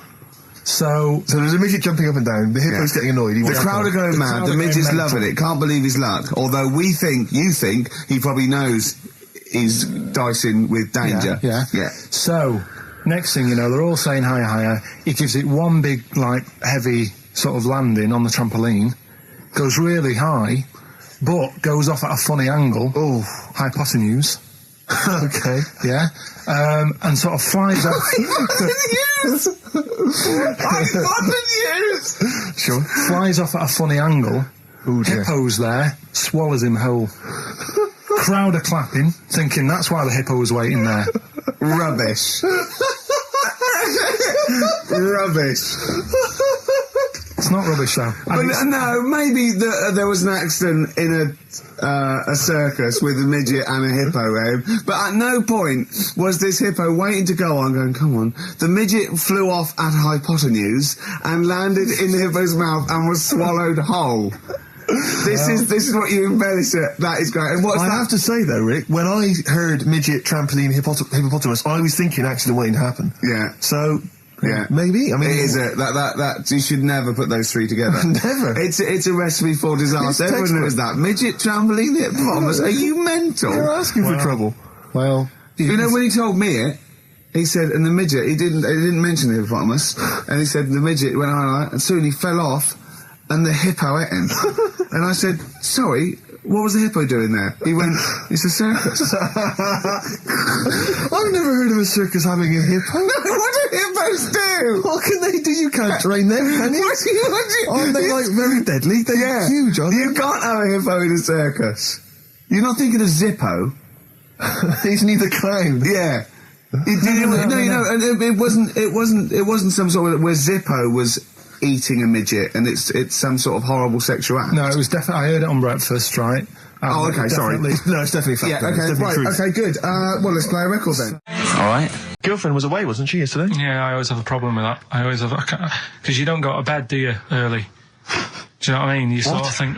I just always find that thing that if, you're used to living with someone, one of you will go, let's go to bed, then you'll go, alright. But when you're on your own, you go... You just forget to go to bed. I just stay up. Okay, stop eating now, Carl. You've ate all the food. That's just a plate. All right. Okay. Yeah. No, I stayed up and watched... there was a thing on about Dracula. Right. What, Dracula? And I found a flaw in it. Go on. Not the fact that he's the living dead and he's... No. And drinks blood to stay alive and he doesn't reflect. And he can turn into a mirrors. bat. Well... And you can... Go on. The mirror thing, you can't look in mirrors. Can he? Well, he can look in mirrors, but he can't see himself in a mirror. Yeah. That still doesn't work. Go on. It doesn't work at all, Carl. It doesn't work Go anyway. on. Well, centre parting's always really neat. His centre parting's always really how does he do it if he can't look in the mirror? Blood on the floor or something it was called. Rubbish. I love the flaw in the Dracula film is that his centre parting's too neat. How did he do it without a mirror? Oh. Was it a documentary about Dracula? No, yeah, it was... The real Dracula. Yeah, the real Dracula. It's just a film. It had blood on the floor or something. It's called. Yeah. It's rubbish. From 1970. Yeah. Right, but you say that and watch that. You know there aren't really vampires in that sense. Yeah. Yeah, but it still annoys you that his centre parting was too neat. Well, if you're going to do it, do you know what I mean? I'd like to see him with a fringe sort of pushed forward and maybe a hood up, alright? Come to suck your blood and that, alright? Yeah, just bits of tissue paper all over his face where he's cut himself shaving. I can't see. Bloody mirrors annoying me now, isn't it? I'd love to see that. A little mank drac. That'd be great, wouldn't it? Well, that might be a film that we do in our movie. Mancula. Just getting onto that. Mancula. Count Mancula. Alright? You got any rave music? Got any Oasis like that? That'd be brilliant. He came from Manchester. Please welcome Mancula. Alright? That'd be great, wouldn't it? His hair's a mess. Well, I can't see it in the mirror, can I? You're listening to XFM 104.9. Coming through today, it's noisy again out there. It's a nightmare. A lot of people marching up and down. What's that about? Well, from what I can work out, there's hundreds of them, millions of them, and they're all shouting really loudly.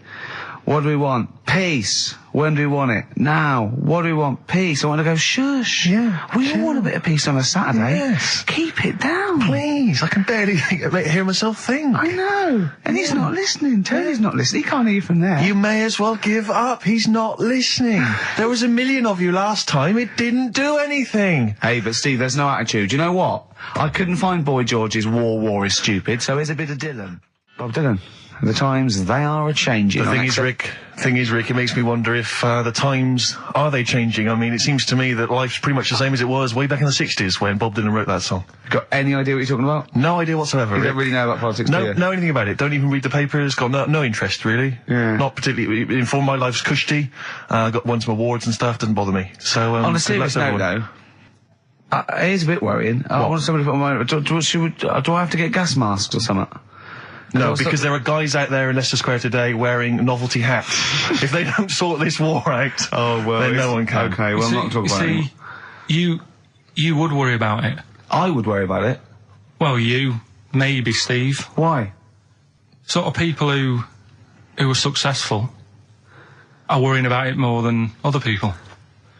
Just because, they've got more to lose, haven't they? Right.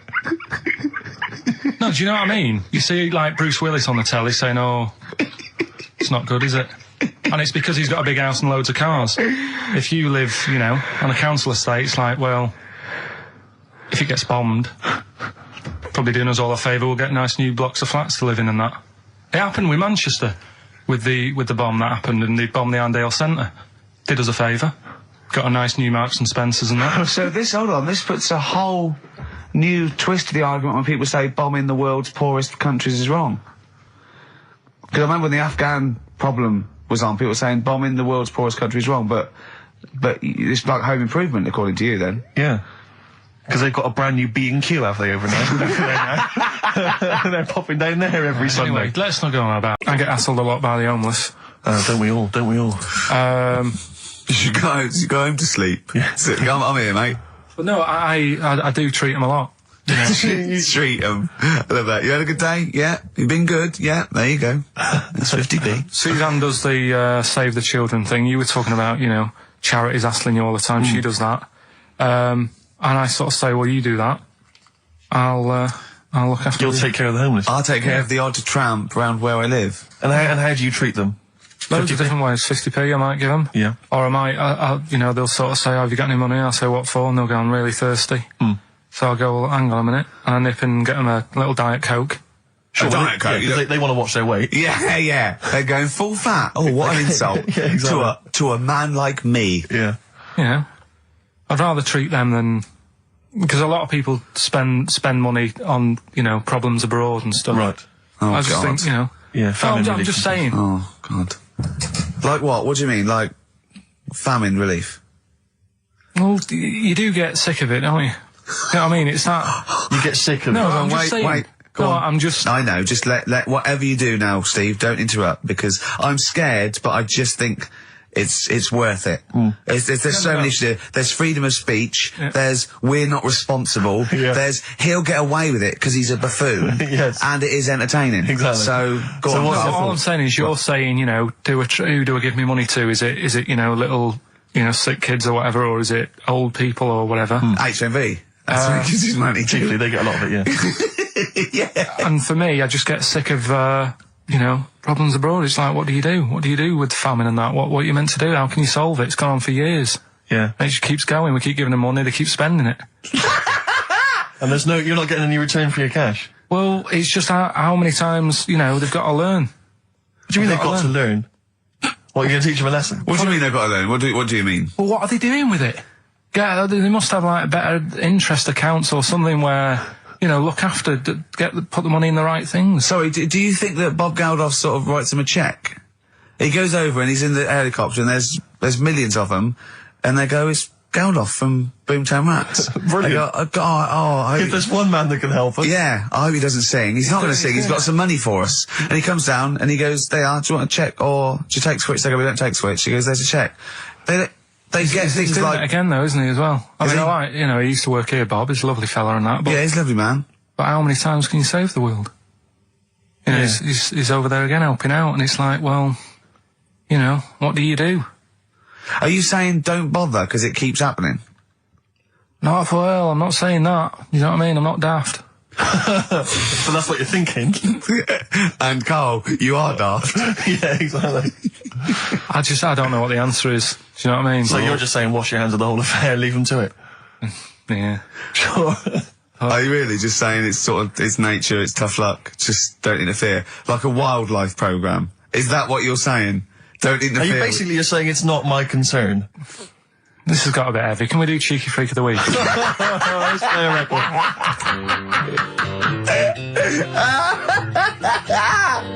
Oh, God. My Hey Hey Out of the Blue from the album Rust Never Sleeps by Neil Young. Such a brilliant song. Oh, he's a great musician. He's amazing. Yeah. He's incredible. I think we're playing Neil Young track a week. Okay. From now until Christmas. Brilliant, okay. Alright. Excellent. On XFM 104.9, I'm Ricky Dragon with Steve Merchant and Karl Pilkington. We were talking about the homeless. I saw a homeless guy in the week as I was walking down Finchley Road, and he was peering in the window of one of the Dixons or something like that, just checking out the details on one of those cable TV packages. And I thought, one step at a time. I mean, firstly, I don't know, start eating your dinner off a plate. Yeah. And then work your way up to, a house, a home, a widescreen TV, a roof, digital television.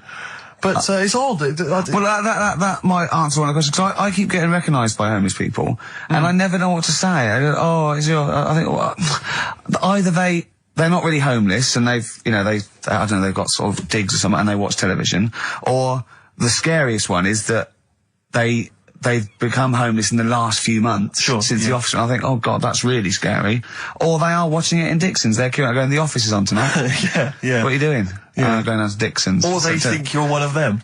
Or that, well, I am. Because I mean, the way you dress. Well, no, some that are probably not quite, got their faculties, so maybe a little bit worse for wear, think they recognise me. And they whole scenarios where they're going, remember we were chatting, I was going, yeah, how are you? And it's just they recognise someone. Right, yeah. But that's a bit weird. But I mean, I think that's the worst thing. On a serious note, it is outside health. We're talking about charity, and I don't know, I sort of, got these stand orders where I've been sort of caught in the street. But the ones that I'd choose, I'd always think, charity is what touches you. You can't change the world, but you can change your bit. So cancer, obviously, because I'm mum, so I give to cancer. And I think outside health, the next one must be being homeless, because there's nothing you can do. It's got everything. You're scared, bewildered, you're cold. It's just everything. Even if you're healthy and homeless, eventually you're not going to be. Well, I do feel bad because, I always feel that I want to give to the health charities, like cancer, for instance, because there's that fear that I might get it. Well, yeah, it's not just that. It's just like, if you're not healthy, that's the first thing, isn't it? If your life's being threatened, there's nothing else you can really worry about. Yeah. But I don't know if that makes it wrong though. That it's like I'm investing in a possible future. Yeah. Well, not really, because it's the same for everyone, isn't it? But Yeah. I saw a homeless guy as well, looking through the bins, but he wasn't pulling out food and scraps, he was pulling out newspapers. Just having a read. Yeah. I always found that odd. I see that a lot, homeless guys. I don't know if they're just checking out the TV listings. When he finally gets his... When's the office cable? on? Yeah, the office, they've moved it. They've moved it to Choice and UK Gold. I don't blame him, because, there is some cracking stuff on cable TV. There's great stuff. I was flipping through the other day, and on digital TV, you can see what other shows are on while you're watching something. I was flipping through, and there was one, and it was called... Now, when are you ever in the mood to watch a TV show called I Survived a £200 Tumor? When was that on? Because it seems to me that if you've got a £200 tumour, you probably want to watch something else that'll take your mind off it, Big Brother or whatever. I'm not £200. Well, I can't imagine what this is. A £200 tumour. It must have been an error. £200 tumour? It must have been a £200 tuna. It was probably someone fell in the water. Yeah. And it came I survived a £200 tuna. Yeah, and it was just a spelling mistake. Sure. A £200 tumour. That's like, isn't that like kind of having That's Mr. another T person. That is another person. person. Maybe, oh my God, maybe it was all his life they told him it was a Siamese twin. But someone had just painted a little face on it when he was at school. Just drawn a little face exactly, on it. yeah, and they go, it's not your twin brother. I goes, isn't it? Goes, no, it's a tumour. We better take it off. It's £200. £200? That can't be right. You sure it wasn't £20 tumour? I'm assuming that's what it probably would have been. But it was certainly £200 on the digital thing. Maybe that's a mistake. That's great, isn't it? They're trying to make it more interesting. Yeah. It's someone at Carl got there. £20 tumour. Let's make it 200. At least they're watch. Exactly. That's what I'd be like, though. I wouldn't want to go to the doctors. You know what I'm like?